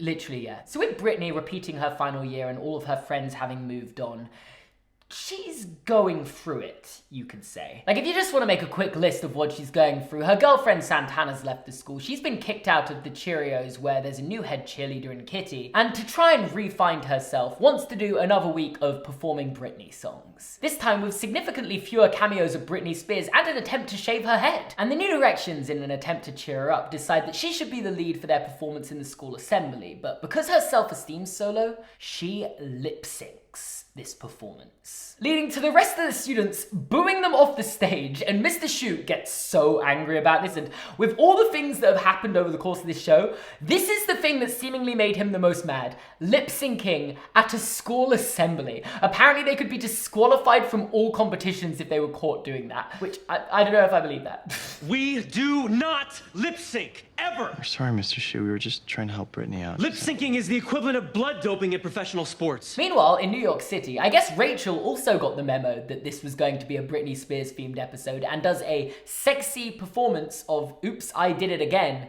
to prove to her dance instructor, teacher person that she is sexy. And she's also, as I kind of alluded to in the last episode, getting into a bit of a love triangle with this guy called Brody and, of course, Finn. But Finn hasn't actually shown up yet this season. We don't know where he is. But I'm sure once he shows up, there'll be a new Rachel and Finn love triangle in play. And then finally, in a more original storyline at the school, Rachel is into Puck.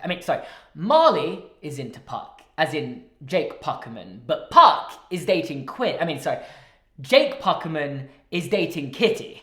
Guys, they literally have just rebooted these characters. But despite that, it doesn't mean he doesn't have feelings for Marley, and he actually defends Marley's mum, the lady who works at the cafeteria, from being bullied by other students, because that is a storyline that is still ongoing. And of course, all of this leads to a huge fight in the cafeteria, which Mr. Shu has to break up, and he escorts Jake to the choir room where he's introduced for the first time to his half-brother Puck. And Puck convinces him that, when I was your age, I was also, not sure of what I was doing with my life. And then I joined the Glee Club and my life got better. So because of that, Jake joins the Glee Club. Also, if I'm not mistaken, Puck literally lives in Los Angeles now. So did he travel all the way back to Ohio to convince his half-brother, who he has never met before, to join the Glee Club at school? This is an ongoing theme of these kids just coming back, by the way. It does not make sense, but it just keeps happening. So if it wasn't clear enough that this show may have run its course, one of Mr. Shu's storylines this season is about how he has lost the passion for running the Glee Club after winning nationals. He reached Everest and now he doesn't know what to do with his life. That is genuinely a storyline that happens this season. And because of it, he's considering joining some government panel for arts education, and he actively leaves the show for a few episodes this season to be on this panel. But we'll get back to that. Because in the real politics, it's Brittany versus Blaine for school president. Brittany running her re-election campaign, Blaine wanting something to do to take his mind off the fact that Kurt is no longer at McKinley and doesn't really know why he left Dalton Academy to come to McKinley. Now Kurt's not here. And Brittany ends up completely self-sabotaging her campaign, leading to Blaine winning. Yeah, Blaine's gonna be the school president this year, if that anyone cares. And then in the What's Going On in the Meantime in New York segment that this season is particularly fond of, Kurt has secured an internship at Vogue.com. And he really impresses during his first week making a makeover montage video with Rachel, but this does end up causing him and Kurt to kind of drift apart, because when they're recounting their days to each other, there's a bit of a stark contrast between, oh yeah, I actually planned Vogue's marketing strategy today, and I won student president today. And finally, because there are far too many unrelated storylines going on this season, there's a twist in the Finn-Rachel-Brody love triangle. As Rachel finally gives in to Brody and agrees to go on a date with him, and just as they share their first kiss, Finn is at the door. So this episode is essentially exactly what it says on the tin. They take all of the relationships from the end of last season that felt very conclusive and endgame-esque and break them up. Pretty much every single relationship from the end of last season gets broken up this episode. To start, we've got the cliffhanger from the end of the last episode where Finn has just walked in on Rachel kissing another guy, making whatever kind of undefined relationship that was still going on between Finn and Rachel kind of rocky from the start of this episode. Then we have Blaine, who, as we mentioned, is starting to feel a bit neglected by Kurt, and because of that, he cheats on him. And the writing here is just so bad, because he cheats on him off screen. Like, when it's revealed he cheated on him in this episode, I was like, wait, no, he didn't. And I don't even know how to show this without just playing the entire minute-long clip, but he's shown receiving some flirtatious texts from someone, but it is made clear he has not sent any text back. Then he gets up and leaves the room. About 30 seconds goes by, we're at Kurt and Rachel's apartment, and then he's at the door. And my interpretation of that was, oh, he didn't give in to the temptation. But according to a flashback scene in a few episodes' time, apparently he did. This happened off screen. How can you make someone cheat on someone off screen? That's just writing 101 of not what to do. And in just one of the most uncomfortable scenes of all time, Blaine, Kurt, Rachel, Brody, and Finn all go to this Snyada student bar where they sing and perform in front of one another. Finn has to watch Rachel and Brody do a number together, and Blaine sings this slowed down acoustic version of Teenage Dream to Kurt, which is like powerful and cool and everything, but when you consider he's just cheated on him, it's... And then, while walking home, everything comes out. Both couples break up, and Finn returns to McKinley. You know McKinley, where the Glee Club at this school, the show's meant to be about? Yeah, also Santana just so happens to be visiting McKinley today. And she breaks up with Brittany to a Taylor Swift song. You made a rebel of a careless man's careful daughter. You are the best thing that's ever been mine. And if you thought there weren't enough of the original cast at McKinley, well then Rachel just decides to fly in and break up with Finn in the auditorium where they first kissed once and for all. Because I guess they weren't broken up, even though I feel like they've broken up at least 2 times now. Once at the end of season 3, once about 20 minutes ago, and now once and for all, as I said. And if you thought that was all, let's just hold your horses right there, because we've also got Mr. Shoe and Emma. And while they don't actually break up, they do have a massive fight in this episode, and they're actually both included in the like big breakup musical number where everyone gets together and sings Coldplay at the end, so they don't really break up, but they almost do, because Mr. Shoe is just expecting Emma to come with him and leave her job to go with him to DC to do this government panel thing for 6 months. And finally, not that anyone cares, but Jake, aka New Puck, breaks up with Kitty, aka New Quinn this episode. So following that so-called episode of Glee, we actually have an episode that takes place at the Glee Club at McKinley, as Finn returns to co-direct the school production of Grease with Artie, and also Mike and Mercedes come back for this episode, because I think if there's one thing I've learned, none of these people have anything better to do with their lives than come back to school. Anyway, Blaine, following his breakup with Kurt, completely crumbles during his audition for Danny, meaning the lead role is wide open, which means it's time to introduce the new Finn. Introducing Ryder, a new sophomore at the school who plays football but also can secretly sing. Why does every plotline have this storyline? And Finn, quite easily, successfully manages to convince him to join both the Glee Club and audition for the musical, where he meets his co-star, Marley, who's going to be playing Sandra D. Sandy. Why did I call her Sandra D? That's just... Which means we've officially rebooted the love square of Finn, Rachel, Quinn, and Puck with Spencer, Ryder, Marley, and Kitty. This is going to be really fun to keep up with, and I'm not going to make it easy to keep up with. Also, in quite a progressive storyline for 2012, I think, Unique wants to play Rizzo in Grease. Finn fully supports this, believing she's the best person for the part, but Sue strongly disagrees, insisting a boy can't play a girl's part. Even though I feel like that's kind of one of the most normal things in theatre, for a boy to play a girl's part. Heck, I played a girl's part in a play before, and insists that Principal Figgins intervenes, sharing some words with Finn, let's say, creating a bit of tension there. I thought that you would have known more about being an underdog after you helped us win nationals and had a baby, but you...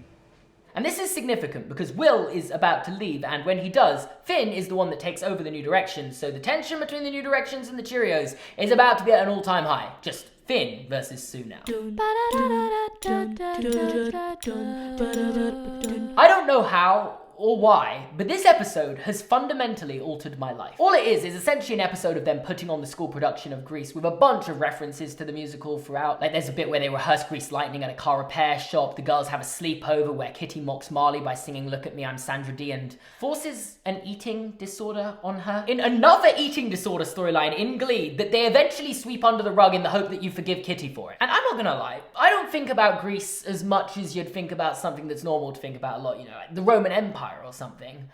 But it brought back a memory to me that Grease was the first ever CD that I owned when I was probably about 7 years old, and I used to listen to it all the time. And I've also realized since then that I had no idea what this was about. Like, I didn't know what this... It's not a very good message behind this musical, I will say that, but I listened to the songs a lot, and I liked them as a 7-year-old. And because of this episode, I've started listening to it again. I'm nostalgic for being a child because of this episode. I don't know how this has had this effect on me. But anyway, I'm getting off topic. This episode is about the McKinley High production of Grease, not my nostalgia for it. And Sue is back trying to sabotage the Glee Club and therefore, in turn, the school play. So calls a meeting with Unique's parents to tell them that she's trying to play a female part in the play and in the hopes that they will pull her out. And it works. Again, even though I don't think this is that weird. But you'd think, okay, there's going to be a happy ending to this storyline. And the happy ending to this storyline is that Santana, who was once at the school but has now left, comes back because she knows the part for Rizzo in Grease and plays the part for Rizzo in Grease as Unique is just sitting, watching in the audience. The happy ending is that the trans kid got punished and is forced to sit and watch on the sidelines. That's the message this episode's sending. Also, finally, what's going on in New York City, you're probably wondering? Well, Rachel and Kurt return back to Lima, Ohio again to watch this school production of Grease that involves both of their exes because, you know, it's not even Thanksgiving yet and they've already returned back home like 2 times to visit their school. I thought I'd been back to my old school a lot, which is like 3 times in 7 years. I've been out of school 7 years, I've been back 3 times. These guys are going back like every other week. So this is more like the classic random episode of Glee that I've secretly come to enjoy. For some reason, they've decided to make an entire superhero dedicated episode. There's this superhero club at school that has never been mentioned before, but apparently has existed this entire time where they all dress up as superheroes and, I don't know, talk about stuff. And Finn, who is struggling to replace Mr. Schue as the head of the Glee Club, decides to take a note out of his book and take some inspiration by creating an assignment called Dynamic Duets. The theme of this assignment being that enemies have to work together. So naturally, Jake and Ryder decide to both serenade Marley together in an uncomfortable scene that only Glee can pull off, really. Like, I don't know how they make so many of these uncomfortable serenading scenes and just don't realize to stop. And as you'd expect, they get into a massive fight during this performance, and Finn therefore gives them a new assignment to share their darkest secrets with one another. Jake admits to feeling insecure about being both mixed race and Jewish, and Ryder admits to feeling insecure about being dyslexic, which is played off as if being dyslexic is one of the weirdest things and just like unusual things ever. But because of this, Jake and Ryder become friends, and Finn finally has made his mark on the Glee Club and brought them all closer together with his assignment. Meanwhile, the New Directions Nationals trophy is stolen by the Warblers, and Blaine goes back to Dalton Academy to retrieve it. But he's vulnerable, he's just broken up with Kurt, doesn't really know where his place in McKinley is, and Sebastian manages to convince him to rejoin the Warblers, with the help of this new Warbler leader guy that I can't remember the name of. And upon learning this, Sam, who he's going to build quite the friendship with this season, probably one of the few positives of this season, tells him not to be so hard on himself, and that he's still a really important member of the New Directions and he should stay, singing Heroes together. And they steal back the trophy to Heroes. You get it? Because they're superheroes. That was the theme of this episode. Next! This is the Thanksgiving episode, and if you've seen it, you'll know exactly what I mean when I say all Glee musical numbers are ruined forever after this episode. All of them. To start, we have Rachel and Kurt, who are having some guests over for Thanksgiving this year, including Brody, who might be Rachel's boyfriend now. When you two are done using that turkey as a courtship device, would you put it in the oven? And Kurt's new boss, Isabel, who decides to just invite all of her friends around, apparently. And they show up during a mashup performance of Let's Have a Kiki and Turkey Time. Bring to the club. So I hope you're up, girl, because we are all... Oh my god, have a little kiki, that's what they were doing, what the hell? You know what this is? Yes, I can hear it by the music track. But what is have a little kiki? Let's have a key. We're gonna turn and turn, honey. It's turkey lurkey time. Tom Turkey ran away, but he just came. What in the fuck? I just feel like when I watched this that I was being hate crimed. But everyone in it was gay. I don't know if there's a knowledge gap for me here somewhere, but those two songs don't seem like songs that should be mashed together. But the jarring musical numbers do not end for this episode, as Quinn, Santana, Mike, Puck, and Mercedes all return to McKinley. And I guess this one, I can kind of wrap my head around them being back. They're back for Thanksgiving. That's kind of fine, maybe. But get this, Finn wants them to perform Gangnam Style for sectionals this year. I never thought I'd say this, but can you bring Mr. Shu back, please? You know, like, it gets to the point of, like, why? Yeah. Who's in their mind, like, you know what song would be great for us to cover this season? Gangnam Style. Open Gangnam Style. Oh my god. The Warblers then perform Whistle and Live While We're Young, because you know what this show is missing? More modern musical numbers. Just like, stop making me feel so old, okay? And while the New Directions do successfully perform Gangnam Style, Marley, who's suffering from the eating disorder that Kitty forced on her, collapses at the end of the performance. Wow. Wow. It was just, they Gangnam'd the style too much. Okay, while that last episode was bad, at least it was memorable. I feel like there's an entertaining quality to being a bad episode of television. Some of the musical numbers from that episode, I can still remember vividly, despite them being the worst musical numbers in the show so far. This episode, on the contrary, is just boring. There are about 10 minutes of this episode just dedicated to some recital that Rachel and Kurt are taking part in at Niada. Unskippable, I was told about this one. Unskippable. You have to watch this one.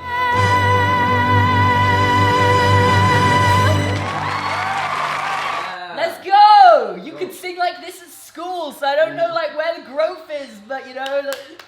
Like, I don't care. This is meant to be a show about the Glee Club at McKinley High, not Niada recitals. Niada isn't even a real school! With that said, Kurt's been admitted into Niada now. His recital went well and Whoopi Goldberg was impressed, so he's joining halfway through the year. I guess that's how it works. Also, on that note, back to the Glee Club at McKinley. Following Marley collapsing at the end of their performance, they have been disqualified from sectionals this year. The rest of you guys get back up there. Leaving the stage mid-competition for any reason is risking immediate disqualification. So therefore, the Dalton Academy Warblers have won. Furthermore, the Glee Club have lost their rehearsal space because there was a deal made that they wouldn't be able to rehearse if they don't have anything to compete for, and the group have been disbanded, essentially. So this episode's mainly spent following the New Directions members in the wake of the Glee Club ending and them finding new extracurricular activities to do in its place, which makes you wonder, where does this season have left to go? I know by the end of the episode the club will reunite and they're obviously going to get back together and everything's going to be fine, but there are still 13 more episodes this season and the Glee Club have nothing to compete for. What's the point? Oh, what's the point anymore?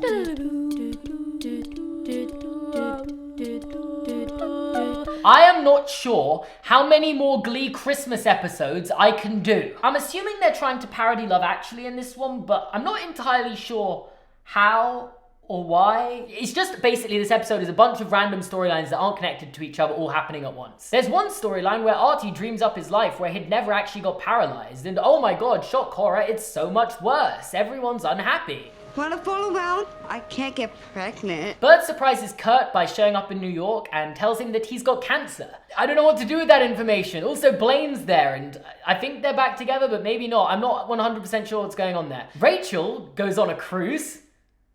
That's literally all she does. She's not in this episode. Brittany and Sam, who believe in the 2012 Mayan apocalypse, decide to spend all their money and get married to one another. But not really.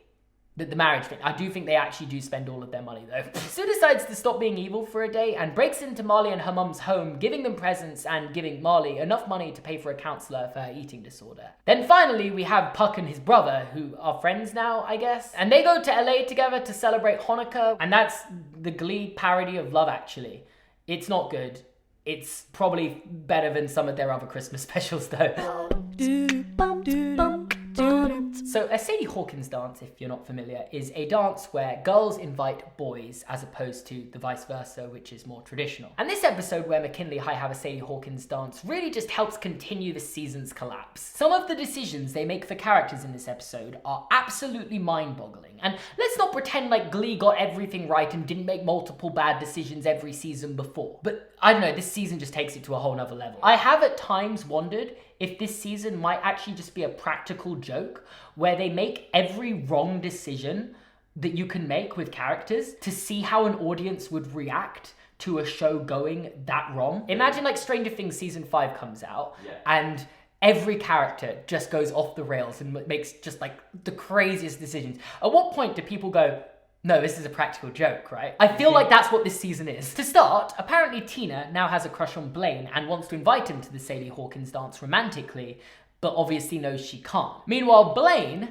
has a crush on Sam, which just opens up the question of why did they break all these characters up out of their relationships when they clearly had no plan for what to do with them after they broke them out of the relationships. It's so obvious you don't know what to do with these characters after breaking them up. Also, Sam and Blaine are currently investigating the possibility that Dalton Academy Warblers cheated at sectionals, which would get them disqualified from being in regionals and therefore open up the route for the New Directions getting back in, I guess. And in a shocking twist at the end of this episode, it's revealed that they were cheating as a former Warbler comes forward and reveals they were using steroids to enhance their performance at sectionals. Wait, for music? Yeah. For singing? Yes, because they were like doing like gymnastics and performances. It's literally just a way to get the New Directions back in the competition. Which means the Warblers are disqualified and the New Directions are the ones competing for regionals. Except that doesn't make sense, because the New Directions were also disqualified at sectionals, so surely they should just both be out. Why is it because the Warblers get kicked out, the New Directions take their place, when they were also disqualified? It doesn't matter. It literally just doesn't matter. And in the season 4, Meanwhile in New York section, Kurt wants to join the Glee club in Neada called the Adam's Apples. Rachel strongly advises him against joining this Glee club, claiming it would be social suicide to join a Glee club at this school. As if she hasn't learned anything from the last 3.5 seasons. She got her entire popularity and won prom queen getting in this Glee club. And then it's like, no, you can't join the Glee club at uni. But Kurt joins anyway, and I think he starts dating one of the guys from this Glee club. And yeah, you're probably thinking, yeah, this season's just gone crazy. Nothing about this makes sense. And funnily enough, Vegard and I actually know someone who was in this Glee club, the Adam's Apples, for this one episode, was literally in the show, being, and also a YouTuber, Tessa Netting. LA face with the Oakland booty. Tessa Netting! Can we like cut to like an interview with Tessa and like, so what were you thinking in this moment? Yeah. You'd think I'm joking, but no, she's actually calling in. Hi. So Tessa, you were in this episode of Glee. You're a member of the Adam's Apples, the Glee club at Neada, if you remember that. I was. And Apple number 8. Apple number 8. I remember this episode very clearly. It was an insane time on set. It was probably the latest I've ever been on a set. It was kind of hell, but it was also really fun. It was kind of a blast. I was wearing like 8-inch heels because I was too short. They made us do the dance in double time because they were using a slow-mo camera, and so it was insane. When you're watching us like do the slow-mo stuff, we're actually doing it twice as fast. This episode had a lot of drama. A lot, yeah. Of the song choice and all of that, which I have nothing to do with. Like, we didn't have any choice of song or anything. Some people say it's the worst episode of Glee of all time, so it's really an honor to... It's up there. I wouldn't say it is the worst, but it's up there for sure.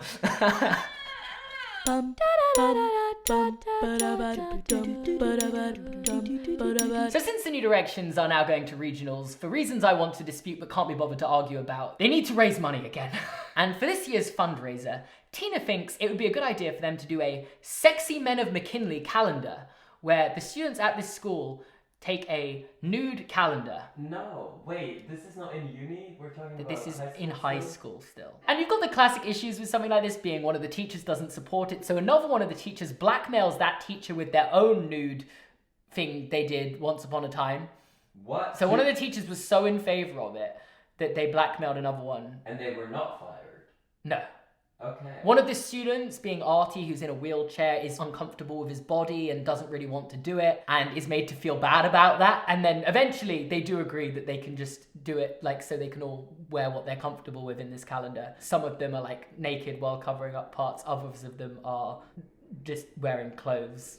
And I guess Rachel in New York also got the memo that they were going to be exploring nudity in this episode, because in the meantime, she's also been asked to star in a student film that requires her to be topless. But she eventually decides not to do it after Quinn and Santana travel all the way to New York to convince her not to do it. And this is the only time it's mentioned that Santana has had a sex tape of her released in the entire show, beyond the episode it happens in. Santana's like, I have to live with that every day of my life. And it's like, okay, but it doesn't seem like you're living with that every day of your life. Also, I don't know if I've been keeping you up to date with this because it's not interesting, but Marley and Jake are dating now. And they spend this entire episode trying to say they love each other, but not doing it.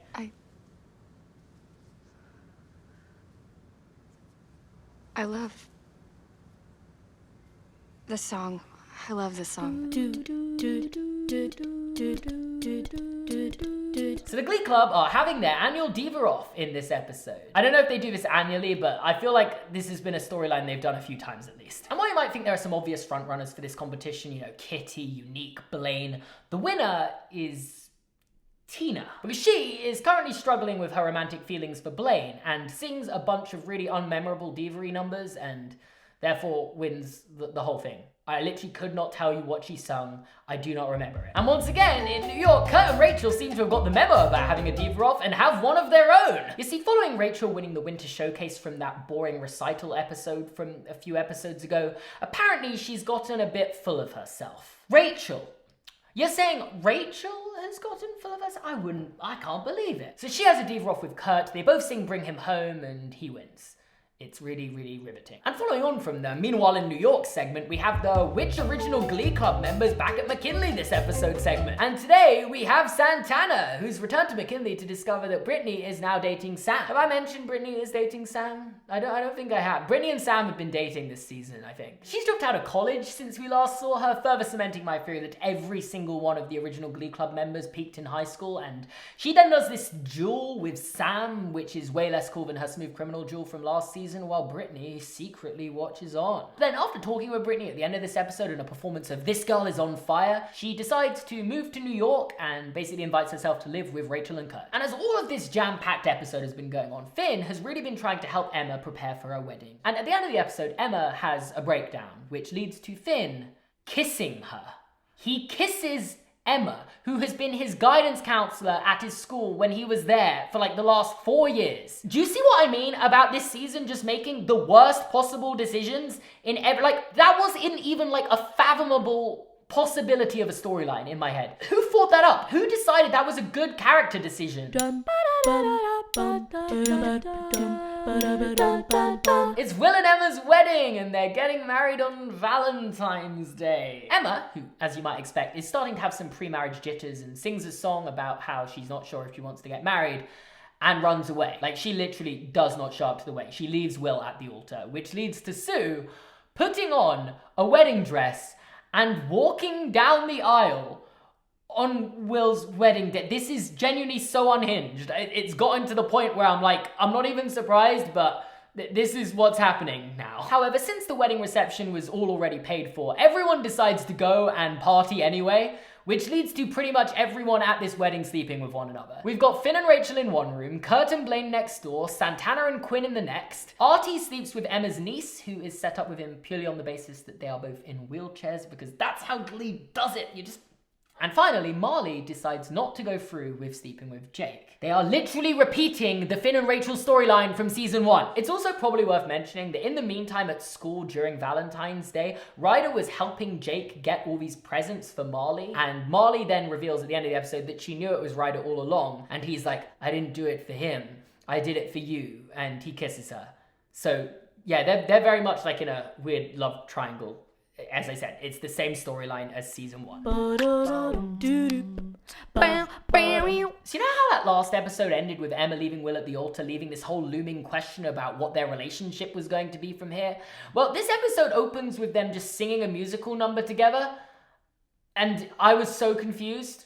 until it's revealed it was a dream sequence. I don't know why I brought that up, to be honest with you. This is just really unnecessary details. But yeah, this opens up with a dream sequence where Will is singing a song with Emma. Inspired by this, though, he arranges for the Glee Club to have another mashup competition where they all sing mashups from their favourite movies. So in standard procedure, they split the group in two, both groups perform their mashup numbers, and they're both declared the winner in a tie, in just the biggest cop-out of all time. And the winner is... everyone. What? How hard would it... I'm just so bored. I'm so tired of this show. Why am I so invested in such a stupid show? All the time.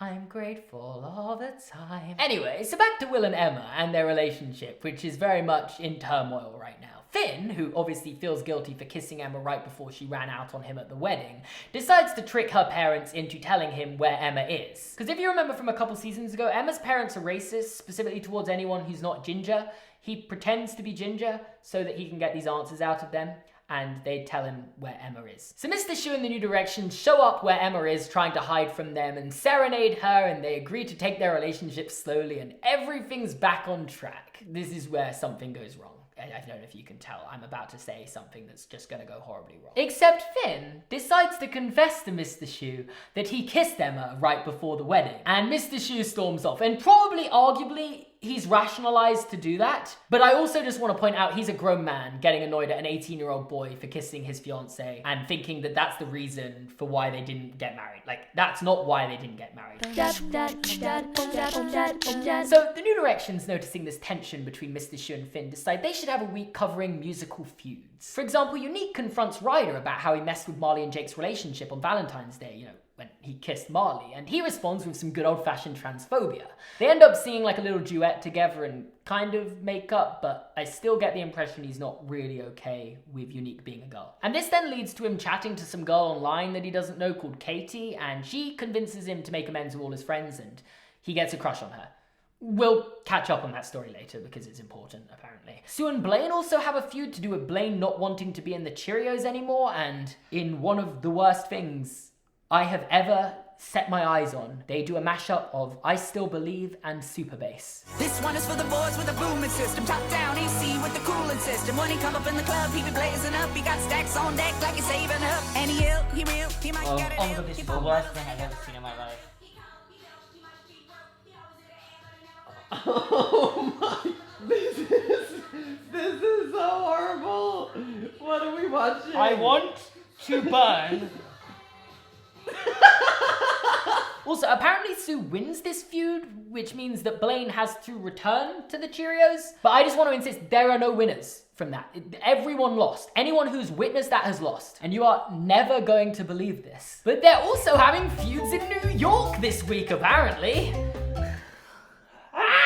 Pretty much, this is all to do with Santana and how she invited herself to come live with them a few episodes ago, and she believes that Rachel's new boyfriend Brody is a drug dealer, and she goes and starts following him around to see if he's a drug dealer, only to discover he's actually a male escort. So of course she calls Finn, who then confronts Brody in a motel and beats him up, telling him to never talk to Rachel again, and yeah, that's what happens. I have no opinions on this. I'm just telling you what happens at this stage. Also, there was a storyline in the last two episodes that I didn't really mention to do with Rachel doing a pregnancy test after Will and Emma's wedding, and it's implied that it's Finn's child because, you know, they slept together at Will and Emma's wedding, and Santana finds this pregnancy test. And in a masterclass of writing, a perfect example and use of Chekhov's gun, she's not pregnant. That storyline literally was nothing. It was unimportant. And finally, Mr. Schu and Finn duet. And while Mr. Schu does say he forgives Finn for kissing Emma, I don't 100% believe the dispute has been completely squashed, because Finn ends the episode leaving McKinley and going on to try and get a teaching degree for some reason, even though he's literally allowed to teach there without a teaching degree at the moment. Which is honestly pretty significant, because I feel like that's the first time in this entire show a musical number hasn't resolved everything. This might genuinely be the most uneventful and unmemorable episode of Glee, and I'm not just saying that. Almost nothing happens this episode. Mr. Schu is sick. Blaine and Sam decide to assign the group Guilty Pleasures songs to sing this week. So they perform Wake Me Up Before You Go-Go, the classic Guilty Pleasures song that they love, and then everyone just sings Guilty Pleasure songs for this episode. so bad. I don't know what's going on. There is some drama when Jake reveals he wants to sing a Chris Brown song as his guilty pleasure, because it's a real guilty pleasure in the sense that he likes the music but feels bad for supporting the music because Chris Brown's an awful person, but he's talked out of doing it by the girls in the Glee Club, making this episode completely pointless. Nothing happens in this episode, guys. I can't stress it enough. This was such a waste of an episode.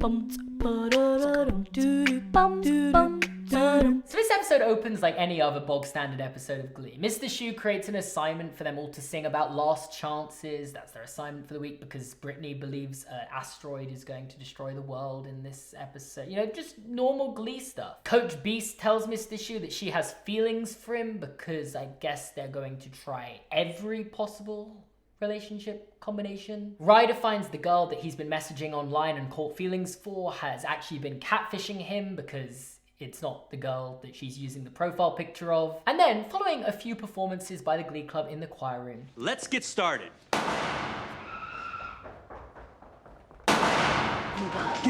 Two gunshots are heard in the hallway, and the entire classroom is like slammed closed. They're all like shoved behind a piano, and there is an active shooter present at McKinley High. And they called it Shooting Star. Yeah, they called the episode Shooting Star. That was your takeaway. When I say this is one of the most jarring episodes of television I have ever watched, words... I genuinely have not been able to stop talking about this episode. Anytime someone asks me, like, oh, like, what are you up to? And I'm watching Glee. If they go like, oh, I've seen Glee, I'm like, the school shooting episode? Have you watched it? Have you got that far? I'm sure they handle it in a really lovely way and it's really good and they don't just sing about it. To be fair, in this episode, they don't. Okay. There are no more musical numbers until the very end. Okay. But that's why it's so weird. Because it's like, it's a normal episode of Glee. They sing a couple songs, and then it just turns into something else. It's like, it's not an episode of Glee anymore. In a way, it might be a masterpiece. I don't think there's ever been a piece of artwork that's made me this lived rent-free in my brain as much as this episode of television. Is this another thing that they don't touch on ever again? Yeah, no, that I was going to get into that. Basically, there are some plot lines from it that need to be like resolved, but all the trauma and stuff from the characters involved in this never really get touched on again. They mention it maybe the next episode, and then it's kind of forgotten that it ever happened. Like some of the things that happen in this episode, we've got Mr. Schue and Coach Beast trying to keep the students calm in the choir room while they're thinking their lives are about to be taken away. You've got Artie encouraging everyone to record like goodbye messages to their friends and family on their phones. No. Before like if they die. No. It's genuinely really dark. We've got Brittany stuck in the school toilets and like stood on the actual like physical cubicle so that if the shooter comes in, he won't or she won't know that they're in there. After several hours of lockdown, the SWAT teams give the all clear that the school's safe to be returned to. The shooter or the gun could not be found until Sue turns herself in. You're joking. Nope. So Sue reveals that she had a gun in her office, which she keeps because Sue is the kind of person that would have a gun, and that she accidentally dropped it and it misfired. But it turns out this wasn't true, and that Becky, the little girl with Down syndrome, brought her dad's gun into school and shot it while in Sue's office, and Sue said this to cover for her. So this is meant to be redemption for Sue? Somewhat. Sue gets actually fired for this. This is the one time that like they can't defend her and she's fired. For how long? We'll get into that. And there you have it. The Glee school shooting PSA. Genuinely one of the wildest things in the history of television. I'm forced to learn about the show. Everything you know about Glee is against your will. Yeah. Honestly, nothing really happens in the next few episodes. I know I've been saying this a lot, but like really nothing is happening in these episodes. It's these kind of episodes before the big tournament being regionals. So they don't want to do anything too much because otherwise then they've got to address those storylines in regionals, which they don't plan on doing. So firstly, in another reused storyline, Mr. Schue wants them to perform boring old songs for regionals while the Glee Club want to perform original songs. Honestly, I don't even know what's going on in this room anymore. What happened to you guys? Openly defying me? So Mr. Schue has to learn once again that maybe he should listen to his students. Then we have Finn, who's enrolled at the University of Lima with Puck, and I was convinced Puck moved to LA at the end of season 3, but maybe that's just something that happened that I didn't cover. Either way, they are living the most fraternity out of a movie college life of all time. However, this is only for one episode because Puck ends up convincing Finn that his dream is to be a teacher and that he needs to go back to McKinley and make up with Mr. Shu. And finally, meanwhile in New York, Rachel is preparing for an audition for the revival of Funny Girl on Broadway, and her mum shows up to help her prepare for this audition, which I think is meant to be sweet. Anyway, she ends up performing Don't Stop Believing and imagines all of her friends are there with her in an emotional performance. She took the midnight train going anywhere. No one asked you to do that, you know? Like, No, it's no, written no. that way for a reason. Wow, it's like they're still with her, but they're not. They're not actually there, by the way. You can tell because they're all in red. It's like a figment of her, like, blood-fused trauma. She just wakes up and it's just like, yeah, you had, like, a brain hemorrhage and this is what you imagined happened. I feel like they got to this point of the season, they're like, yo, everyone's gonna hate this season, we need to do something that's gonna, like, bring the feeling back. Let's get the OG group to sing Don't Stop Believing, and everyone will think the season was good. And is it working? No. And as you expected, because Rachel always gets everything she wants, she impresses the producers with this performance. Oh my god, Rachel's already getting onto Broadway. She's been out of school for 1 year. Then we have this episode where the entire plot is that there's a power outage at McKinley, which doesn't lead to the school being shut down or anything. They literally just all walk around with torches and stuff and don't use electricity for the entire week. This then leads to the Glee Club having an unplugged assignment because apparently the show choir who sing and dance have become too dependent on electronic instruments. And in what I think somehow manages to take the cake as the most uncomfortable scene in the history of this show, after performing Everybody Hurts, Ryder decides to open up about how he was once touched by a babysitter as a kid. And the rest of the kids are just like, yo, that's awesome. You're 11 and some hot 18-year-old places your junk. I'd have killed for that. Why are you ashamed of this? Also, I do get that this could just be a bit of character depth and giving us a reason to emphasize with Ryder more, but they never touch on this again. Like, they never mention it again. And I just don't get why. This is surely something important that should be, like, dealt with and maybe, like, him, like, recovering and leading to... Meanwhile, Blaine tries to convince Sue, who's become an aerobics instructor since being fired from McKinley, to come back, even though that's definitely not something she can do. She literally was fired for firing a gun at the school. But yes, as you were asking earlier, Vegon, her return to McKinley is very much being set up already. It's only been 2 episodes. Also, I'm not exaggerating when I say I think the power at the school was out for a week, but it finally ends and they do one last a cappella performance of For the Longest Time. And it's just not as good as the How I Met Your Mother a cappella performance of For the Longest Time, and I don't know how to tell you this, I don't know how many times I'm going to bring up How I Met Your Mother in this video, but it's just not as good. That is one of the best musical numbers in TV ever. Glee should be better at musical numbers than How I Met Your Mother, but it's just not. It simply is not. You're gonna be shocked by this, but Rachel's audition for Funny Girl was successful and she officially has a callback audition! And Will storms into the choir room to tell the Glee Club this wonderful news, and I'm just here sitting thinking, most of these guys from the Glee Club do not know who Rachel is, surely. Yeah, like, surely they met her a few times because she's come back to the school, but they don't really know her. They weren't in the Glee Club with her, so surely this news means nothing to most of them. But because of it, he decides to make this week's assignment wonderful, so they have a Stevie Wonder tribute episode. That's what this episode is. And also, because Rachel's seemingly the only one who's allowed to have any sort of success post-high school from the original Glee Club, Mike, Kurt, and Mercedes all come back to help coach the New Directions for regionals. And I know you might be thinking, wait, Seamus, that's a bit harsh. Mercedes is literally recording her first album. They say it in this episode. Yeah, her contract gets cancelled this episode. It's her choice, but she still cancels her contract. I don't know how many more times I can say also, but also, Kurt's dad's cancer's in remission, meaning that's another storyline where nothing came of it. And finally, somehow this episode ends with Blaine deciding he wants to propose to Kurt. By the way, they are still not back together. They are broken up. But Blaine wants to propose to him now. Time for regionals, let's go.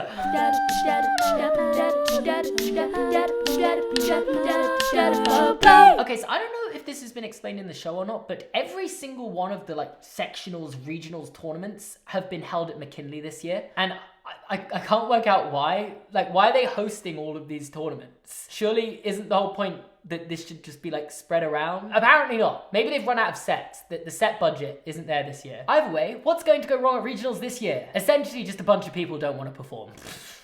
The performers don't want to perform?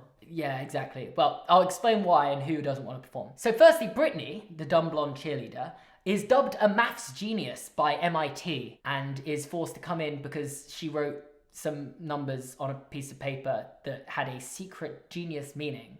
And upon her return to McKinley, decides that she will only take part if she gets every solo. She basically she's a new person now. And it's the most dumb storyline that they really they stick with. They don't not address this again. They fully stick by the fact that Brittany's secretly been a genius this whole time. She also breaks up with Sam. She quits Glee Club, quits the Cheerios, and breaks up with Sam because she now thinks she's better because she's smart. Then Ryder also refuses to perform unless Katie, the person who's been catfishing him, reveals themselves. And this is because in the school shooting episode, He calls her number and a phone rings in the choir room. and while Marley initially takes the blame, Unique eventually confesses that it is her because she doesn't think she has a chance with a guy like Ryder, and therefore thinking she's pretending to be this person can create this emotional connection with him. Maybe he would like her. It doesn't work. However, despite both of these characters picking up a huge fuss initially, they both do perform with the Glee Club at regionals because obviously they need 12 members to perform. They can't not perform without 12 members. And then they both perform for regionals and then leave afterwards. And then at regionals, we have another fantastic performance from a show choir group we've never seen before. Only for the New Directions to come out performing a bunch of pop songs and some original songs that I have not thought about once and could not tell you how they sound since I've watched the episode, and eventually win the whole thing. Is there anything like satisfying, like arc-wise and like storyline-wise, that you feel like after a season like this, you're like, well, you know what, at least there's this? No, not even. Because Rachel has this whole thing of like she's about to audition for Funny Girl, and they do the final audition, and they don't even conclude it in this episode. It's just left as like Rachel's done her audition. I guess we'll see what happens now. One of the main storylines with the main character is not concluded at the end of this season. So that was like completely unrelated. I wasn't even going to talk about that, but that was something that actually really frustrated me when I was watching it. And after the New Directions' victory at regionals, Emma shows up with an officiant so her and Will can get married. Again, by the way, because obviously their first time that it failed, that she left him at the altar and everything. So they get married at the school, which isn't weird at all. And their only guests at this wedding are the Glee Club, which also isn't weird at all. And that's kind of how this episode ends. That's how the season ends even. That's so weird. That's such a weird thing to end on. So I would describe this as a bad television of TV, but bad in like a stomachable way. Like, I feel like if you've invested your time into watching this show, you can watch this in like a morbidly curious way. Did you mean to say a television of TV?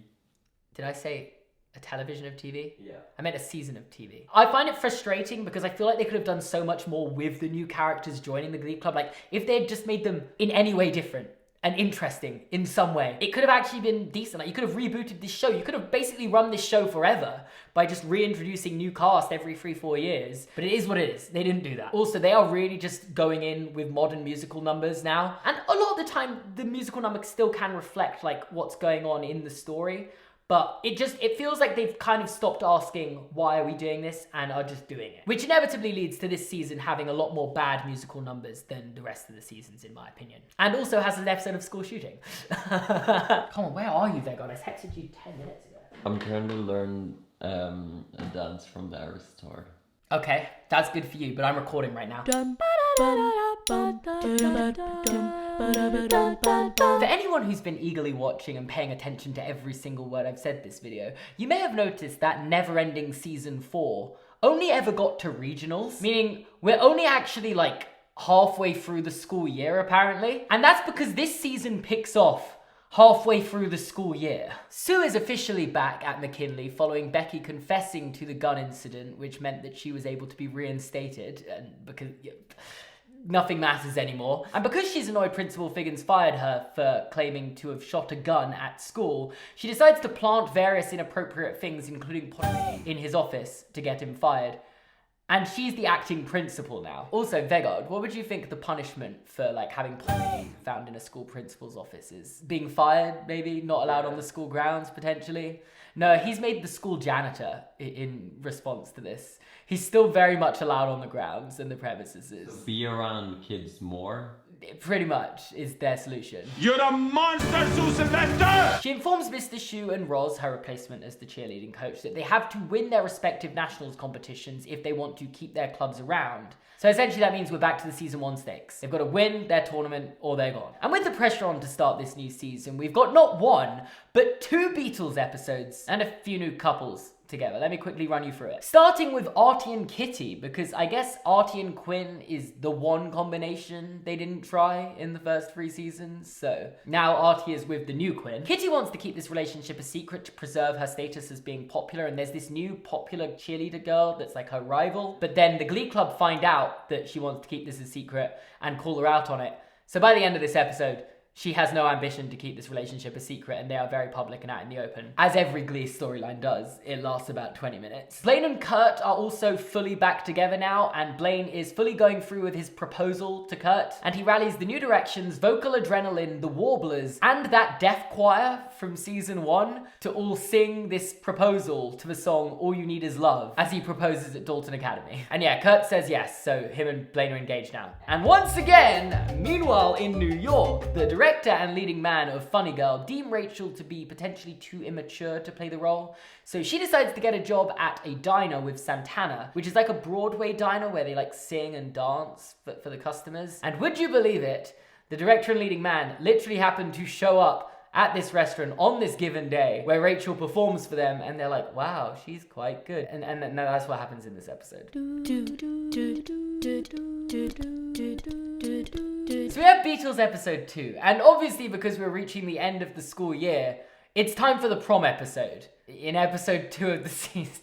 And it's Tina who's the most determined to win prom queen this year, and she dumps Sam, who I guess were they dating or were they just going to prom together? I think they were just going to prom together right before the prom so that she can capitalize on the Girls Without Dates votes. Ryder, Marley, and Jake perform Sgt. Pepper's Lonely Hearts Club Band at prom because I guess the New Directions just perform at every prom now. There was one season where there was a plotline of like, oh, the band's pulled out, we need the New Directions to perform for it. And now it's just the New Directions perform at every prom and no questions are asked. And the weird recurring stoner character wins prom king as Tina wins prom queen. Except this moment of glory for Tina is rather short-lived as she is slushied with a bucket of slushy as she's awarded her crown. Yeah, it's humiliating and traumatic. This is the second time they have done a storyline where someone has won prom queen and it being the most humiliating thing ever. Also, Sam has a crush on the school nurse, which I thought was just going to be like this weird thing in this episode, but it's apparently a recurring storyline, and it's treated as like something could happen there. I just don't get why they keep persisting with teachers and students plot lines together. Stop with that, please. And they wasted one of my all-time favorite songs on this relationship, which genuinely hurt. Also, in New York, Santana is now dating Demi Lovato, who is just another person working at this like diner that they all work at. Wait, Demi's in this show? I honestly don't know how I didn't realize Demi was in this show, but it makes so much sense. Does Demi not just scream a character from Glee? You know what? Yeah. So you may have noticed in the first 2 episodes of this season, one of the core characters from Glee has been notably absent. Specifically for his own brother's engagement, he was not there, being Finn. And that's because, tragically, in between seasons 4 and 5, Finn's actor, Corey Monteith, passed away. And this episode is dedicated to the death of his character in the universe, as they have a funeral for him where all the members of the Glee Club, past and present, attend. So we have each of the original Glee Club members returning and singing songs to commemorate his memory. Seasons of love. Why are they singing a tribute like he died? Like, he's still... You don't just kill a character off in Glee. No, it's real life, but... Did the actor die? We probably should have known that before watching these. Yeah. We've just found out the actor died. They then plant a tree and put up a plaque in the practice room in his honor, while the rest of the members of the Glee Club fight over who gets to keep his quarterback jacket, which is in the end kept by Mr. Schuester, because he is apparently so sad by his best friend who was 18 dying. Sorry, that felt kind of mean. And I personally found this episode very hard to watch. Like, I 100% understand the sentiment behind it, and I don't think it's inherently bad by any means. It just feels weird that they're making these actors who actually knew this human being that played this character talk about their character's death. Santana's character literally cries while performing her song. It's also hard to imagine doing this show and having to sing songs about someone dying in real life, but singing about the character dying. I just don't get why you continue on, though. No, that's what I think. And with that said, this may have been exactly what Corey would have wanted them to do. I just found it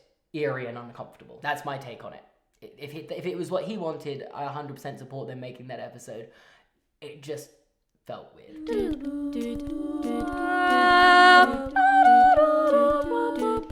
And with that, we're back on with preparation for Nationals, where this year the main competition is a new group that we've never heard of before called Throat Explosion. But you have to have them in the lineup as Oral Intensity and then Throat Explosion after. Yeah. But they never go up against each other. And this makes me wonder what happened to the likes of the groups of Oral Intensity and Vocal Adrenaline. I mean, Vocal Adrenaline were in this season 2 episodes ago. Blaine literally gets them to help with his proposal to Kurt. Where have they gone? Why are they not here? Why are they not competing? Who knows? Either way, Throat Explosion is a very out there group. And Mr. Shu wants the group to get out of their comfort zone. So he assigns each of the members whether they're more like Katy Perry or more like Lady Gaga, and gets those who are more like Katy Perry to perform a Lady Gaga song, and get those who are more like Lady Gaga to perform a Katy Perry song. Do you get the theme of that? Sure. Those who are very out there, very Lady Gaga, perform Katy Perry songs. Those who are very not out there and very Katy Perry perform Lady Gaga songs. I don't think Katy Perry was the best artist to pick for this. Yeah, Katy Perry was like out there with like cupcakes on her. So what's the what? I don't get it. That doesn't make sense. It doesn't. That's why I cannot work out what the point of this episode is. I do not get it. It's a bad concept. Yeah. There's so many artists you could have picked as well. Yeah, could have done Adele. See, that's great. That's a very different artist. Yeah. All in all though, most of this episode is light-hearted fun, and it's just characters dressing up in crazy costumes and doing fun performances. But Marley, who doesn't feel comfortable in the Gaga outfit before her performance of Applause, refuses to wear it. So Mr. Shu responds to this by saying, Marley, we're all trying to win a championship here, as a team, but you put your personal agenda above that. I'm sorry, but you're suspended for the rest of the week. There are a few pause the show moments in this show. One of them was the school shooting starting. I was like, wait, is this a bit? Yeah. No, this is really happening. This was another one where I was like, did he really suspend her for not feeling comfortable wearing an outfit? Also, it's not like anyone's gonna care, but Jake cheats on Marley with the new like evil cheerleader girl that we introduced at the start of this season.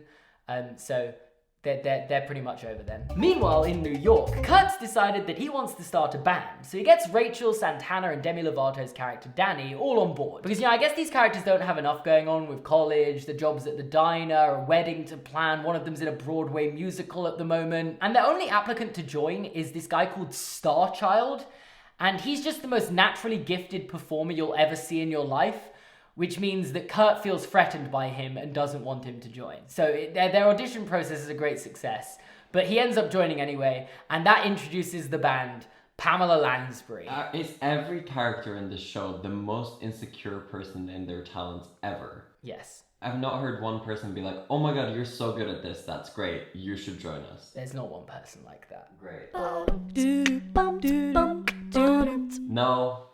No, but like, and also I can tell you that the year this was coming out based on that. Yeah, see, I told you, it's 2013. So as if the last episode didn't go far enough, Mr. Shu has decided that the entire Glee Club need to twerk for Nationals. And he starts giving lessons on how to do that. This whole thing as well is presented as like, oh, we're just letting the kids express themselves. But it's so weird because you're watching, I know they're adults, the actual actors, but you're watching real kids in this show like dance very erotically. Is it like their idea? What I will say is they do want to do it. Right. But he is very much like, let's do it. Like he's more eager than them. And I don't know if I've been watching too much Glee, but I found myself agreeing with Sue, who decides to ban twerking from the school altogether. And Mr. Shu decides this is the hill he's going to die on and performs Blurred Lines. No, a song literally about date rape. Also, Sue points out, you do realize this song's about date rape, which is really funny considering she literally date raped someone in the show. So like, she can't stand on this high ground, but I can. Anyway, he gets fired for this, but he appeals to the school board to be reinstated and is successful in this endeavor. And then in the B plot, Unique is caught in the girls' bathroom by Bree. Bree is the new bully cheerleader girl. I haven't named her yet. I say got caught, that was the bathroom she felt most comfortable using, but it starts this great gender bathroom riot at McKinley. Sue's reaction to Unique using the girls' bathroom and Unique saying she's not comfortable using the men's bathroom is to put a portaloo in the middle of the choir room and say, use this instead then. Will then gives Unique his key to the teacher's bathroom and says she can use that whenever she wants, as a way to like try and find a compromise. Except Sue does not like that this has happened and says he can't do that. And then Unique has a very emotional performance of If I Were a Boy. I thought was a very good performance, and Unique is genuinely one of the best performers in the show that has been given no airtime since joining the New Direction. And finally, the stories tie up together. As Sue says to Will, Unique can use the teacher's bathroom. She will personally give her her key if he promises not to let the New Directions twerk at nationals, which Mr. Shu agrees to. I think it's the fact that the things are so bad that you get so shocked when they do the bare minimum that you're like, wait a minute. Also, in the C plot, because obviously they've still got to have their New York storylines, Rachel decides it's time to rebel after Finn's death and gets a tattoo, which leads to Kurt also getting a tattoo, and Kurt's tattoo is spelt wrong, and there's something going on there, but I can't be bothered to recap it, but that does happen. It's the Billy Joel tribute episode, woohoo! You know how we're just saying with high school shows, there's only so much they can do? Well, somehow it's taken them almost 100 episodes to make an episode about a careers fair. And here's that episode. With that said though, most of this episode is actually spent with characters like going off to colleges and like weighing up their options for what they're gonna do with their lives, and it isn't really to do with the careers fair at all, but they sing Billy Joel songs the whole time, so it is still a tribute episode. To start, we have Blaine and Sam going to New York to scout colleges, and Blaine successfully auditions for NIADA. That's another one at NIADA. There's like 3 of them now. And Sam has a disastrous interview for college and decides that he does not want to go to college and wants to pursue a dream of being a model, which has never been mentioned before this moment, but becomes his entire character after this point. Very typical of Glee. Artie then encourages Becky with the idea of going to university and takes her on a tour of a university with a very special needs friendly program, and she starts to like the idea of going to university, which Sue is not too pleased about because she wants to keep her as her Beckretary forever. She does agree that she should let Becky go by the end, but that's the conflict for this episode. And then in the love triangle that no one cares about, Jake tries to apologize to Marley for cheating on her, but she doesn't want to take him back, and Ryder immediately asks her out in front of Jake, but she also isn't ready for a new relationship, so yeah, nothing happened, basically.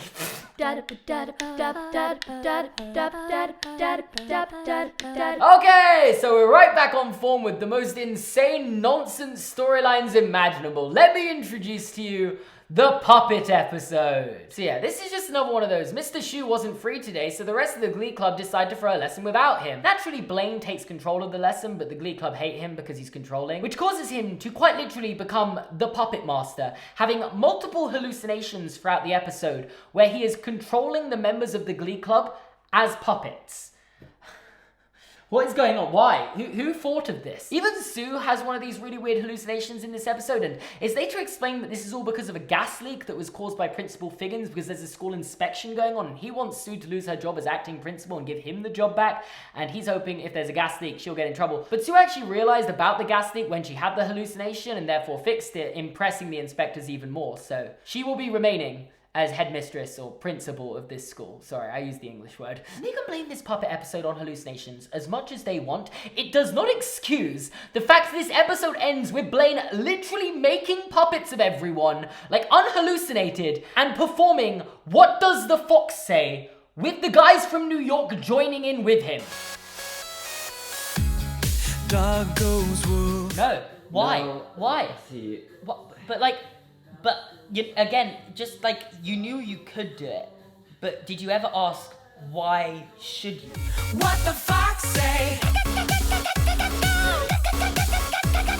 Also, never really got the confusion about what does the fox say, because the noise is like famously like screams. Yeah, I've always thought the exact same thing. They literally just If you live scream. anywhere where there is a fox, you hear it all the time. You're not going to teach kids cows go moo, sheep go bar, and foxes go ah! Yeah. And meanwhile in New York, Pamela Lansbury have got their first gig and spend the entire episode arguing about where to have it, only to end up performing for one person, who, get this, happens to be the uncle of a scout, so they get a really cool gig as their next show and end up performing What Does the Fox Say with the rest of the Glee cast at the end of the episode. It's so bad. It's so bad. Why are they doing internet songs? Whose idea was this?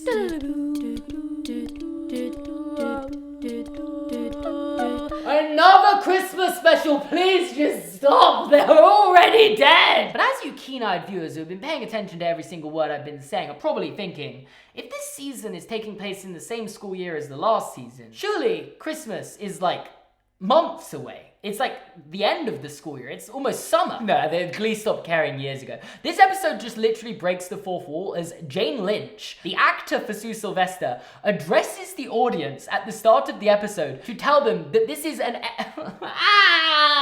it's so bad. I'm sorry. I don't even want to cut. I just want to keep going. This episode literally opens with Jane Lynch, the actor for Sue Sylvester, self-aware she is an actor, playing Sue Sylvester, addressing the audience and saying this was originally meant to be the Christmas special for season 4, but it was unaired because it was apparently too much for Fox. Like, it was just the most insane episode of Glee of all time. But fans have demanded it be released, and it's genuinely one of the most tame episodes of Glee I've ever seen. So obviously it takes place during the previous Christmas, where all the stuff that happened last season happened, but apparently this is happening simultaneously. I'm not sure if it's canon. I guess we'll get back into that. There's a stupid Christmas tree competition that the Glee Club win, because the Glee Club win everything at this school, apparently. There's a school nativity with the Glee Club fighting over who gets what part, which concludes with Unique performing Love Child. And Unique, being a black trans woman playing the part of Mary, is deemed to be extremely offensive and inappropriate to everyone. Like, that's the point of this scene, I think. It's meant to be like, oh my god, how on earth could they do that? Which, like, I would love to get into the whitewashing of, like, Mary and Jesus and stuff, but I don't think I can do that this deep into a Glee video, so I'm just gonna let this go. They end up giving the part of Mary to the whitest girl possible. And then, meanwhile in New York, Rachel, Kurt, and Santana all meet a sexy mall Santa who comes to their house and sings the Chipmunk song with them. All right, you chipmunks, ready to sing your song? Seamus, what are we...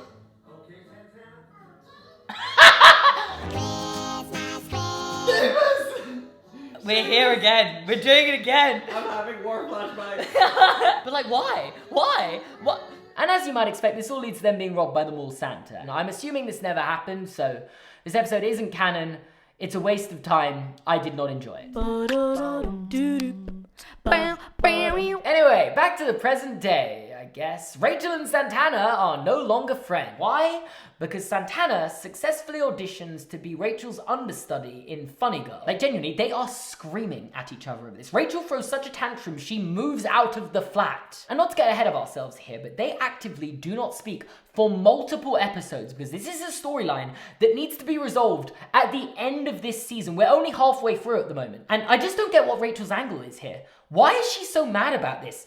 Yes, your friend is your understudy. Well, you were always going to have an understudy. Did you not want to get on with your understudy? Isn't this a good thing that your friend is also going to potentially have a chance to perform on Broadway if you aren't well? Like, can't you be happy for your friend? And then at McKinley, this is one of the most uneventful episodes ever. Tina and Artie are both in contention for class valedictorian, which I have no idea what that means, but based on my brief, slim knowledge of American high schools, I assume there just has to be a main character in every aspect. So this is like picking the main character for academic stuff. And of course, 2 of the Glee Club members are in contention because everyone of note is in the Glee Club at this school. This leads to a brutal feud between the 2 of them where they have a debate in front of everyone to pick who's going to be the class valedictorian, which ends up being like a complete apology fest. And therefore, Blaine is awarded class valedictorian. It doesn't make sense. I don't care. I'm never going to think about it again.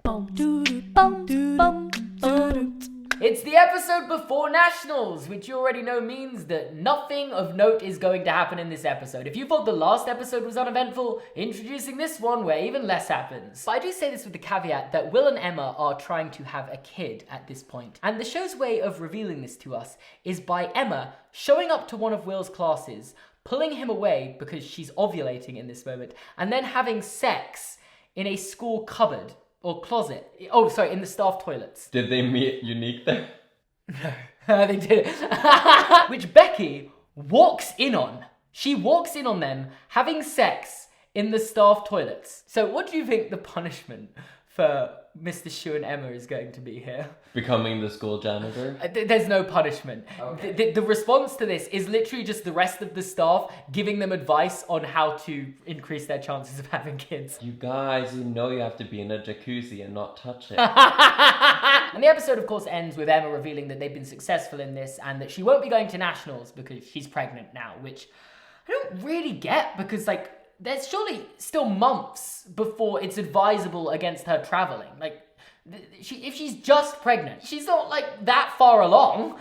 It doesn't matter. Oh, and also, because the name of this episode is Trio, Tina, Sam, and Blaine decide that they have been a trio this entire time and want to mark the end of their school year by doing a lock-in. So they break into the school overnight where they run into Becky, and also Artie feels left out of this trio because he also didn't realize they were a trio, much like everyone else. And then, meanwhile in New York, because Santana and Rachel are fighting, Kurt kicks them both out his band or restarts the band with just the remaining members being him, Danny, and Starchild, making them also a trio. I told you nothing happened in this episode.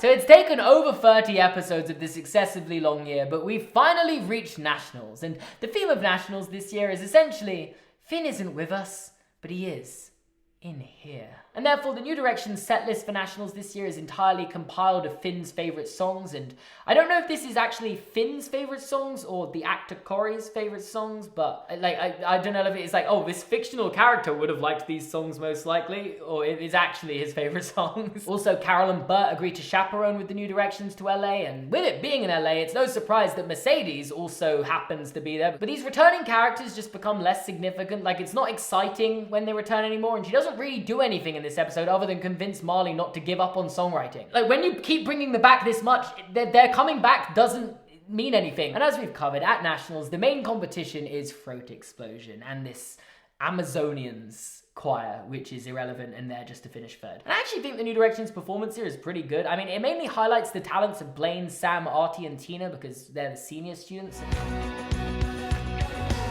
That was so embarrassing! Ew, I hate that. Why? Season 5 has just been such an embarrassment for everyone involved. But ultimately, the New Directions aren't good enough and finish in second, which means Sue disbands the Glee Club once and for all. She won. That's it. The Glee Club is over. On a positive note, though, the Cheerios won their national championship, so the cheerleading club is continuing. If you take solace in that. Upon hearing the disbanding of the Glee Club, everyone, even like April and Holly, return to save the Glee Club. Oh, and also by pure coincidence, this just so happens to be the 100th episode of Glee. So I don't know if they're just returning because it's the 100th episode, but in the plot of the show, they're returning to save the Glee Club. And that's what's going on. Once again, there are no questions asked about all these students who left the school a year ago just kind of hanging around this school as if they still go there. We have Puck trying to rekindle things with Quinn, the Unholy Trinity have a performance of Toxic, Rachel and Mercedes are having this fight over who's been more successful and end up having a diva off, which ends in a shocking draw. And they both agree that they're both successful and it's fine and they should be happy for one another, which is just so unlike Glee. And all in all, I assume this episode is just meant to be one big fan service episode to be like, oh, do you remember when this show was actually good and all these characters were still at the school? This is one of those episodes. Consider this to be a good episode, please. Essentially, though, the main argument in favour of the Glee Club remaining is that April's charity was the one that bought out the auditorium, so therefore surely the Glee Club could just rehearse at the auditorium and just rely on the foundation's funding from here on out. The problem is, apparently, Mr. Schu has already run through all of that budget, which I just want to say, that budget was in the millions, so I'm glad we finally got some realistic idea of what the Glee Club's budget was. because I knew it was insane. So even though everyone returned for the special 100th episode to try and keep the Glee Club alive, it didn't mean anything. It was just a fan service episode. Nothing changed. The Glee Club is still ending. And following that up, we essentially have an entire other episode of everyone trying to save the Glee Club, except by this one, it's kind of more them just like reminiscing about the Glee Club. They've kind of accepted it's over, and they're literally reminiscing about when the show was good. I mean, even Will seems to have accepted that the Glee Club is over now, which I feel like he kind of went through the 5 stages of grief over a Glee Club. This man has problems and he needs help. To be honest, I'd say the main storyline in this episode revolves around everyone trying to get Rachel and Santana to make up because their fight and dispute is so stupid, and I don't know how they're still mad at each other for this. She is literally just your understudy. Why are you mad about this, Rachel? However, and I never thought I'd see the day, but Rachel attempts to be the bigger person here by saying Santana can have 1 show a week as a compromise, which I also don't really get because Santana was just her understudy. She was never asking for 1 show a week because that's not what an understudy is. I don't know, I don't get it. But Santana also doesn't accept this offer, which felt like an offer too big. I don't know why she's even giving her this offer. Santana was like, no, I want the part fully now. And their fight continues until Brittany has a sit-down talk with Santana because, you know, Brittany's smart now for some reason. They're still continuing on that storyline. As she reminds Santana that Broadway was never her dream and convinces her to walk away from the role, which means Rachel has once again got exactly what she wanted and faces no repercussions for her insane actions. And as this episode comes to an end, Holly and the rest of the New Directions, past and present, show a video to Will about the impact he has had on their lives. And the episode finally concludes with all the seniors for this year graduating. Tina gets accepted to her first choice college, Brown University. Blaine, Artie, and Sam are all moving to New York to do NYADA, film school, and modeling, respectively. And Brittany is going on a trip to Lesbo Island. I'm gonna be honest, if you don't know, just don't ask. You don't need to know. It does not matter. And finally, Sue reveals to Mr. Shu that she does actually respect all the work he does with Show Choir and knows he's good at it. So therefore, despite the fact she has disbanded the Glee Club at McKinley, has got him a chance for an interview at Vocal Adrenaline. The episode then closes out with Mr. Shu reminiscing on the Glee Club as a whole. And everything about this episode feels so final. You could have ended it here. This is the second chance you had to end this show. This was a good finale. Okay, not good. This was a finale. You could have ended it here. And could have saved us 20 episodes. There are still 20 episodes of this show left. How is this season not over? What is there left to happen?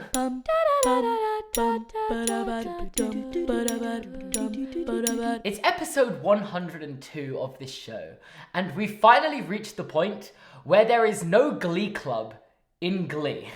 This show has literally just become a New York-based sitcom. It's literally a New York-based sitcom following the lives of the former Glee Club members who are out living in New York now. You've got Rachel reaching her final days of rehearsal before the opening of Funny Girl on Broadway. You've got Kurt and Blaine, who are both going to NYADA and spend most of their time on screen not communicating and fighting like a proper power couple. Sam is getting by couch surfing and trying to land modeling jobs. Artie is at film school and adapting to life in the big city as a guy in a wheelchair. Specifically in this episode, he gets robbed by a guy who's also on crutches and no one helps him.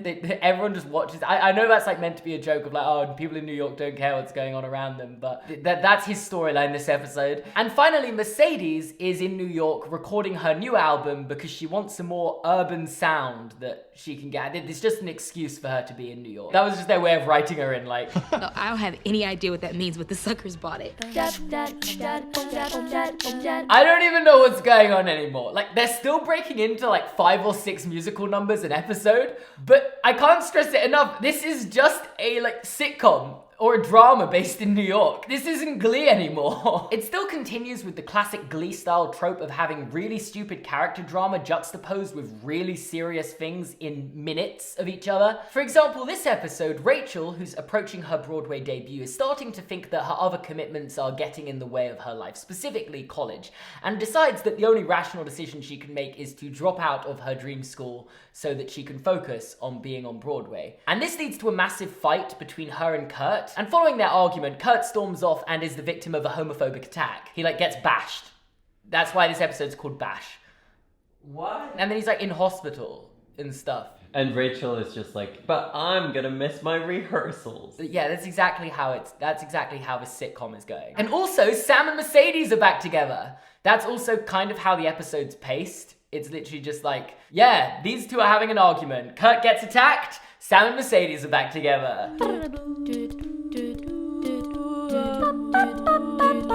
Honestly, I can't believe it took them over 100 episodes to have a STDs PSA.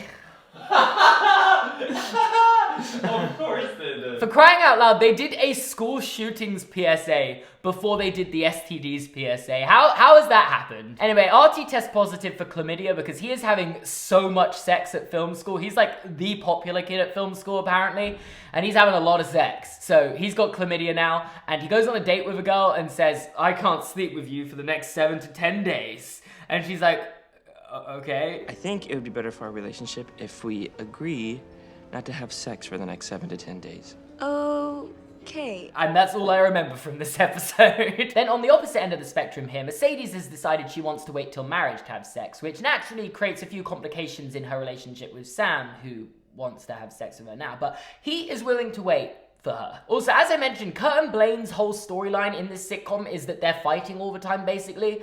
And they have the most stupid fight in this episode. Kurt is getting really in shape, and Blaine is kind of putting on weight. They're really subtle about this as well, by the way. I don't know if you can tell. And now that Kurt's super popular and in really good shape, Blaine has an inferiority complex. So they have a sword fight, because apparently they do fencing classes at school. And Kurt, like, properly attacks him with the sword. It's Rachel's opening night in Funny Girls. So Mr. Shu, Sue, Santana, and Tina all join the regular recurring sitcom cast for this episode in New York. Like, it's honestly weird to see McKinley in this episode because I kind of forgot that that was what this show was. And then they show a scene of Mr. Shu at McKinley and Sue at McKinley, and it's like, oh yeah, I remember when the show used to involve that school. And as you might expect, since it's Rachel's big episode, it's mostly about Sue, who comes to New York purely because Emma can't go because she's still pregnant, I guess. Like, how long has she been pregnant for? She doesn't even want to go. She only agrees to go because she's never been to New York before and wants to prove that she would hate New York. And naturally, as you might expect, she ends up sitting next to a New York Times reviewer at this play. She complains throughout the show and noticeably leaves mid-performance with some guy who also didn't want to be there. Like, we see him at the start trying to scalp his ticket, and then they go off and have like this weird romantic evening together. And she even breaks into Rachel's final number, like in unison with her, while those two things are happening simultaneously. It's so weird, I don't get it, and I don't really want to think about it anymore. Despite this though, Rachel's performance ends up going very well, and the New York Times review is very positive about her. Like, honestly, too positive about her. They do not have a bad word to say about her, and all they do is talk about how great she was. It's frustrating. Why can't things go wrong for this person? Also, I didn't even mention this, but Mr. Shu doesn't even end up staying for her performance because get this, while he's in Rachel's dressing room wishing her luck before she goes out, Emma calls him saying she's going into labor, so he literally has to rush off to meet her in the hospital while Rachel's performing, and then it ends with him revealing that he's had a son called Daniel Finn Schuester.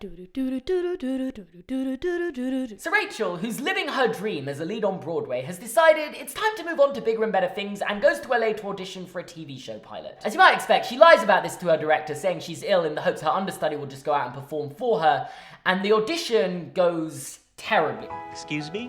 Yes. That was beautiful. Thank you. But we really don't need you to sing. Like, it's uncomfortable to watch how bad this audition was. To make matters worse, her understudy gets injured, so Rachel is required to perform that night, even though if she was sick, surely she wouldn't be able to perform anyway, but that's besides the point. She's got a crisis that she needs to get back from LA to New York in time for her show later that evening. And she's not going to succeed in that. She's stuck in traffic. It's a nightmare. Fortunately, Santana's still in town and knows the part, so offers to step in, but things are not fine and dandy for Rachel, because the producer knows that she lied and missed the part to do an audition, and says if she ever misses another show, she will be fired and never allowed to be on Broadway again. So, yeah, Rachel basically just put everything on the line for nothing. Let's see if she ends up facing any consequences for her actions this time. And if there aren't enough ongoing storylines that aren't related to each other going on in this show, Blaine impresses some old lady who decides to make him her prodigy, I guess, and she just kind of takes him round to her rich people parties like he's some sort of show pony. And as expected, this all creates a rift with Kurt because she's not interested in Kurt and doesn't think he's talented, and Blaine consistently lies to Kurt about it, and I'm sorry to say that this storyline continues on till the end of the season. I'm reading this back and I'm genuinely still shocked how quickly this is all paced, because it's suddenly become public information that Rachel missed the show because she faked a sickness, and therefore she's getting some bad press. So Santana offers to become her publicist, which does not make sense with her character, but we're gonna let it go. And they start doing these publicity stunts, specifically with some rescue dogs to improve Rachel's public image, leading to Sam adopting a puppy who rampages through their house and destroys various things, including Mercedes' weave. And you can work out for yourself how Mercedes takes that and how all of that goes down. But either way, despite some hiccups, Rachel's public image is flawlessly restored. Oh, and also, not that anyone cares about being filled in with this, but if you're wondering how the Blaine and the old lady storyline's going, she wants to put on a Niada showcase starring him, but doesn't want to include Kurt, and he's obviously lied to Kurt saying she does want to include him, even though she doesn't. And this somehow inadvertently leads to Kurt playing Peter Pan in an old people's homes production of Peter Pan. Please don't ask.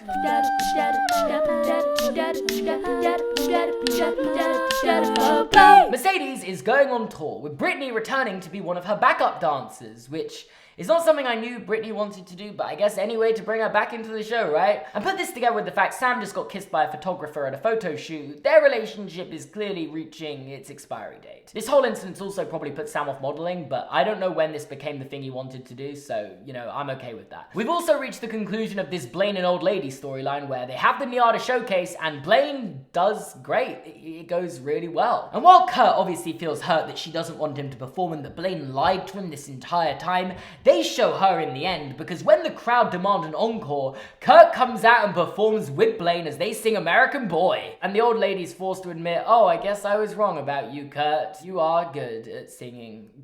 But most importantly, in relation to the title and the A-plot of this episode, a screenwriter has been sent to make a TV show all about Rachel. Like, Rachel failed in her first TV show audition, and then they were like, how about we just make a show about you instead? So we have this really over-the-top artsy screenwriter character introduced to shadow Rachel and her friends so that she can learn about their lives and write this show. And in a huge shock that no one could have seen coming, they all find her to be annoying and too much and absolutely hate her pilot because she changed all of their personalities. So Rachel decides to break into song in public and convince her to make a show about what they're really like.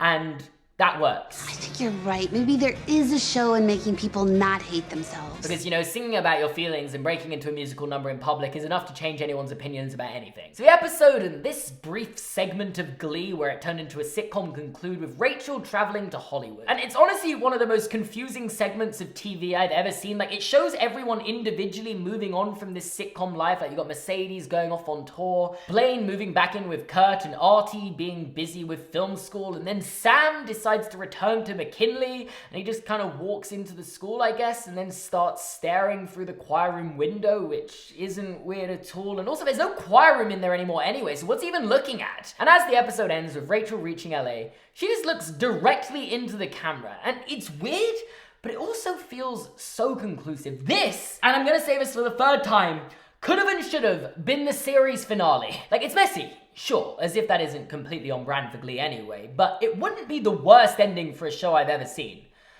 But somehow, there's still one more season. And we'll get into that in a second. I just want to go through my final thoughts on season 5. So this season is absolutely all over the place. I have never seen a show struggle this much with knowing what to do with its characters and what its story. Like, it just changes its mind, apparently. If I have one takeaway about this, it's that there's no good reason for this show to have got to season 5. This show probably should have ended after season 3. It definitely should have ended after Corey died. I don't know how it's still going, but here we are. It's time for season 6. You go behind the camera though. Oh, okay. I actually have great news. Rachel has finally failed at something. Oh, yes.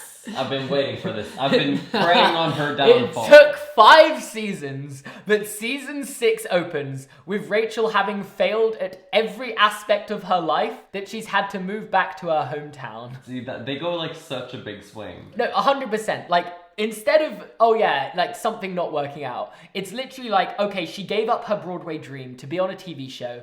That TV show has failed, so now she can't return to her Broadway dream. She also left college, so now she has to go back to square one, where she returns home and finds out that her parents are getting a divorce. Everything just had to go wrong for her. There's something to shows that for like the first part of them, base so much of their time around like a school, where their school is like the main set, that when they venture outside of that and start to put them in other places, it just never works. Yes. If you change the format that much, it kind of has to be bad in the first place and need fixing. Because if it's broke, don't fix it, you know? I just said if it's broke, don't fix it. And now we're following her journey back to the top. And it starts right where she started, back at McKinley. And she is now going to be the one coaching the Glee Club, which she is funding with her own money. Which money? The money she got from her TV show and Broadway career, I assume. So I guess you could say they're putting the Glee back in Glee. Also, in the stuff that's way more interesting than the stuff that happened in this episode that happened in between the seasons, Blaine and Kurt have broken up. So naturally following that, Blaine flunked out of NYADA and has returned to coach the Warblers. And while Kurt still is at NYADA, he's returned to Lima because he wants to get Blaine back and is doing like a year abroad, what's it called? He's doing a work-study program where he's helping Rachel run the New Directions this year. So it's both Rachel and Kurt running the New Directions this year. And of course, Mr. Shu is now coaching Vocal Adrenaline, the main villain group from the previous seasons. Oh my god. So everyone's just back at their schools coaching their old show choirs. And you might think this is a decent setup. We've got 3 main characters coaching 3 of the main Glee clubs going into this season. You know, I can see the conflicts and dramas that are going to be set up here. But it's because I haven't mentioned what might just be the worst character decision in the history of this show. And that is saying something, being that Blaine is now dating Kurt's old homophobic bully, Kurofsky. You don't do that. There's no reason to do that. And it's not like this is like a way to try and get him back or anything. This is a serious relationship that the show is like genuinely like committed to. It's one of those things that when it was first introduced, it was so unserious to me that I thought it was genuinely going to be a nightmare sequence that Kurt was going to wake up from. And I was like, oh, that's real. Which, again, it's not the first time that's happened when watching this show. See, with Hannah Montana, they just did that, but it was like nightmares. The writers of Hannah Montana care about their characters more than this show cares about the characters, by a long way. And that's saying a lot. They do not care. Oh, and also, following the end of last season, Sam is now the deputy football coach behind Coach Beast at McKinley as well. So he's also at the school. Because everyone's got to be back at the school.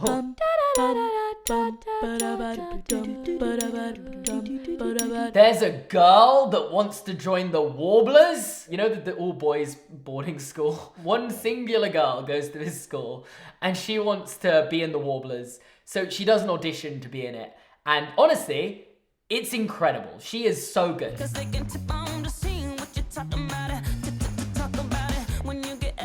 In the early seasons, there was some level of like, this could be them singing. They're not even a music hall. Yeah, and there's like full instrumentals in the background. Like, where are these drums and like instrumental accompaniments coming from? All questions aside about how a girl is able to enroll in an all-boys school, apparently there is a Supreme Court of Warblers who get to decide whether someone's worthy of joining. And also, despite the fact her audition is incredible, they don't let her in because she's a girl.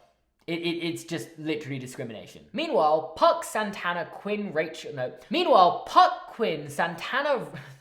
Puck, Quinn, Santana, Brittany. Meanwhile, Puck, Santana, Quinn, Tina, and Meanwhile, pretty much everyone else returns to McKinley for this episode to help Rachel and Kurt recruit for the Glee Club. It's a new season, but the lack of lives these guys have remains the same. So let's go through who the Glee Club this year is going to be. Firstly, Rachel discovers this loser who wears headphones all the time, and she found out he can sing. There's these 2 siblings that are attached at the hip, and both cheerleaders, I think. Are they really attached at the hip in real life? No, sorry. No, I just meant that in an expressive sense. The only thing I can remember about these 2 twins is there's the boy twin who is in the cheerleading team, and he's straight, which is funny when you consider that the main jock football player this season is gay. And then, of course, we have Jane, the girl who was just rejected by the Warblers, who just is allowed to move schools a couple weeks into the year, I guess, and enrolls at McKinley and joins the New Directions. We also still have Kitty at the school, and she is head cheerleader once again, and because the rivalry with the Cheerios is back,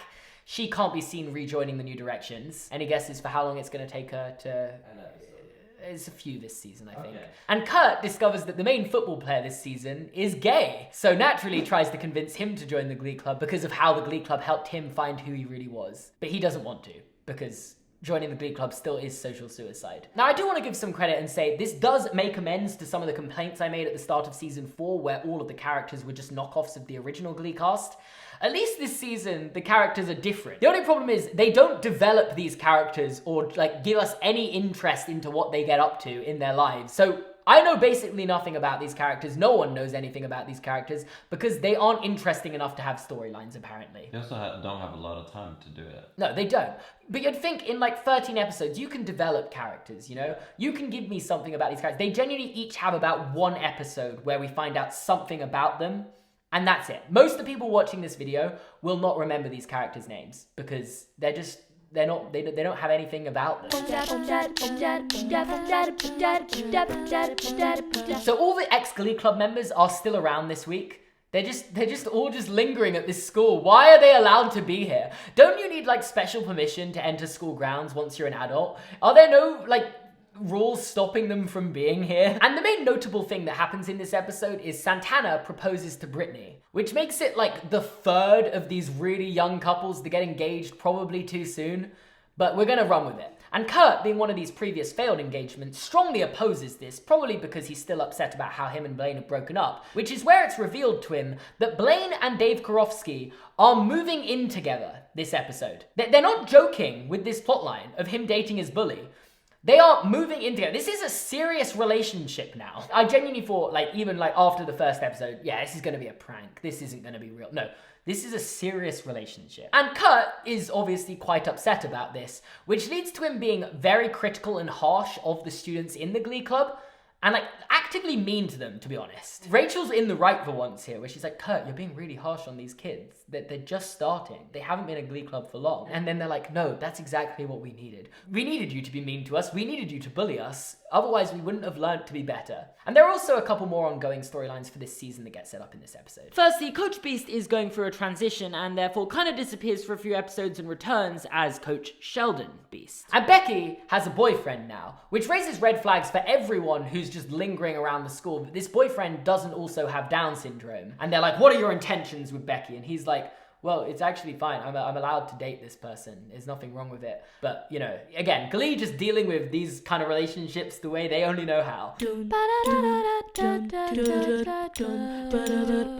So here we have a dedicated 2-part episode to Sue's Hurt Locker, which is essentially this creepy storage unit she has where she plans her supervillain plots to take down the Glee Club. And she's just Doofenshmirtz.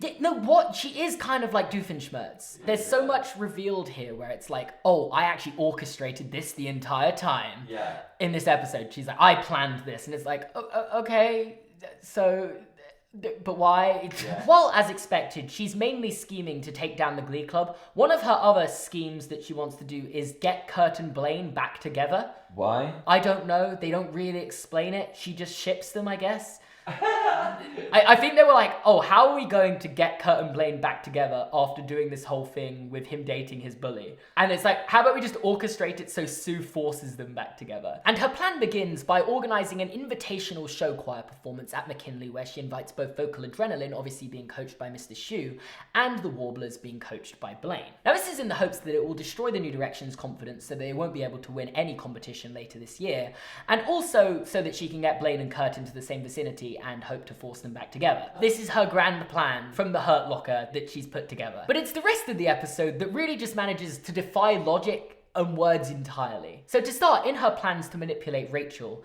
she hypnotizes Sam to make him fall in love, flirt with, and kiss her, so that then he will then manage to like be in Rachel's trust and convince her to sabotage the Glee Club. Then in her efforts to break up Blaine and Karofsky, she leaves a live bear in their apartment. And this is a joke because Kurt tells her that Karofsky is into bears. So she leaves a live bear in their apartment in the hopes that Karofsky shows up and like leaves Blaine for this live bear. Is this a dream sequence? No, this is all real. She also arranges for them to have a date where all of Karofsky's exes, which considering he's only been out for like a year or so, there are a lot of, all of these exes are at this date. was what I was trying to say. I'm sorry, she filled a whole diner with his exes. Anyway, the first part ends with vocal adrenaline, show-stopping performance, very much crushing the confidence of the New Directions. And just as the Warblers are about to go out and do their own performance, she traps Kurt and Blaine into a fake lift, where they are then forced to be enclosed in a space together in the hopes that they will fall in love. Can you work out how long do you think this is going to last for, by the way? Like an hour? I don't know. Multiple days. She extends this competition for multiple days after Vocal Adrenaline's performance, so the New Directions have time to like work out a performance and put something together that can compete, and then traps them in this lift. Like, they are filing missing persons reports for these two people. Are they pissing and shitting in there? I think so, yeah. I think it's a fake lift, so I actually do think they explain that. A Sue toy in the like style of the Saw toy comes into the lift and says they can only leave once they kiss. Passionately as well. They can't just do a little kiss, they have to passionately kiss. I thought she was kind of homophobic. She's got some weird shit going on. So yeah, in the meantime of this, Rachel files a missing persons report for Kurt. Also, don't forget, Sam is still hypnotized to seduce Rachel, and part of that scheme is that he gives her an awful set list of songs and tries to convince Rachel to get the Glee Club to perform those songs to sabotage them. But Rachel manages to break his trance by clicking her fingers and doesn't take his advice on the set list. And those two are not going to be together because she's like, no, I need to put myself first right now, even though I like you, Sam. And in the meantime, because obviously they need more numbers to perform, Sam manages to convince the gay footballer to join, because I guess he was on the football team, even though Kurt was also on the football team at one point, and manages to give him a perspective that Kurt wasn't able to provide him with. And I'm kind of okay with that. It's the fact that Rachel manages to convince Kitty to join the Glee Club this episode, despite the fact Kitty was so firmly against it before this episode, and just does a complete 180 on this. Not only that, but helps Rachel prepare a set list for this performance where they break into and hack into Sue's computer and find out what her favorite songs are, compiling a set list of Sue's favorite songs. And the episode concludes with them performing this set list of Sue's favorite songs while she's being moved to tears. And in the climax of it all, Kurt and Blaine passionately kiss to escape the elevator. It's how a two-part, like hour and 25-minute episode of Glee concludes.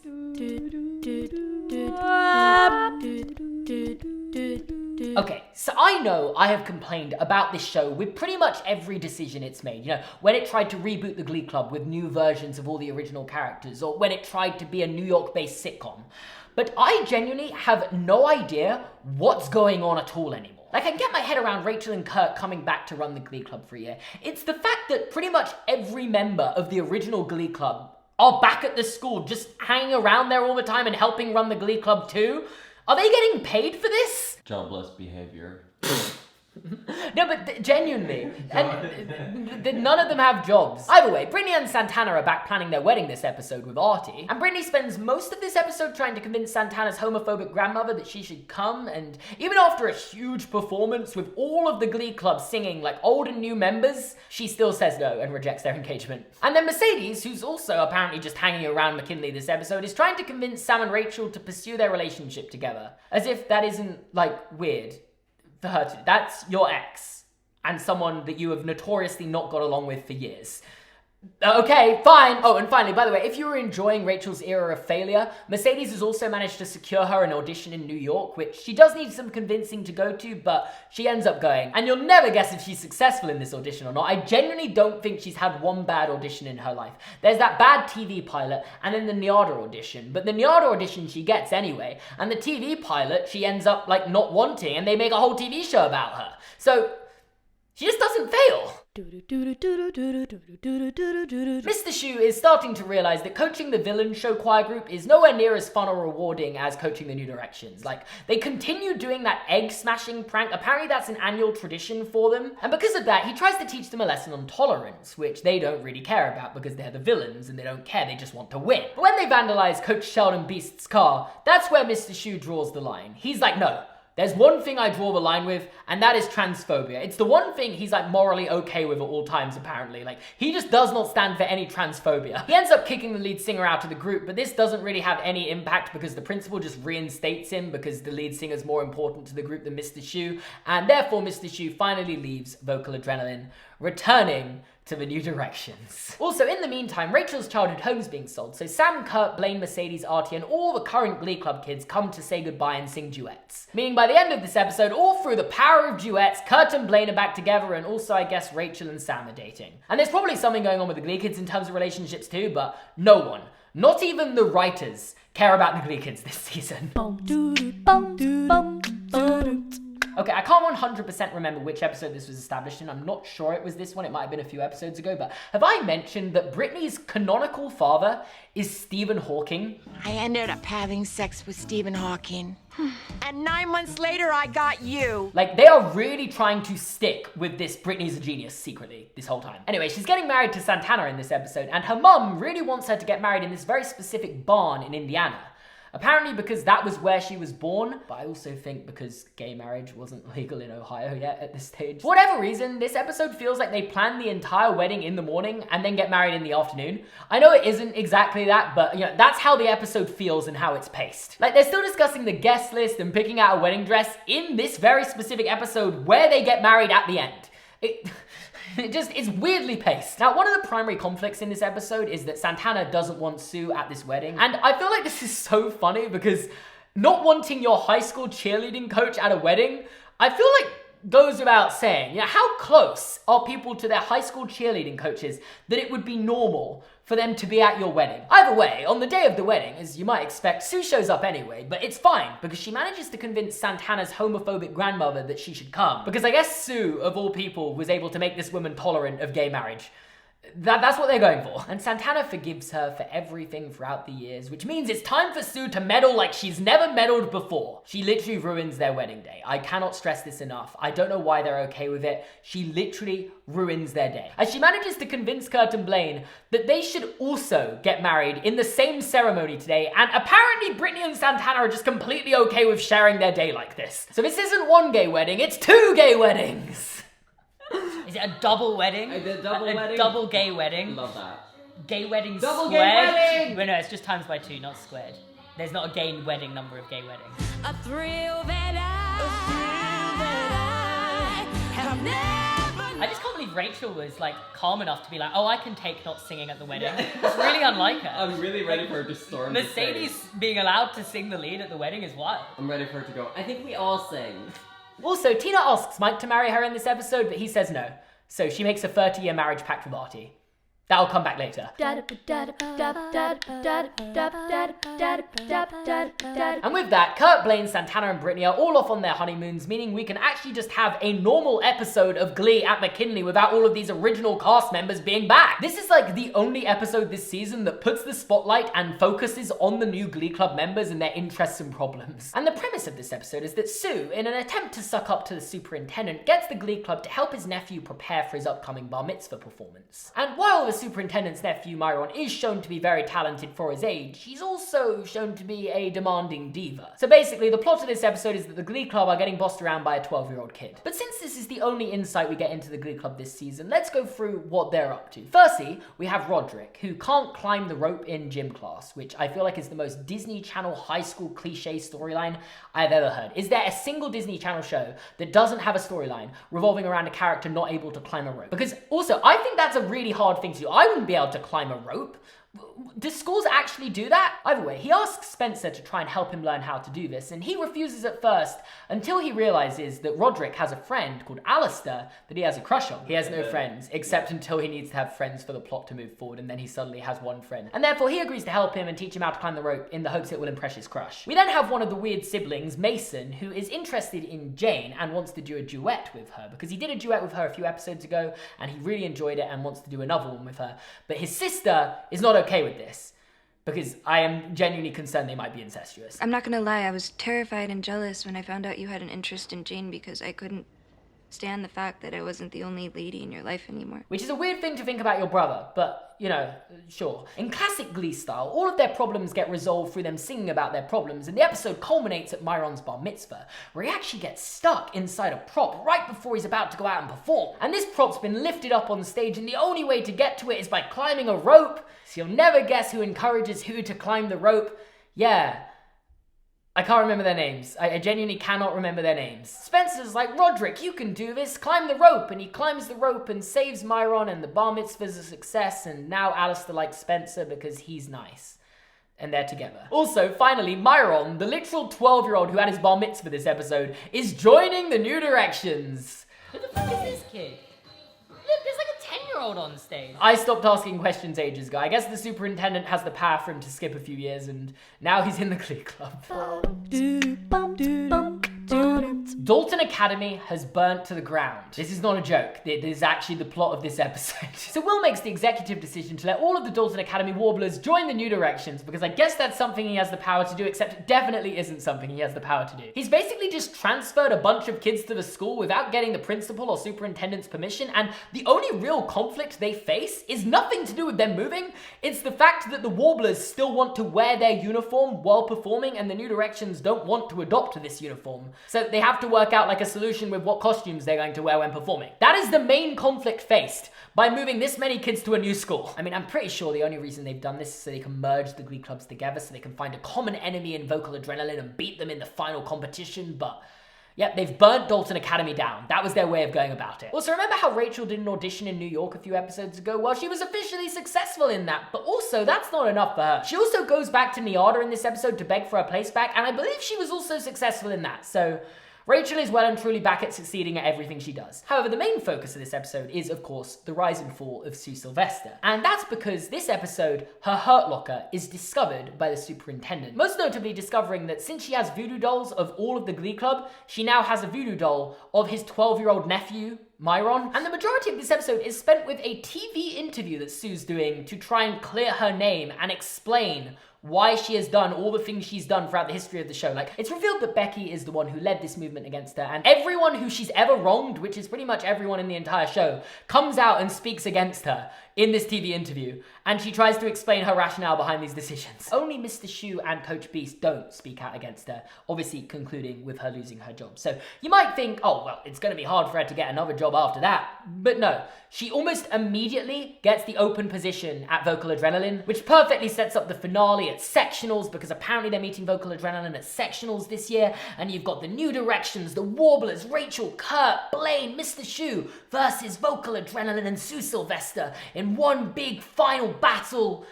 Who's gonna win?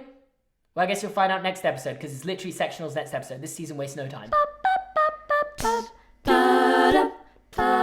So the main conflict going into sectionals, as we've kind of already established, is Sue. And I want to say, she doesn't really seem to care about Vocal Adrenaline winning. She just wants New Directions to lose, and she does everything in her power to ensure that will happen. Firstly, she glitter bombs them. She cuts the water supply at the school. She firebombs Will's car. But as always, all this does is bring the New Directions closer together and make them more determined to win. There are a few conflicts within the New Directions as well, like Spencer and Roderick aren't as good at dancing, so they need to take extra classes, and Spencer ends up hurting his ankle, so has to come out and perform in crutches. But like, I don't think that really matters. Who cares? Like, I do not care about Spencer one bit. I would have forgotten about him if I wasn't making this video. Rachel's also then facing a mini conflict of her own, where she's trying to decide whether she should go back to Neada or Broadway. And while Sam and Kurt both think she should go back to Neada and focus on her education, there's a twist, because Jesse St. James returns and reveals that he is going to be the co-lead on this musical that she's auditioned to be in, and he thinks that she should go back to Broadway. Anyway, the episode concludes with this sectional show-off between Vocal Adrenaline, New Directions, and this other group that performs with birds. And again, I'm pretty sure these two groups have met at both nationals and regionals before, so I have no idea how they're meeting at sectionals this year, but we're just gonna let it go, because Vocal Adrenaline do the most Sue Sylvester performance of all time, shooting people out of a cannon. It's a callback, oh my god! And yeah, it's almost too much. It is too much, matter of fact. And the New Directions come out performing Chandelier, which is a friendly reminder of how old this episode is. And for the first time ever, I have literally no opinion on who should have won this. But Vocal Adrenaline lose, and the New Directions win, and they get to celebrate another championship victory over Vocal Adrenaline. Who cares? Who cares? Why is this still going on? How are there still 3 more episodes of this show? This should be it! Sue then claims to Will that she actually planned these pranks on the New Directions in the hopes it would bring them together and help them perform better, and intentionally sabotage Vocal Adrenaline as well. Which I'm not sure I buy. I really am not sure of that. I get that's nice and everything, but I don't think that's what happened. And the episode concludes with Rachel telling Jessie she's turned the Broadway role down to go back to Neada, as she sees it as a second chance to remake the decision she made a year ago. And that's it. They kiss for some reason as well. I don't get what's going on. Why are you kissing? You guys just... That makes no sense. As may be suggested by the title, we have an entire episode of Glee taking place in 2009, essentially during the first episode of Glee. I guess it's just like this is what also was happening during that first episode that we didn't have time to include. I believe the main thinking behind this is probably, oh well, people liked season 1, so how about we just give them an episode of season 1? It didn't work. This is not a good episode of TV. And the entire theme of this episode is just, remember when Will decided he was going to take over the Glee Club? Did we ever show you his wife's reaction to it when he told her? Or remember how Kurt was struggling before joining the Glee Club, being closeted with no friends? Well, did you know he was actually depressed and forced to join a club by his dad to try and improve his mental health? Did you know Tino and Artie actually tried out for the Glee Club on a dare? And that Will and Sue are actually good friends before he took over the Glee Club, and this is what ruined their relationship? And then the episode ends with the actual scene of the Glee Club singing Don't Stop Believing for the first time as Mr. Schue watches on. That's the penultimate episode. We have got one more to do. We are finally there.